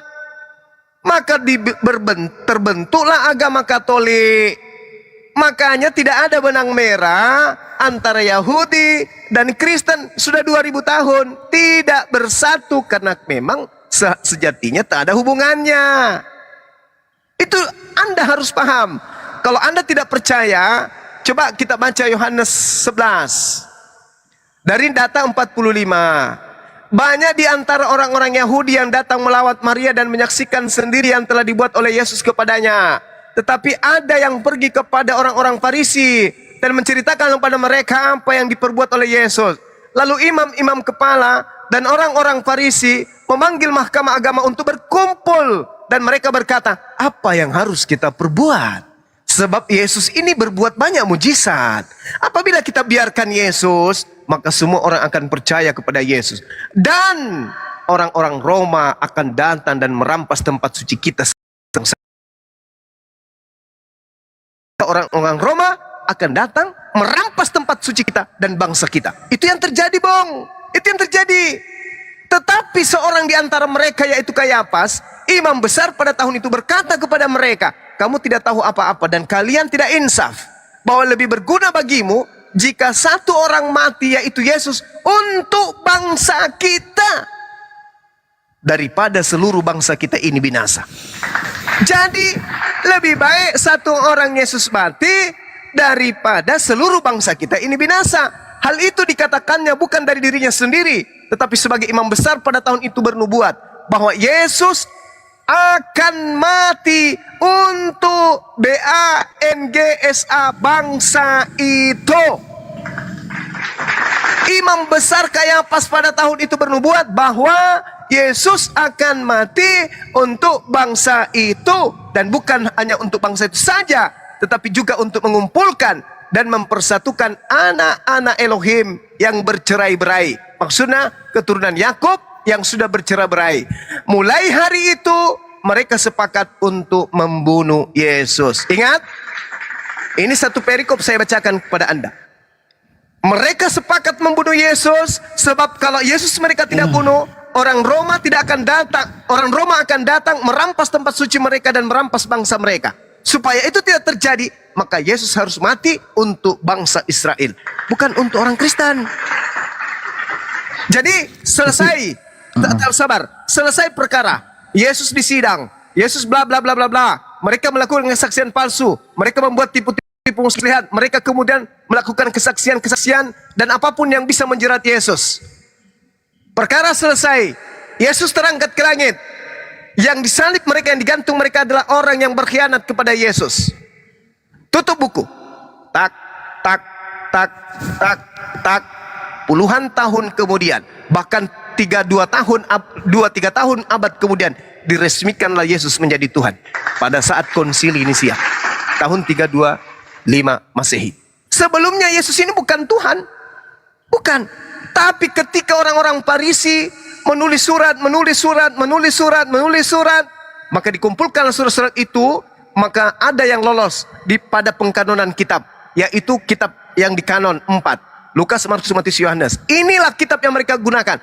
Kitab-kitab lain yang tidak sesuai dengan imannya orang Yahudi, kepercayaan orang Romawi, mereka tolak. Filipus tolak kitabnya, Barnabas ditolak kitabnya, Thomas di kitabnya ditolak, Maria ditolak semua, Andreas ditolak semua. Karena kenapa? Kitab-kitab ini menceritakan tentang Yesus, tentang pada saat dia nikah, berumah tangga, bla bla dan seterusnya. 4 kitab yang berkesesuaian dengan ajaran Roma itulah yang diterima.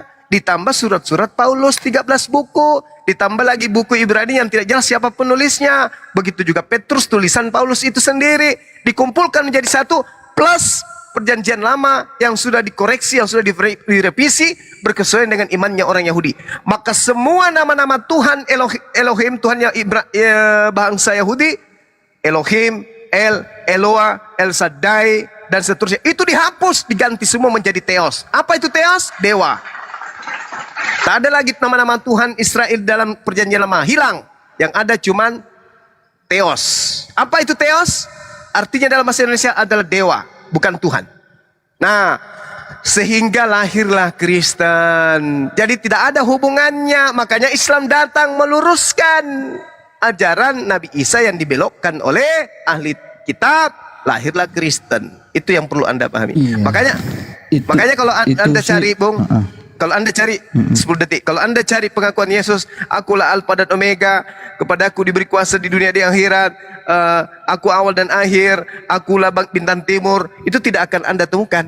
Itu muncul nanti belakangan, puluhan tahun setelah Yesus itu ada di bumi. Oke, silakan. Nah, kalau menurut saya sih ya Bang Juma ya, tadi kan itu kan pernyataan-pernyataan mereka ya. Berarti berbeda dengan visi misi Yesus yang kami anggap adalah sebagai Tuhan yang datang untuk menebus dosa-dosa umat manusia. Nah, ya. ini bahaya itu. Silakan. Dan gini, bukan bahaya bagi kami itu sih pendapat Anda ya. Karena Yesus sudah beberapa kali menunjukkan bahwa keilahian Dia. Nah, membangkitkan orang mati, dia apa ya? Dia mengajarkan apa tentang kealahan keilahian Dia gitu. Jadi yang disampaikan oleh Bang Juma tadi itu adalah tentang apa yang mereka rencanakan, tapi di visi misi Yesus itu adalah mati di kayu salib untuk menebus dosa-dosa manusia gitu. Dan juga tadi dikatakan di ini tadi mana ya, di Lazarus tadi ya Bang ya, ada dikatakan akulah kebangkitan dan hidup di Yohanes 11 ayat 25. Akulah kebangkitan dan hidup, barang siapa percaya kepadaku ia akan hidup walaupun ia sudah mati, dan setiap orang yang hidup dan yang percaya kepadaku tidak akan mati selama-lamanya. Percayakah engkau akan hal ini? Dia bertanya kepada Marta. Jawab Marta, ya Tuhan, aku percaya bahwa engkaulah Mesias, anak Allah, Dia yang akan datang dalam. Aku percaya bahwa engkaulah Mesias. Iya, Mesias. Bukan Tuhan kan? Mesias, sang juru selamat yang bisa menebus. Ya gini, yang bisa menebus dosa manusia itu siapa kalau bukan Tuhan? Di mana dalilnya Yesus menebus dosa? Tolong tunjukkan di mana akulah yang menebus dosa manusia, mana dalilnya? Ini saya tanya dulu, upah dosa apa? Upah dosa? Upah dosa adalah maut. Kalau tidak percaya Yesus itu sebagai Mesias. Ya, gini, upah dosa adalah maut. Maut itu meminta kematian kan Bang? Kematian. Nah, manusia kalau tidak ada penebusan, maka dia akan masuk ke dalam neraka. Sekarang tunjukkan di mana Yesus mau enggak gini Bang. Yesus mau ciptaannya itu tidak masuk ke dalam hal itu. Dia harus Anda ngarang bebas. Bukan ngarang bebas. Di mana dalilnya Yesus mengatakan bahwa Dia pencipta? Aduh, muncul. Saya kadang jengkel kalau nipu-nipu orang itu. Jengkel saya. Bukan nipu loh Bang. Di mana dalilnya Yesus menciptakan? Kami di dalam Alkitab kami lah ini Yohanes 11 ayat 25 dengar. Akulah kebangkitan dan hidup. Akulah kebangkitan dan hidup. Dan hidup. Barang siapa yang percaya. Barang siapa yang percaya kepadaku. Betul? Iya. Bukan percaya kepada oknum lain. Betul? Loh, yang percaya kepada oknum lain itu enggak ada loh Bang. Kami percaya sekarang kepada siapa Yesus yang ngajarin Anda? Siapa yang ngajarin Anda menyembah Yesus?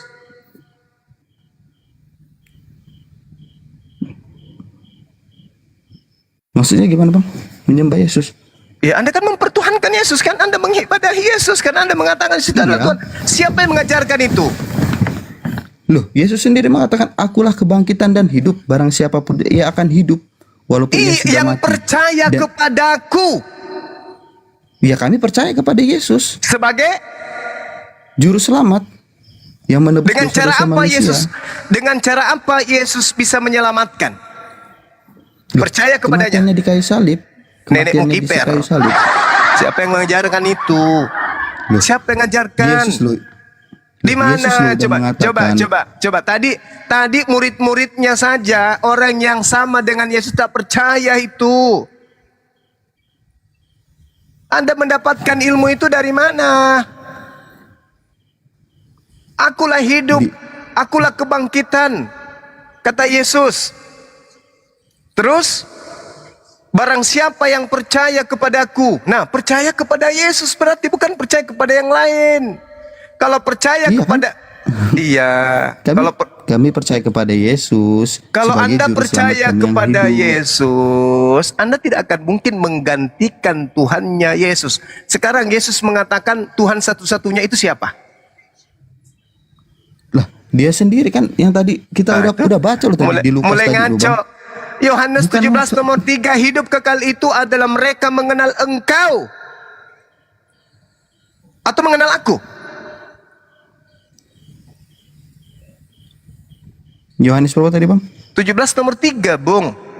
Hidup kekal itu adalah mereka mengenal Engkau satu-satunya Tuhan yang benar dan mengenal Yesus Kristus yang Engkau utus.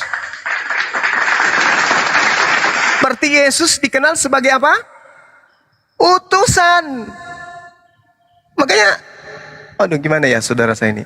Akulah kebangkitan dan hidup. Barang siapa yang percaya kepadaku, ia akan hidup walaupun ia sudah mati. Dan setiap orang yang hidup dan yang percaya kepadaku tidak akan mati selama-lamanya. Percayakah engkau akan hal ini?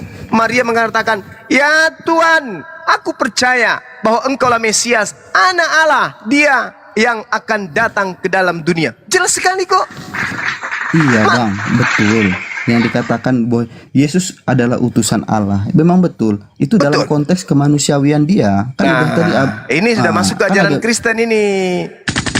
Kalau sudah bawa-bawa kemanusiaan dia, keilahian dia, itu masuk ke ajaran Paulus. Bukan ajaran Yesus lagi. Bukan ajaran Paulus. Sekarang begini bang, siapa yang bisa membatasi kuasa Allah? Allah mau berbuat apa, siapa yang bisa membatasin?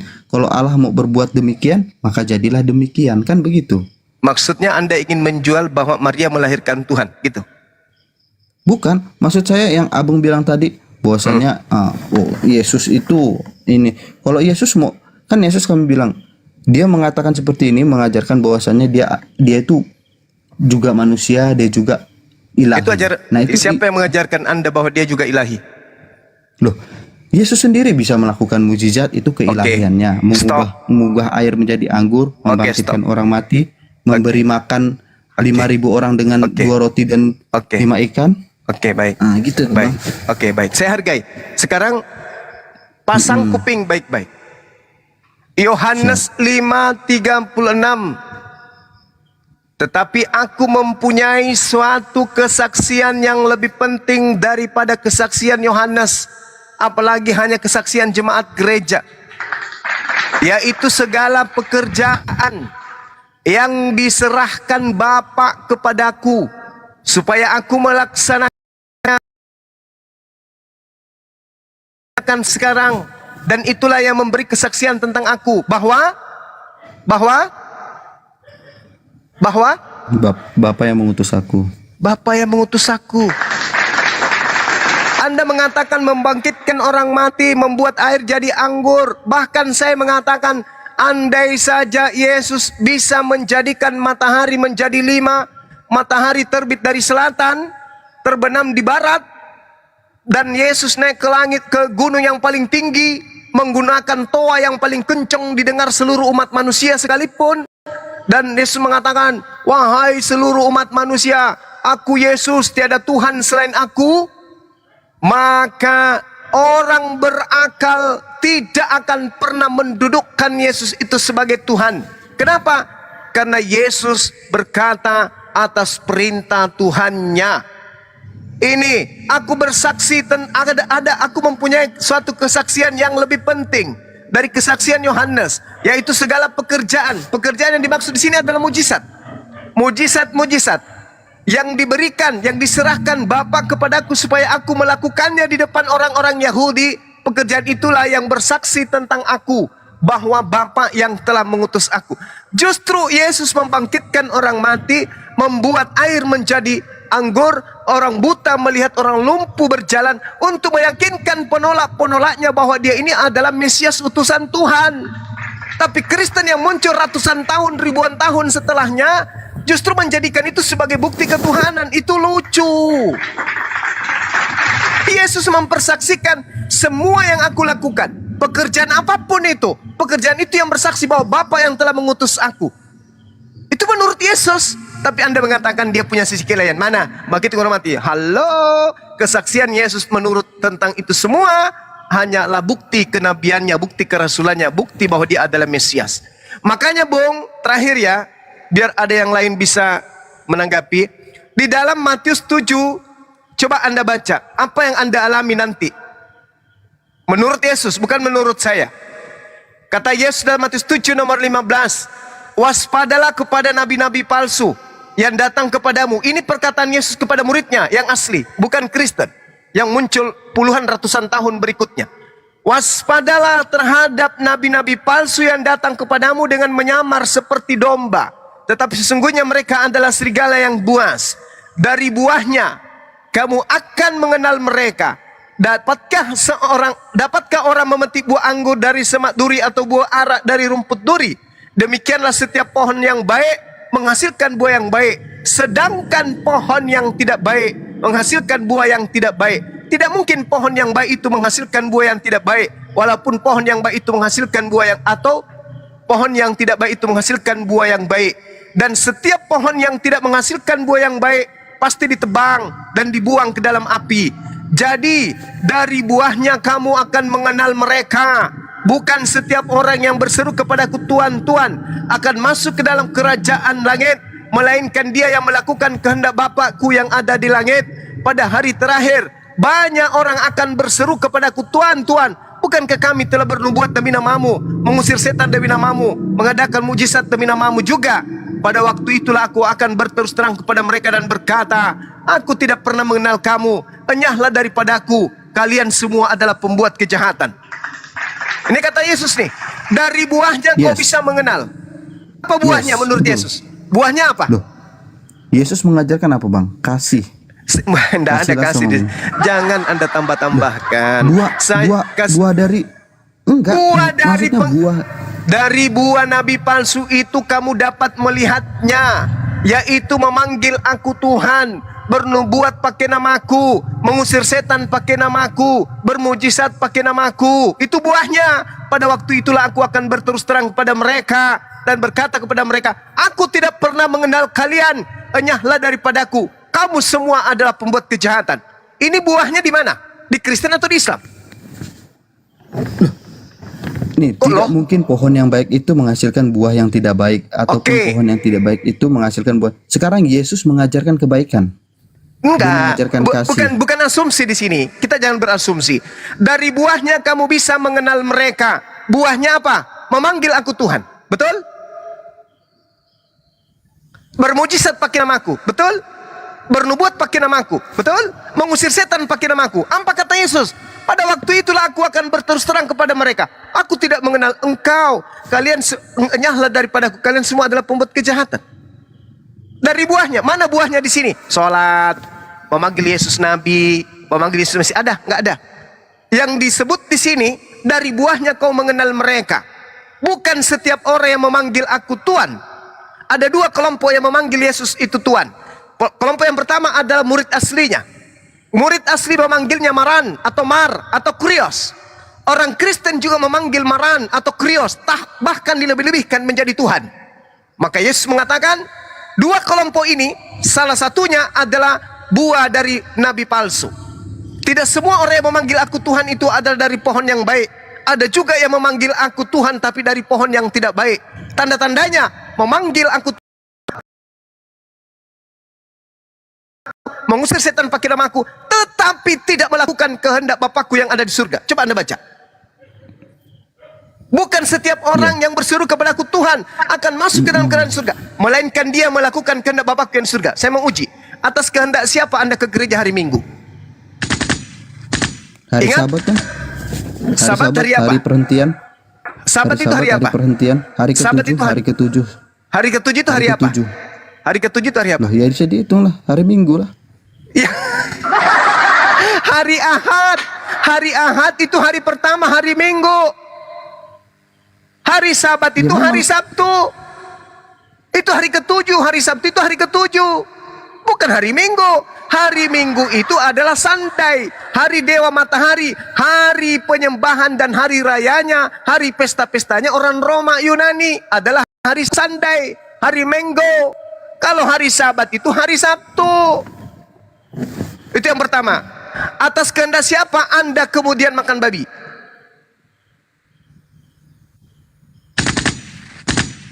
Anda Paulus jawab aja. Atas kehendak siapa Anda tidak bersunat?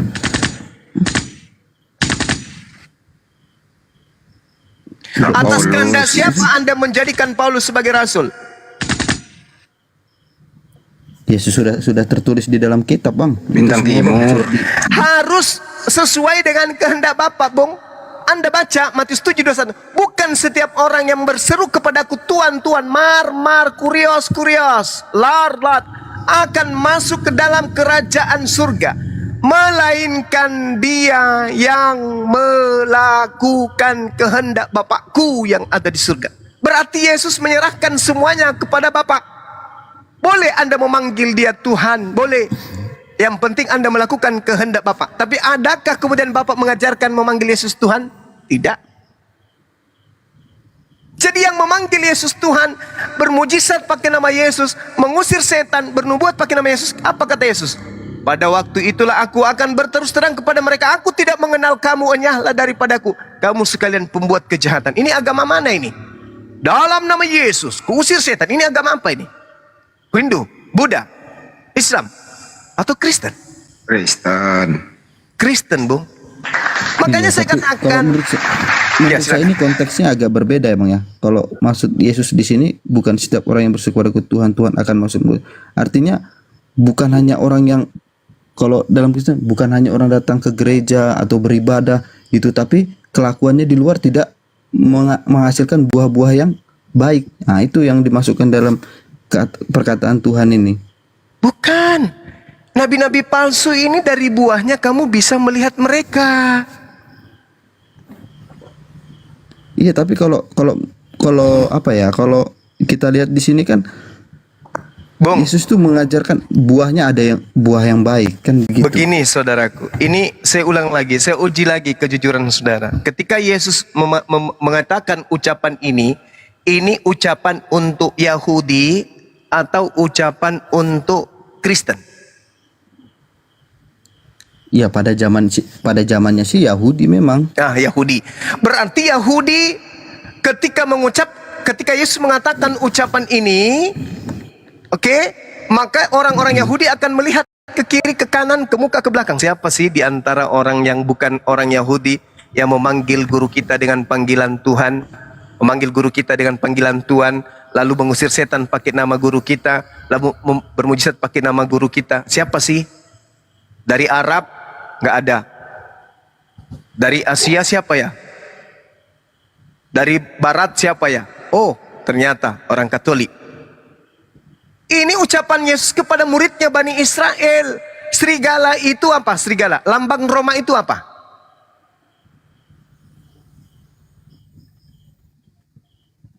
Serigala. Orang pertama sebelum orang Indonesia memanggil Yesus Tuhan itu orang Roma. Orang pertama yang bermujizat mengusir setan, bernubuat pakai nama Yesus itu orang Roma. Orang Indonesia ini belakangan, nanti masuk kemudian orang Inggris, orang Jerman dan orang Belanda, baru ada Kristen Indonesia. Yang pertama yang dimaksud Yesus di sini adalah Katolik pertama kali. Mereka lah yang dimaksud buah-buah dari pengajaran nabi palsu. Dan Anda penerusnya.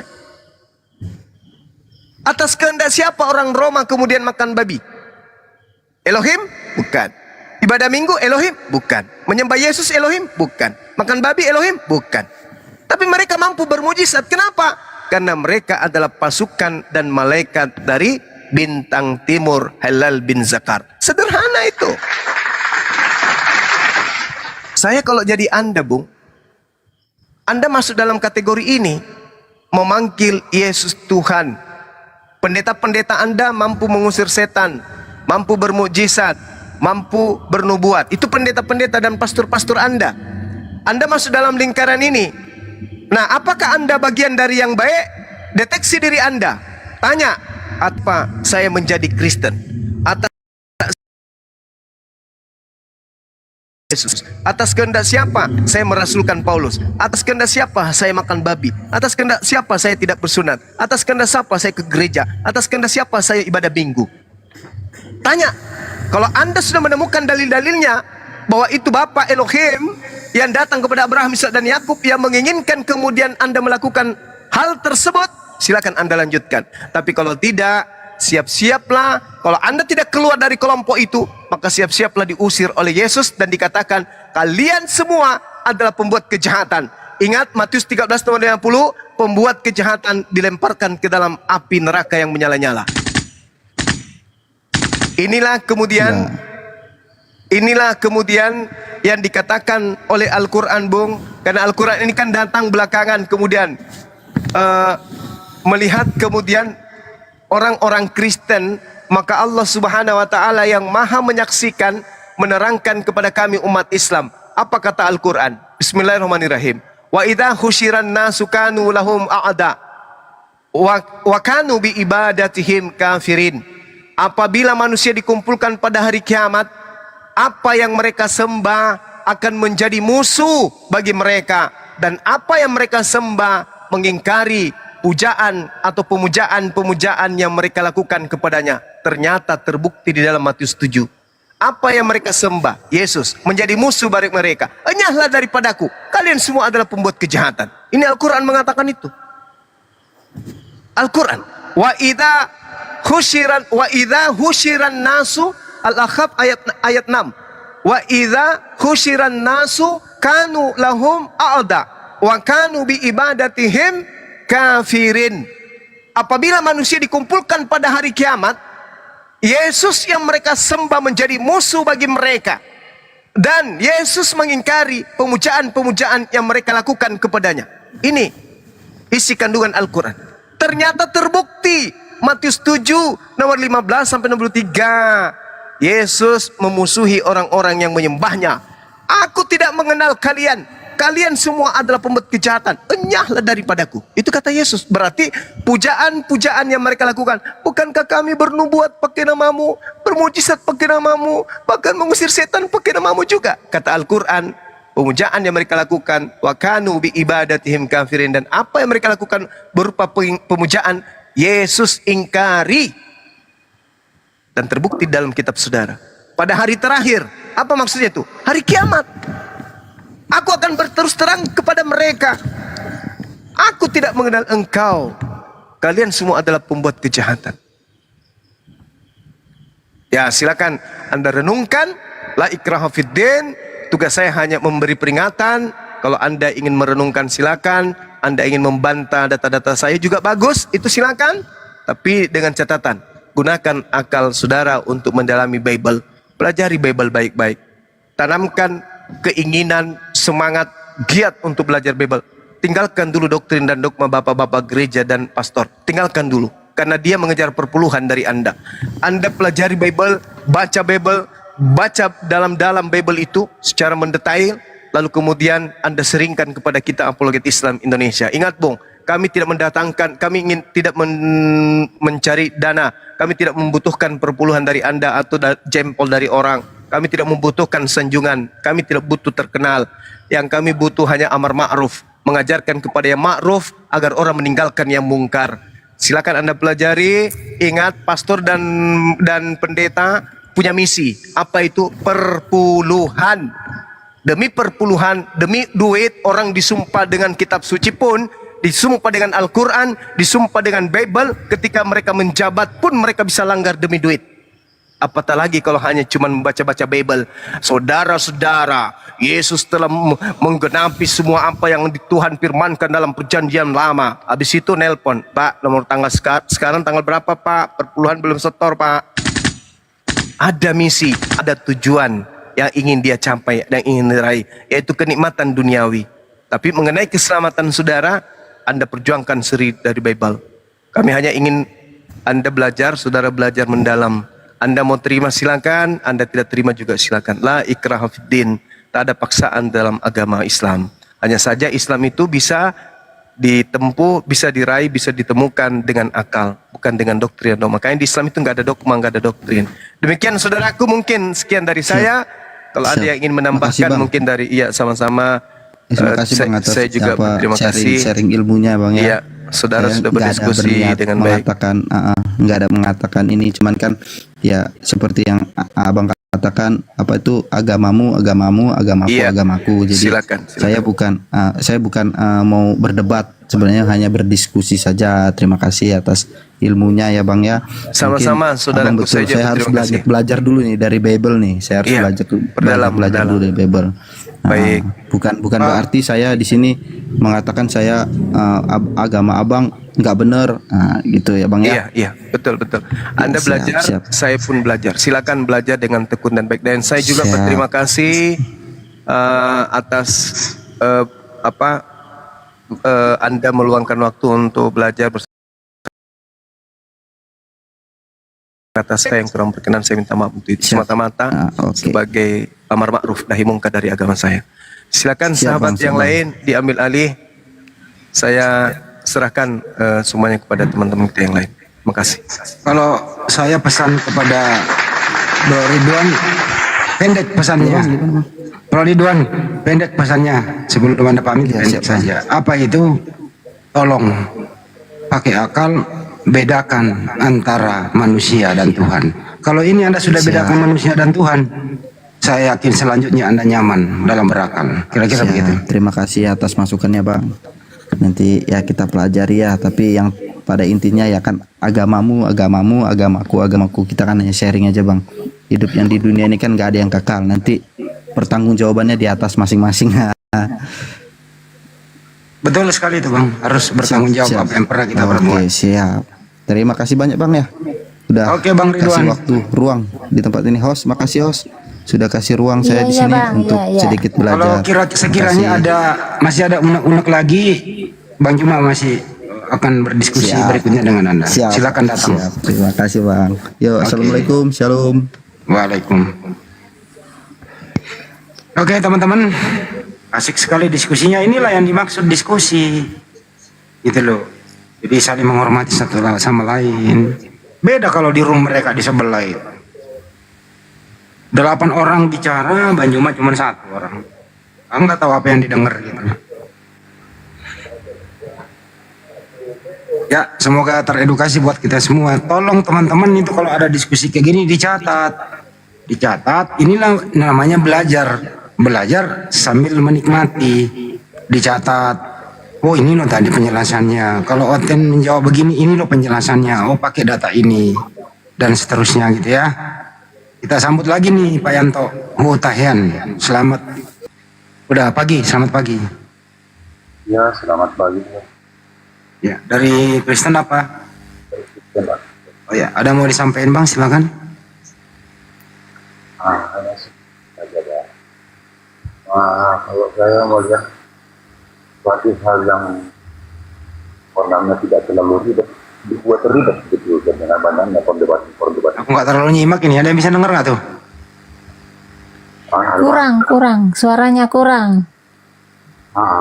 Sebenarnya perdebatan itu tak perlu dibikin ribet, tapi karena mungkin ya kami yang kelas bawah lah katakan gitu, kami kan dengan apa itu namanya yang belajar ini segala macam.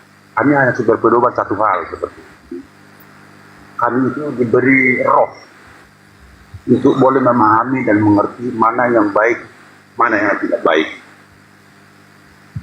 Jadi tanpa diajar-ajar dengan hal seperti ini pun, dengan ribet-ribet seperti ini pun sebenarnya kami sudah mengerti mana itu yang baik, mana yang tidak baik. Contoh, boleh saya kasih contoh ya Pak? Tentang hal berbuat baik sederhana. Kalau kita mengenal Tuhan itu Maha Suci dan tidak mau dibanding-bandingkan dengan yang lain. Sepaham Pak? Kemudian ada perdebatan seperti ini yang justru saya perhatikan bahkan jadi saling menghujat. Padahal jikalau memang ajaran Islam itu baik. Abang jangan berpendapat dong. Tadi diskusi nggak ada hujat-hujatan, aman terkendali kok. Abang kok bisa memframing begitu? Yang pegang leher gitu adalah Pak, ada sampai itu jangan nggak seperti itu. Tadi Anda menyimak perdebatan ini, diskusi ini nggak ada hujatan nggak? Mungkin saya boleh salah memahaminya, tapi menurut saya ada seperti itu. Maksud saya gini loh Pak. Tapi jangan Anda memberi kesimpulan dong, nggak bagus itu loh. Maaf mungkin boleh saya mungkin. Kuatkan suaranya Lejanto, biar jelas. Jadi maksud saya begini,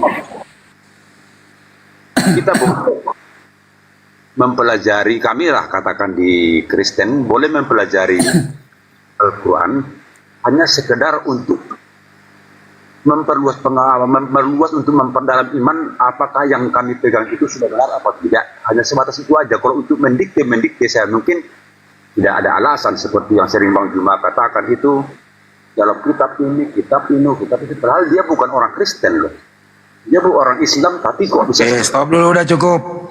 Kalau Bible itu tidak mau ditanggapi, Bang, ya simpan aja di laci. Jangan dijual bebas. Ya, tulis di situ, umat Islam tidak boleh membelinya. Semua yang di internet terbuka di Google itu dihapus. Gitu ya. Jangan dipublikasi kalau nggak mau ditanggapi, Bang. Itu pertama. Yang kedua, kalau nggak mau ditanggapi lagi nih, istilah-istilah Islam yang ada di terjemahan itu hapus. Nah itu dua pesan saya itu, Bang. Kalau nggak mau ditanggapi, silakan. Istilah Islam yang seperti apa maksudnya, Bang? Oh banyak sekali, Bang. Sampulnya apa bacaannya di situ? Alkitab. Ya itu Alkitab dari mana? Alkitab bahasa Indonesia. Alkitab bahasa Indonesia? Hah? Bahasa Indonesia. Bahasa Arab, Bang. Karena kita tinggal di Indonesia. Nah ini dia yang saya maksud. Menurut Anda apa arti Alkitab? Ya kitab suci. Nenek mengkiper salah. Yang masuk di dalam negeri ini itu bukan sampulnya tadinya Alkitab, Bang. Yang dibawa oleh Belanda itu, dan yang dibawa oleh Nommensen Jerman itu, yang dibawa oleh Portugis itu, yang dibawa oleh Inggris itu, sampulnya tertulis adalah Bible, Biblika atau Biblos. Sampai di tanah air kita ini dirubah menjadi Alkitab. Itu Alkitab nama lain daripada Al-Quran. Supaya bisa mudah mengelabui gitu loh. Itu loh, Bang, jadi harus paham dulu. Nah sepanjang ini masih ada, ya jangan larang kami untuk meluruskan. Karena di luar negeri, tempat asal, dengerin dulu, Bang, tempat asal buku-buku ini dibuat, tidak ada istilah Islam. Bukan Alkitab namanya, tapi Bible, Biblos, atau Biblika. Begitu, Bang. Itu kan, Pak, bahasa sederhana supaya... Nah, ini lagi alasan klasik. Udah dikasih tahu nggak mengerti. Ngomong, abang ngerti dong. Oh iya begitu ya. Terima dong kalau dikasih tahu, jangan ngeyel. Bukan ngeyel loh, Pak. Kita juga kan sama kasih pendapat juga. Kita orang bawah supaya bisa dapat mengerti. Jadi orang lembaga Alkitab itu membuat itu supaya kalangan bawah kami yang tak berpendidikan. Oke, saya tanya kalau begitu, siapa yang merubah? Tadinya sampulnya yang dibawa penjajah itu Bible menjadi Alkitab. Siapa yang merubah itu? Lembaga Alkitab Indonesia. Apa maksudnya dirubah? Itu nggak ada dirubah. Itu karena memang berubah, Bang. Bahasanya yang bahasa seperti itu yang gampang dicerna masyarakat bawah gitu loh, Bang. Enggak, gampang untuk menipu, Bang. Wah, itu menurut Bapak. Ya memang tipu, Bang. Abang tahu nggak arti Bible apa? Kitab suci. Enggak, arti Bible apa, Bang? Kitab suci. Nenek mengkiper salah. Bible itu artinya kumpulan buku-buku. Yalah, kitab suci bagi kami. Aduh, nggak berilmu ah.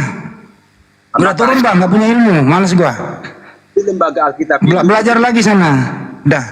Sederhana supaya belajar lagi sana. Males gua diskusi kalau orang nggak berilmu. Atau kalau nggak punya ilmu nggak usah naik, mending nyangkul.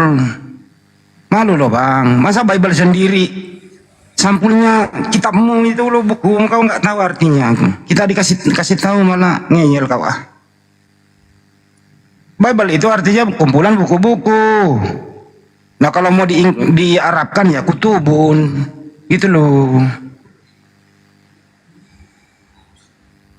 Apa lagi nih Musa di bawah-bawah nih? Emang ada Musa di Bible-mu? Nggak ada. Di Bible-mu itu bukan Musa, tapi Moses. Nah dari mana kau ambil kata Nabi Musa? Dari Al-Quran. Nyolong lagi. Di original teks Bible-mu di Ibrani itu, Hebrew itu Moses. Tidak ada Musa di sana. Nah, kenapa ada Musa di terjemahan? Ya karena minjem dari Al-Quran, nyolong lagi, nyomot lagi. Kalau nggak nyomot kalian nggak hidup apa ya? Kalau nggak nyomot kalian nggak bisa laku apa itu buku kalau nggak nyomot-nyomot. Duluan Bible daripada Al-Quran. Tapi kenapa yang belakangan datang lu colong, lu tiru coba? Bagaimana mungkin orde lama ya meniru orde baru? Kalau Anda duluan ya is okay, tapi punyalah pendirian, punya identitas, harga diri gitu loh. Kenapa mesti harus niru-niru yang belakangan menurut Anda gitu loh? Itu yang kau harus pahami bro, semuanya ya, pahamilah. Kalau ini Anda lakukan dengan baik, punya jati diri, identitas, cakep itu seperti Hindu, Buddha dan lain-lain itu loh. Nggak saling mengganggu satu sama lain. Saya rasa diskusi seperti ini kurang.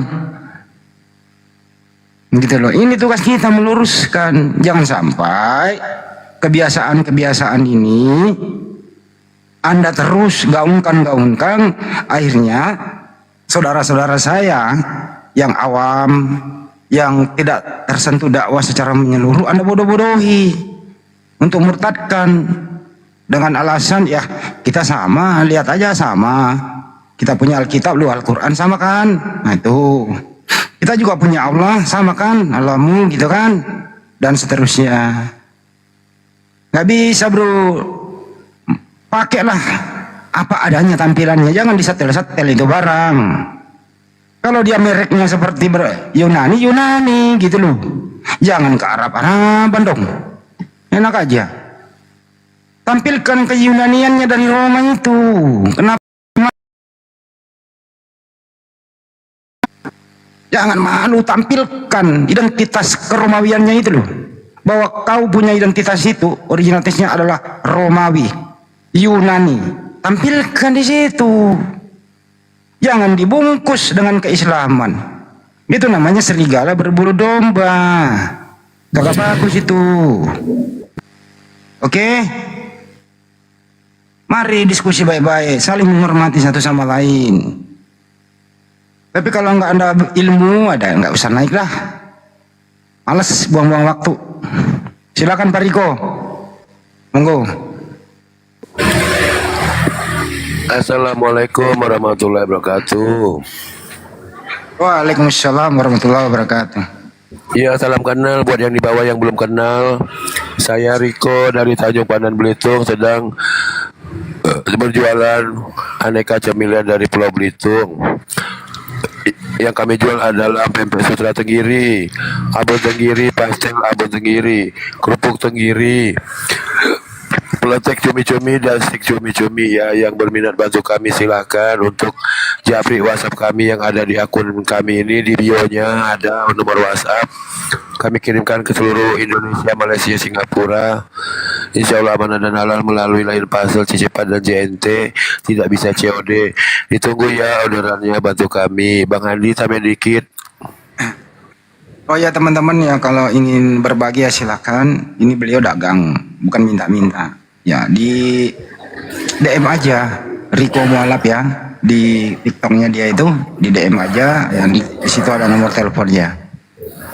Ya enak kok, saya masih ada abonnya. Baru kemarin habis abonnya itu, enak buat sarapan pagi pakai bubur dan lain-lain gitu ya. Ya.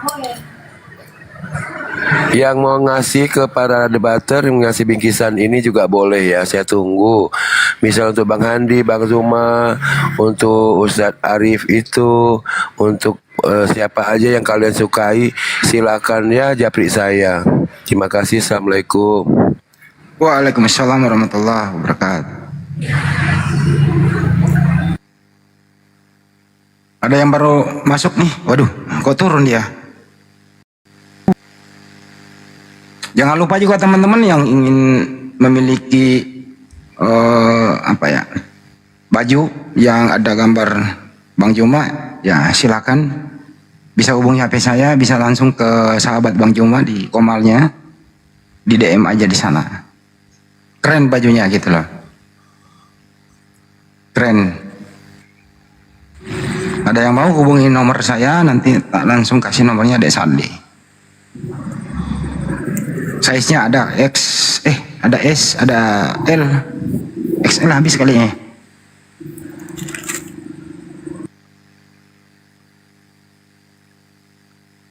Waduh, ada penghuni wanita Samaria nih, gimana nih wanita Samaria naik?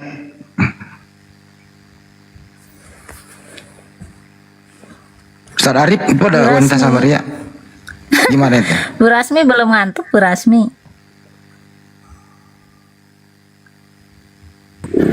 Belum. Kayaknya masih jualan ini di pinggir jalan ini. Bu Rasmi, apa bedanya Tuhan dan manusia, Bu Rasmi?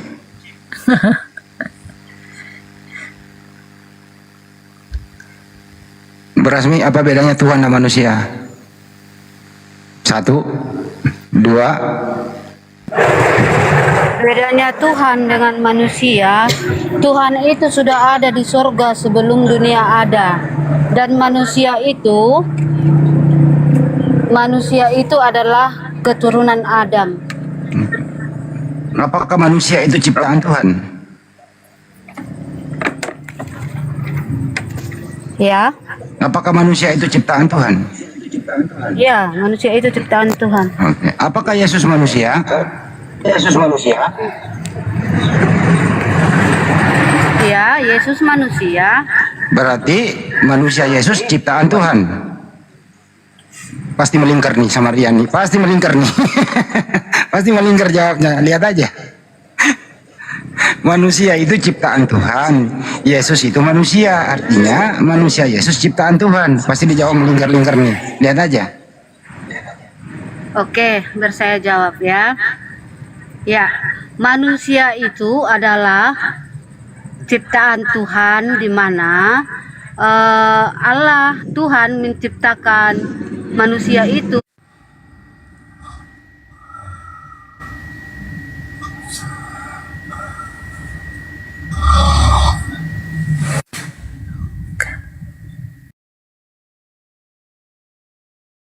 Allah itu roh yang dihembuskannya ke Adam, itu manusia pertama adalah rohnya, maka rohnya Adam itu adalah anak Allah.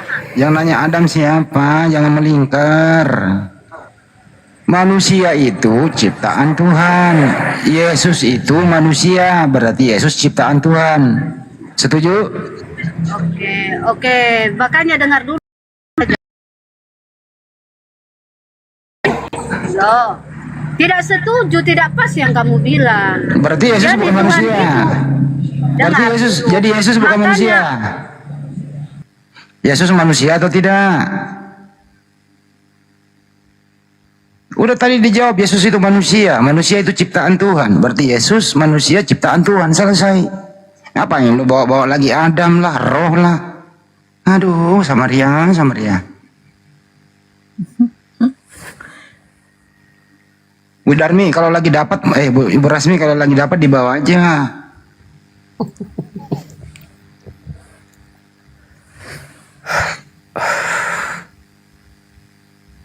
Dibawa aja ya. Assalamualaikum. Waalaikumsalam warahmatullahi wabarakatuh. Izinnya mak Pak.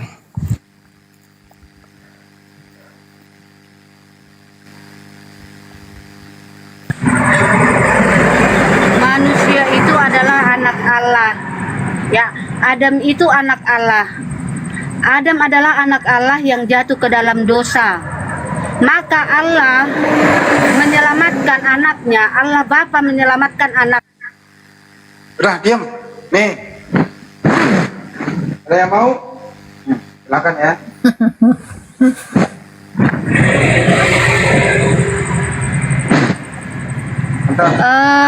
Gini loh, jawaban kami kenapa kalian tidak pernah terima gitu? Kenapa kalian mengartikan Alkitab kami sesuka hati kalian dengan kesalahan kalian gitu? Yesus itu manusia atau bukan?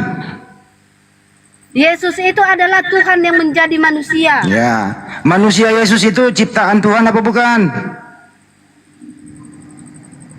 Yesus bukan ciptaan, tetapi Tuhan yang menjadi manusia. Berarti manusia Yesus tidak diciptakan. Tidak.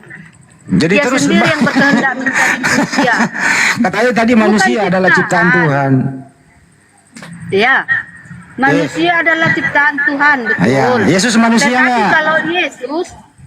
kalau Yesus manusia, Tuhan yang menjadi manusia. Oke, Tuhan menjadi manusia berarti nggak ada Tuhan lagi.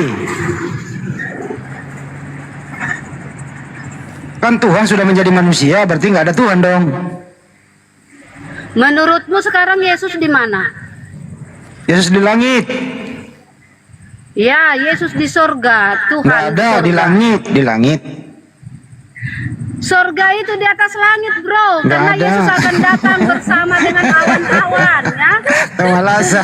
Yesus Kagak ada. akan datang bersama dengan awan-awan. Kak, di Bible itu nggak ada yang bilang paradiso. Semua mengatakan di sana. Uranon. Originalitasnya Uranon, berarti langit, bukan paradiso. Di Alkitab, di Alkitab mana ditulis paradiso? Nggak ada, yang ada Uranon, yang ada Uranon. Enggak ada, yang ada itu kau mengada-ngada.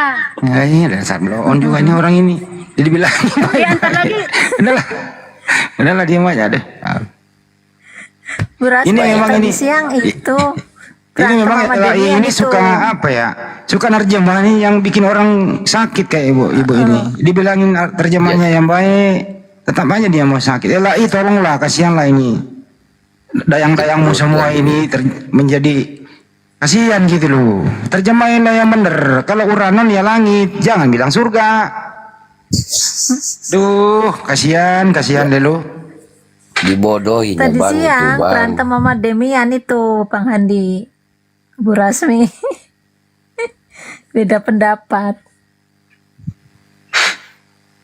Di terjemahan di perjanjian lama juga Hasamayim langit. Di perjanjian lama itu. Itu dibodohinya, Bang. Ya, Pak? Yang dibodohi mungkin sama pendeta-pendetanya itu kali. Ya pendeta juga dibodohi oleh terjemahan, Pak. Sama membodohi-bodohi. Ya itu. Ini ngejar perpuluhan aja berarti dia. Itu di typing katanya diam kau. Jadi Bu Rasmi kalau mendengarkan, tadi dari awal Anda mengatakan manusia itu ciptaan Tuhan. Anda mengatakan Yesus adalah manusia. Artinya Yesus adalah ciptaan karena dia manusia. Kenapa lagi melingkar-lingkar? Otak apa di dalam dirimu itu? Apakah ada bintang timur? Bintang timur inilah yang membuat Anda begini. Bintang timur itu menyesatkan manusia. Bintang timur itu adalah Lucifer yang menyesatkan manusia. Supaya menggeser akal sehat, supaya apa? Tadinya manusia lu jadi katakan Tuhan. Itulah fungsi Lucifer. Kita ini ingin membebaskan Lucifer dari diri Anda. Tapi kalau ngeyel ya silakan saja, nggak maksa kok.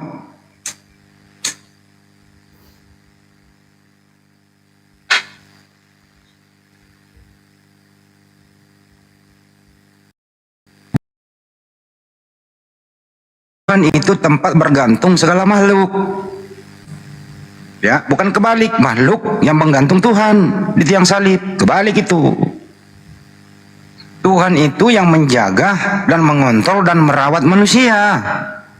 Bukan kebalik, manusia merawat Tuhan. Jangan dibalik-balik.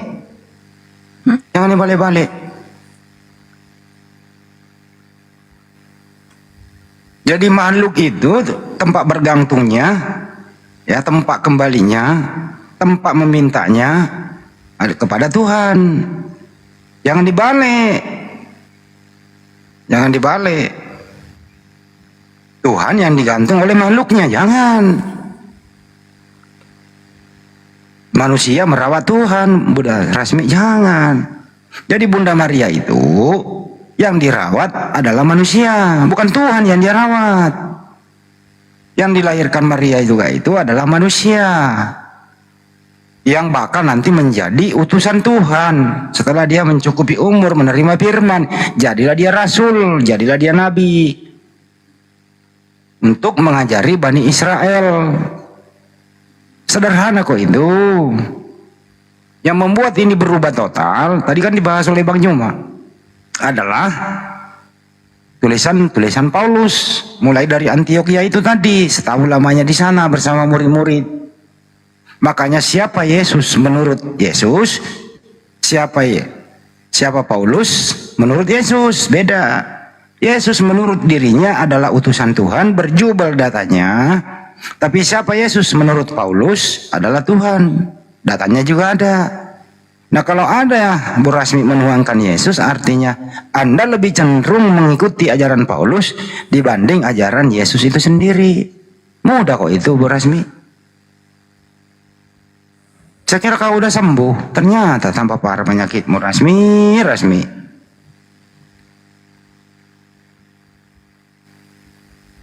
Semakin lama semakin sakit. Sakitnya tuh di mana Rasmi?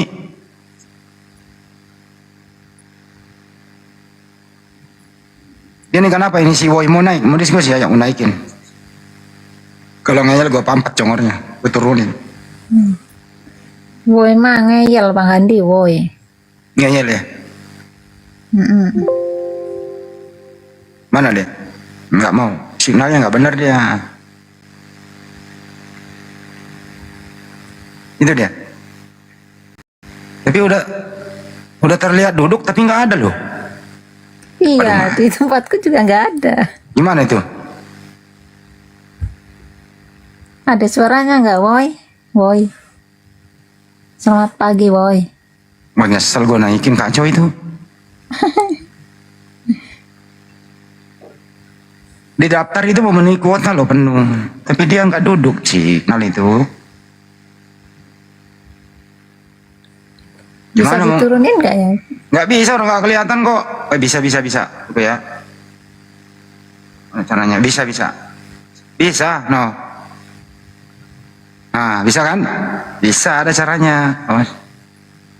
Gue baru nemuin tuh caranya tuh. Ini siapa ini?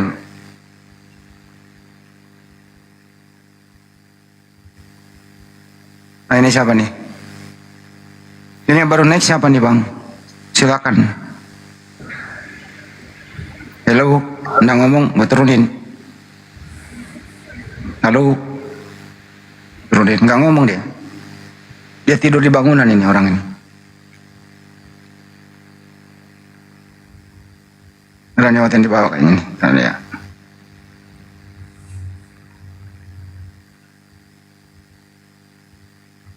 Bosnya yang sambut-sambut jangan gua. Serem kali suaraku. Iya. Serem bener Bang. Selamat pagi. Selamat pagi. Siang Biar. Banjuma masih ada. Nanti kalau ada, nanti tenang aja. Banjuma minum dulu. Hampir 2 jam loh Banjuma Selamat bicara. pagi, Erpandapotan. Selamat pagi, Assalamualaikum. Muslim Bang? Muslim lah Bang, dari tadi kita nonton terus Bang. Masya Allah. Waalaikumsalam warahmatullahi wabarakatuh. Ada yang tidak ingin disampaikan Bang? Nggak ada Bang, kita nonton aja terus Bang. Mantap Bang, lanjutkan perjuangan. Allahu Akbar. Allahu Akbar. Terima kasih Bang, dari Medan, Erpandapotan. Assalamualaikum warahmatullahi wabarakatuh. Waalaikumsalam warahmatullahi wabarakatuh. Gantian ya. Silakan Bang. Ya Bang, makasih Bang. Terus semangat. Jangan sampai kendor.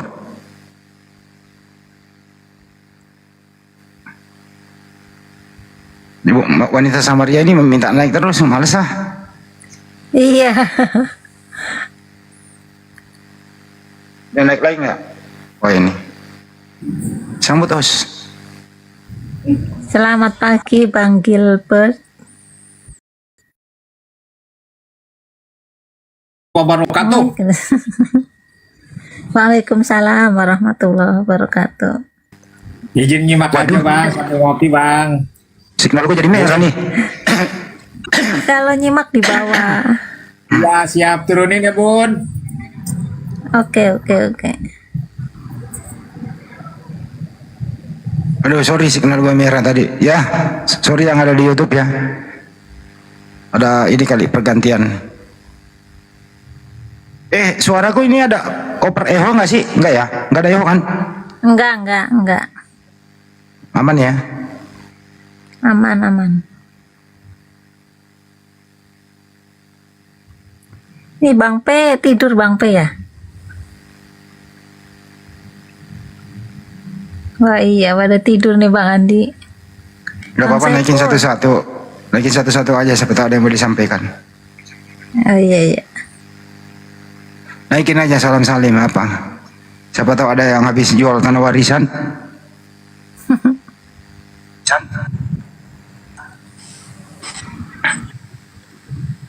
Sambut. Ibu-ibu itu. Selamat pagi. Malam. Assalamualaikum. Pagi ini. Waalaikumsalam warahmatullahi wabarakatuh.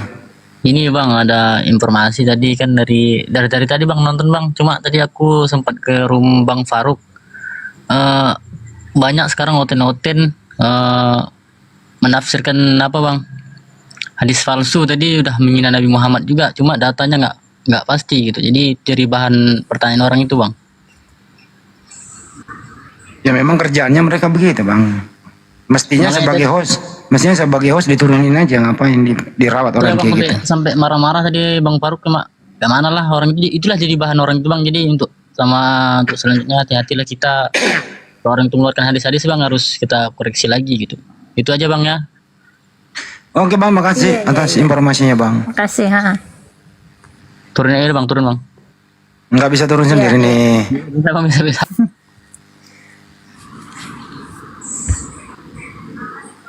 Bunda Mai Naya, selamat pagi.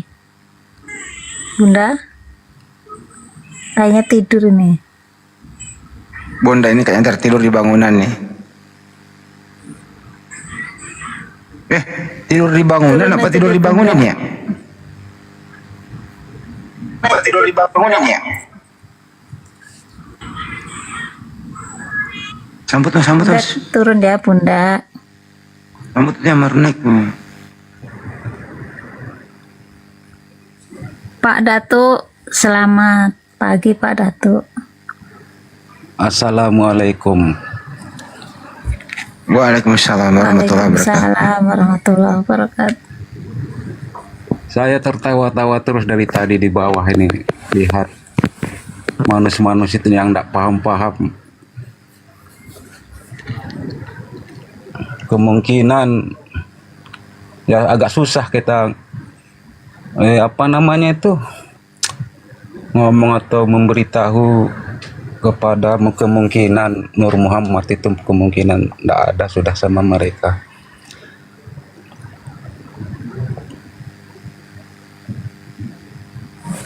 Sudah bang. Sebelum membahas itu ya pelajari syariat dulu lah. Iya gitulah, agak susah bang. Makanya saya tertawa-tawa dari tadi saya di bawah. Cukupnya di situ sudah bang. Saya cuman berdoa. Semoga yang sudah mendengar saudara kita dari Kristen supaya Allah memberikan mereka hidayah lewat perkataan Bang Juma tadi itu, bahasa Bang Juma tadi itu. Amin. Semangat terus Bang Juma untuk menempal saudara-saudara kita dari Kristen yang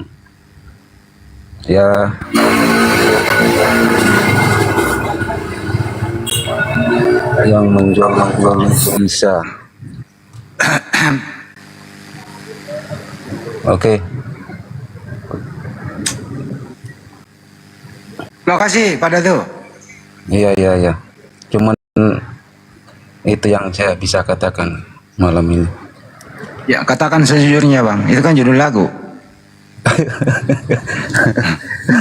Ya, dari tadi saya tertawa-tawa. Ya agak-agak lucu sudah. Mungkin kemungkinan nggak agak lagi. Tapi sudah terbukti kelucuannya sudah. Saudara-saudara kita dari agama Kristen ini. Ya apa namanya? Sudah menjolimi sudah. Di situ tempat saya sakit hati juga. Mereka jolimi nabi-nabi Allah, ya seperti Nabi Isa yang ya sudah nyata-nyata dijolimi sama mereka. Nggak apa-apa Balang, nggak apa-apa, biarin aja. Nanti kan kita udah menyampaikan dengan baik. Bang Juma juga ma'ruf nahi mungkarnya tuh, tempal mereka tuh agar mereka mengerti juga. Ya namanya manusia juga. Oke bang, makasih ya bang. Kita sambung lagi nih. Oke. Assalamualaikum warahmatullahi wabarakatuh. Waalaikumsalam warahmatullahi wabarakatuh. Sambut terus, jangan gua terus. Siapa ini yang baru naik nih? Selamat pagi Bunda. Ini Bunda apa abang ini? Paona. Assalamualaikum host dan semuanya. Oh iya. Waalaikumsalam. Ya, salam santun semua. Cuman satu aja pesan saya itu, kemarin itu saya lihat ada gambar Bang Zuma ya di roomnya Oten. Saya kira roomnya diskusi dari agama Islam. Ternyata banyak yang ini menyerupai semua gambar dari Bang Zuma sama Bang Jonathan. Nah ini banyak sekali hal seperti itu yang saya lihat gitu, host dan semuanya. Itu artinya bang lebih laku Bang Juma daripada foto orang tuanya, apalagi foto Tuhannya. Itu aja bang, ambil segitunya aja. Karena kalau nggak begitu, komalnya nggak rame untuk menipu umat Islam naik kan gitu. Oh gitu ya, Bang. Itu aja bang pesan saya. Terima kasih, semoga sehat selalu ya yang ada di Komal. Iya. Dan memperjuangkan. Jadi mereka itu berbagai cara yang dia lakukan demi untuk apa? Demi untuk koin, demi untuk beli beras. Ya terima kasih. Ya gitu. Sami-sami. Assalamualaikum warahmatullahi wabarakatuh. Waalaikumsalam warahmatullahi wabarakatuh. Waalaikumsalam warahmatullahi wabarakatuh. Selamat pagi, host. Ya, selamat pagi. Ya, mohon maaf ya sebelumnya. Ini, saya mau nanya nih, Mas. Iya, boleh. Tanya dulu agamanya. Ya, mohon maaf dulu sebelumnya ya bila ada kata-kata yang tak bagus atau nggak seenak gitu ya kan. Tapi saya mah cuma nanya doang ini. Agamanya apa bang? Saya Kristen om. Oke, silakan. Iya. Nah ini saya mau nanya nih om. Maaf ya. Saya pun terheran-heran nih kok ini semuanya kita bukan brand TikTok. Semuanya bahas-bahas tentang agama nih ya kan. Siapa yang paling benar gitu ya kan. Nah, iya. Jika dari kami agama Kristen itu kan kami jelas dong tahu bahwa Tuhan kami itu Tuhan yang Maha Kuasa. Yang Siapa Tuhan yang Maha Kuasa? Ya Tuhan Yesus Kristus yang kami yakini. Dari mana Yesus Maha Kuasa? Ini kan dari yang kami yakinin om. Ya Anda yakini tapi faktanya nggak kayak gitu. Ya jadi begini om. Bagaimana? Kan saya kan mau bertanya bukan apa kan? Ya lagian lu bilang Tuhan Maha Kuasa, ya gue lurusin dulu lah. Iya gitu ya. Yesus itu nggak Maha Kuasa bro. Oke, itu menurut omnya ya? Ya faktanya begitu. Emang ya udah itu menurut omnya. Enggak, faktanya Yesus yang ngomong sendiri. Yesus berkata begini. Yohanes 5:30 Yesus berkata, "Aku tidak dapat berbuat apa-apa dari diriku sendiri. Penghakimanku adil." Iya betul. Dia di situ tidak bisa berbuat apa-apa karena Bapa yang mengutus aku. Iya, iya, betul. Bagaimana mungkin Yesus Maha Kuasa dia sendiri yang ngomong begitu? Iya, iya, iya. Itu menurut Om ya. Menurut Bible. Saya mau bertanya nih Om. Kok menurut saya sih? Menurut Bible yang tertulis. Nah, Brother. saya mau bertanya nih. Ya makanya tapi jangan berstatement bilang Tuhan Maha Kuasa, gitu loh. Allah Om itu kayak bentuk apa sih? Saya penasaran deh. Allah Subhanahu wa taala itu laisa kamitslihi syai'un, tidak ada yang sama dengan dia. Jadi tidak berbentuk seperti makhluknya. Oh, tidak berbentuk. Gitu ya. Sama dengan Tuhannya Yesus. Tuhannya Yesus juga tidak berbentuk dan tidak punya bentuk karena Tuhannya Yesus juga itu bukan makhluk, hanya makhluk yang berbentuk. Kira-kira begitu. Berarti Om ini mengenal ya bagaimana mengenal ya Allah itu ya. Mengenal karena dia memperkenalkan Allah Subhanahu wa taala memperkenalkan dirinya di dalam Al-Qur'an. Jadi kita kenal dan yang lebih memperkenalkan diri lagi adalah Nabi Muhammad SAW bahwa Allah Subhanahu wa taala itu adalah pencipta langit dan bumi. Maha pengasih, maha penyayang, maha kuasa, maha. Iya. Jadi memperkenalkan diri di dalam Al-Qur'an ya Om. Ya iyalah. Oh gitu ya. Itu dia memperkenalkan dirinya melalui kayak bentuk apa Om? Tulisan proses pewahyuan dari Allah Subhanahu wa taala ke malaikat Jibril. Jibril menyampaikan kepada Nabi Muhammad SAW dengan Iqra, membaca. Oh, membaca. Berarti ada urutannya gitu ya Om ya. Kan wahyu itu turun berangsur-angsur. Iya. Apalagi? Ya itu aja sih Om yang saya tanyakan sih. Nah kasih. Jadi begini ya brother ya. Ya Om. Hidup itu cuma sekali. Betul Om. Kita betul. itu diciptakan manusia makhluk hidup yang paling sempurna, betul? Betul. Pas banget. Ya, kita itu beda dengan binatang. Iya beda dong. Binatang itu nggak perlu bertuhan, nggak mengenal Tuhan dia, karena dia nggak diberi akal, karena makanya nggak diberi dia kewajiban untuk mengikuti perintah Tuhan. Dia bebas itu binatang. Kita manusia diberi akal. Akal ini difungsikan untuk membedakan mana manusia, mana Tuhan, betul? Iya, iya. Ya. Apakah akal Anda bisa berfungsi membedakan antara Tuhan dan manusia? Membedakan Tuhan dengan manusia? Iya. Maksudnya gimana nih Om? Cara membedakannya Tuhan dan manusia itu berakal atau hanya mimpi? Jika manusia itu dia berakal Om. Berakal. Akal kamu bisa nggak membedakan antara manusia dan Tuhan? Membedakan Tuhan dengan manusia? Iya. Ya, bila manusia itu Om, dia mempunyai kemampuan yang terbatas. Oke, baik. Kalau Tuhan, bila Tuhan itu dia dapat melakukan apa saja yang berbuat dan yang mana dia kehendaki. Baik. Kalau Yesus itu masuk di kategori mana? Yesus. Ya. Yesus itu kan dia sebuah nama Om. Iya, Yesus nama ini kan ada orangnya. Iya. Nggak mungkin dong ada roh nggak ada orangnya tapi diberi nama. Kan gitu ada orangnya toh. Iya, iya. Nah orang ini disebut manusia ini disebut Yesus, betul? Iya, betul. Betul. Apakah Yesus memenuhi kriteria yang Anda maksud tadi? Bisa dikatakan Tuhan? Bisa dikatakan Tuhan ya? Oh gitu. Sebenarnya ini menurut saya ya Om ya. Iya. Tapi nanti jika bila salah, mohon dan minta izin biar Om nanti yang memperjelaskan. Oke. Nah, bila Yesus ini, dia namanya sebagai Yesus setelah ia menjadi daging atau serupa dengan manusia. Nah, namanya dia Yesus. Om percaya nggak bahwa Isa Al-Masih itu dipenuhi dengan Roh Kudus atau Tuhan Yesus? Apa sih Isa Al-Masih dipenuhi Roh Kudus atau Tuhan Yesus? Apa ini campur-campur? Nggak usah nyebrang dulu ke Islam. Oke. Jadi Yesus itu apa tuh?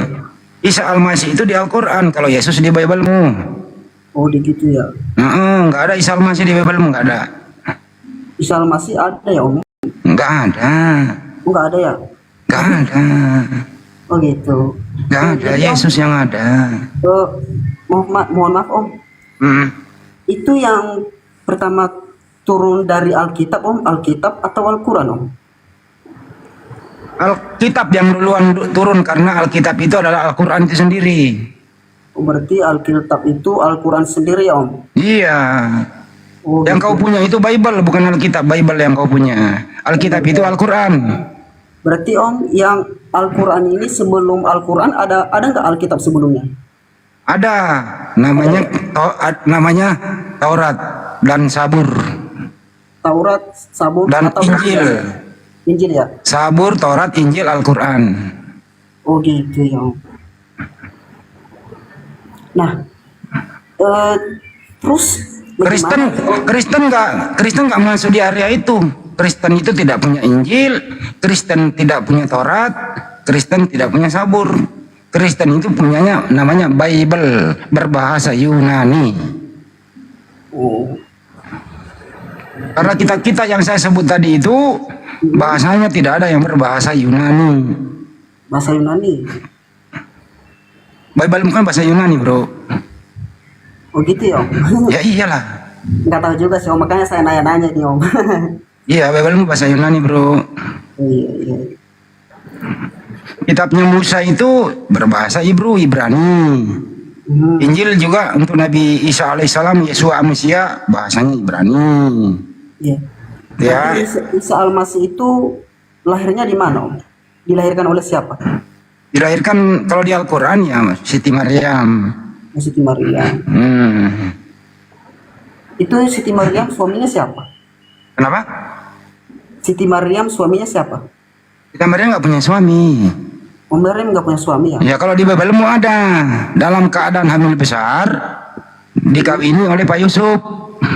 Untuk bahasa Bugisnya, ntar dulu dengerin dulu. Jadi kalau di Bible itu dikawini oleh Pak Yusuf di Lukas 2 nomor 1 itu sampai habis. Nah itu dikawini oleh Pak Yusuf supaya apa? Supaya nggak dianggap Bunda Maria itu berzina. Jadi ibarat kata orang Bugis itu pasang pusiri. Kalau di Islam itu tidak ada.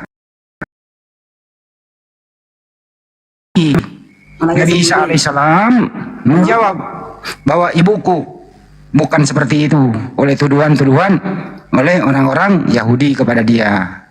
Terus kenapa bisa Maryam bisa mengandung Isa Al-Masih? Dari mana asal usulnya itu? Karena Allah Subhanahu wa taala menghendaki itu. Oh, menghendaki itu. Iya. Ada yang bisa larang nggak? Ada yang bisa larang nggak kalau Tuhan menghendaki? Ada nggak bisa larang kehendak Tuhan? Nggak bisa loh. Ya nggak bisa. Ya. Terus kenapa dia menghendaki Isa Al-Masih lahir di... Ya, kita nggak boleh bertanya apa yang dilakukan oleh Tuhan. Iya. Nggak ada itu wajib makhluk ini. Kenapa Tuhan begitu? Kenapa Tuhan begitu? Ya, kita nggak boleh punya hak untuk menanyakan apa yang telah Tuhan lakukan. Ya, biarpun nggak ada hak kita untuk menanya ya Om ya, tapi pasti dong ada tujuannya kenapa Isa Al-Masih itu dilahirkan terhadap wanita. Oh, ada tujuannya adalah meneruskan ajaran Nabi Musa alaihissalam diutus kepada Bani Israel agar Bani Israel itu kembali menyembah kepada satu Tuhan. Itu tujuannya. Berarti tujuannya ke Bani Israel ya Om ya? Ya iya, Nabi Isa kan alaihissalam untuk Bani Israel, bukan untuk Bani Indonesia. Iya. Lalu Om, ya, itu Nabi Muhammad ya Om? Ya, kenapa? Nah, itu kenapa bisa dihadirkan sementara apa perbedaannya Nabi Isa Al-Masih sama Nabi Muhammad? Dalam segi kenabian tidak ada perbedaan. Oh, gitu. Tapi dari segi tugas ya ada perbedaan. Kalau Nabi Isa alaihissalam untuk Bani Israel, kalau Nabi Muhammad sallallahu alaihi wasallam untuk rahmatan lil alamin, untuk seluruh umat manusia. Nabi Muhammadnya? Oh, berarti yang jadi patutan atau jadi contoh yang harus diikuti itu bukan Al-Masih Om ya? Semua Nabi bisa dicontoh, Karena sebuah nabi itu baik menyembah satu Tuhan, itu contohnya. Tapi kalau syariatnya itu ya hanya syariat Nabi Muhammad SAW berlaku sampai detik ini. Karena semua para nabi itu syariatnya hanya untuk kepada kaumnya saja. Lalu kenapa Om itu malaikat Jibril ya Om ya? Ya. Kenapa bukan langsung Allah ya? Yang langsung menyatakan atau memberitakan langsung segala ajaran dan ajarannya lah kepada Muhammad. Tidak ada satupun manusia di muka bumi ini, makhluk ini bisa mendengarkan suara Tuhan secara langsung. Selain Jibril ya Om ya? Ya malaikat lah yang mendengarkan perintah itu terus menyampaikan kepada Nabi. Biar dia bertanya dulu, nggak apa-apa. Dia pinter ini. Berarti dia menyampaikan karena Nabi Muhammad ini tidak bisa berbicara dengan Allah ya. Makanya Allah menyampaikan melalui Jibril ke Muhammad gitu ya. Ya, dalam proses pewahyuan seperti itu. Oh gitu ya. Ada lagi? Nabi Musa itu enggak. Nabi Musa itu cuma melalui tabir. Nabi Musa melalui tabir gitu ya. Ya silakan ada lagi. Tabir apa Om? Enggak dibawa saya jawab. Silakan ada lagi. Nggak ada sih Om, cuman itu sih yang saya perlu tanyakan. Oke, terima kasih Om. Mohon maaf bila ada kata-kata sebelumnya yang salah. Nggak apa-apa. Mohon ya Om ya. Yang penting intinya Pak Bro begini, bedakan antara Tuhan dan manusia. Jadi Yesua Amasia atau di Yunani kan namanya Yesus itu adalah anaknya Maria. Pada bulan ke-6 itu ya Maria didatangi oleh Gabriel. Siapa yang memerintah Gabriel? Ya yaitu Bapa di surga. Ya Tuhan yang Maha Kuasa. Maka memerintahkan Gabriel. Oke. Sampai ke Gabriel menyampaikan kepada Bunda Maria. Bunda Maria bersoal jawab. Terus kemudian hamillah Bunda Maria. Melahirkan namanya Yesua Amasia atau di Yunani kan Yesus. Dirawatlah dia. Siapa yang merawat? Bunda Maria. Terus kemudian ya menjadilah rasul, utusan untuk Bani Israel. Jadi anaknya Maria itu bukan Tuhan tapi utusan Tuhan. Karena Bunda Maria nggak pernah mengatakan anak saya Tuhan. Jadi mulai saat ini berhentilah menuhankan Yesus. Dia adalah utusan Tuhan. Karena Yesus sendiri waktu dia hidup selalu berdoa kepada Tuhannya. Assalamualaikum. Waalaikumsalam warahmatullahi wabarakatuh. Waalaikumsalam.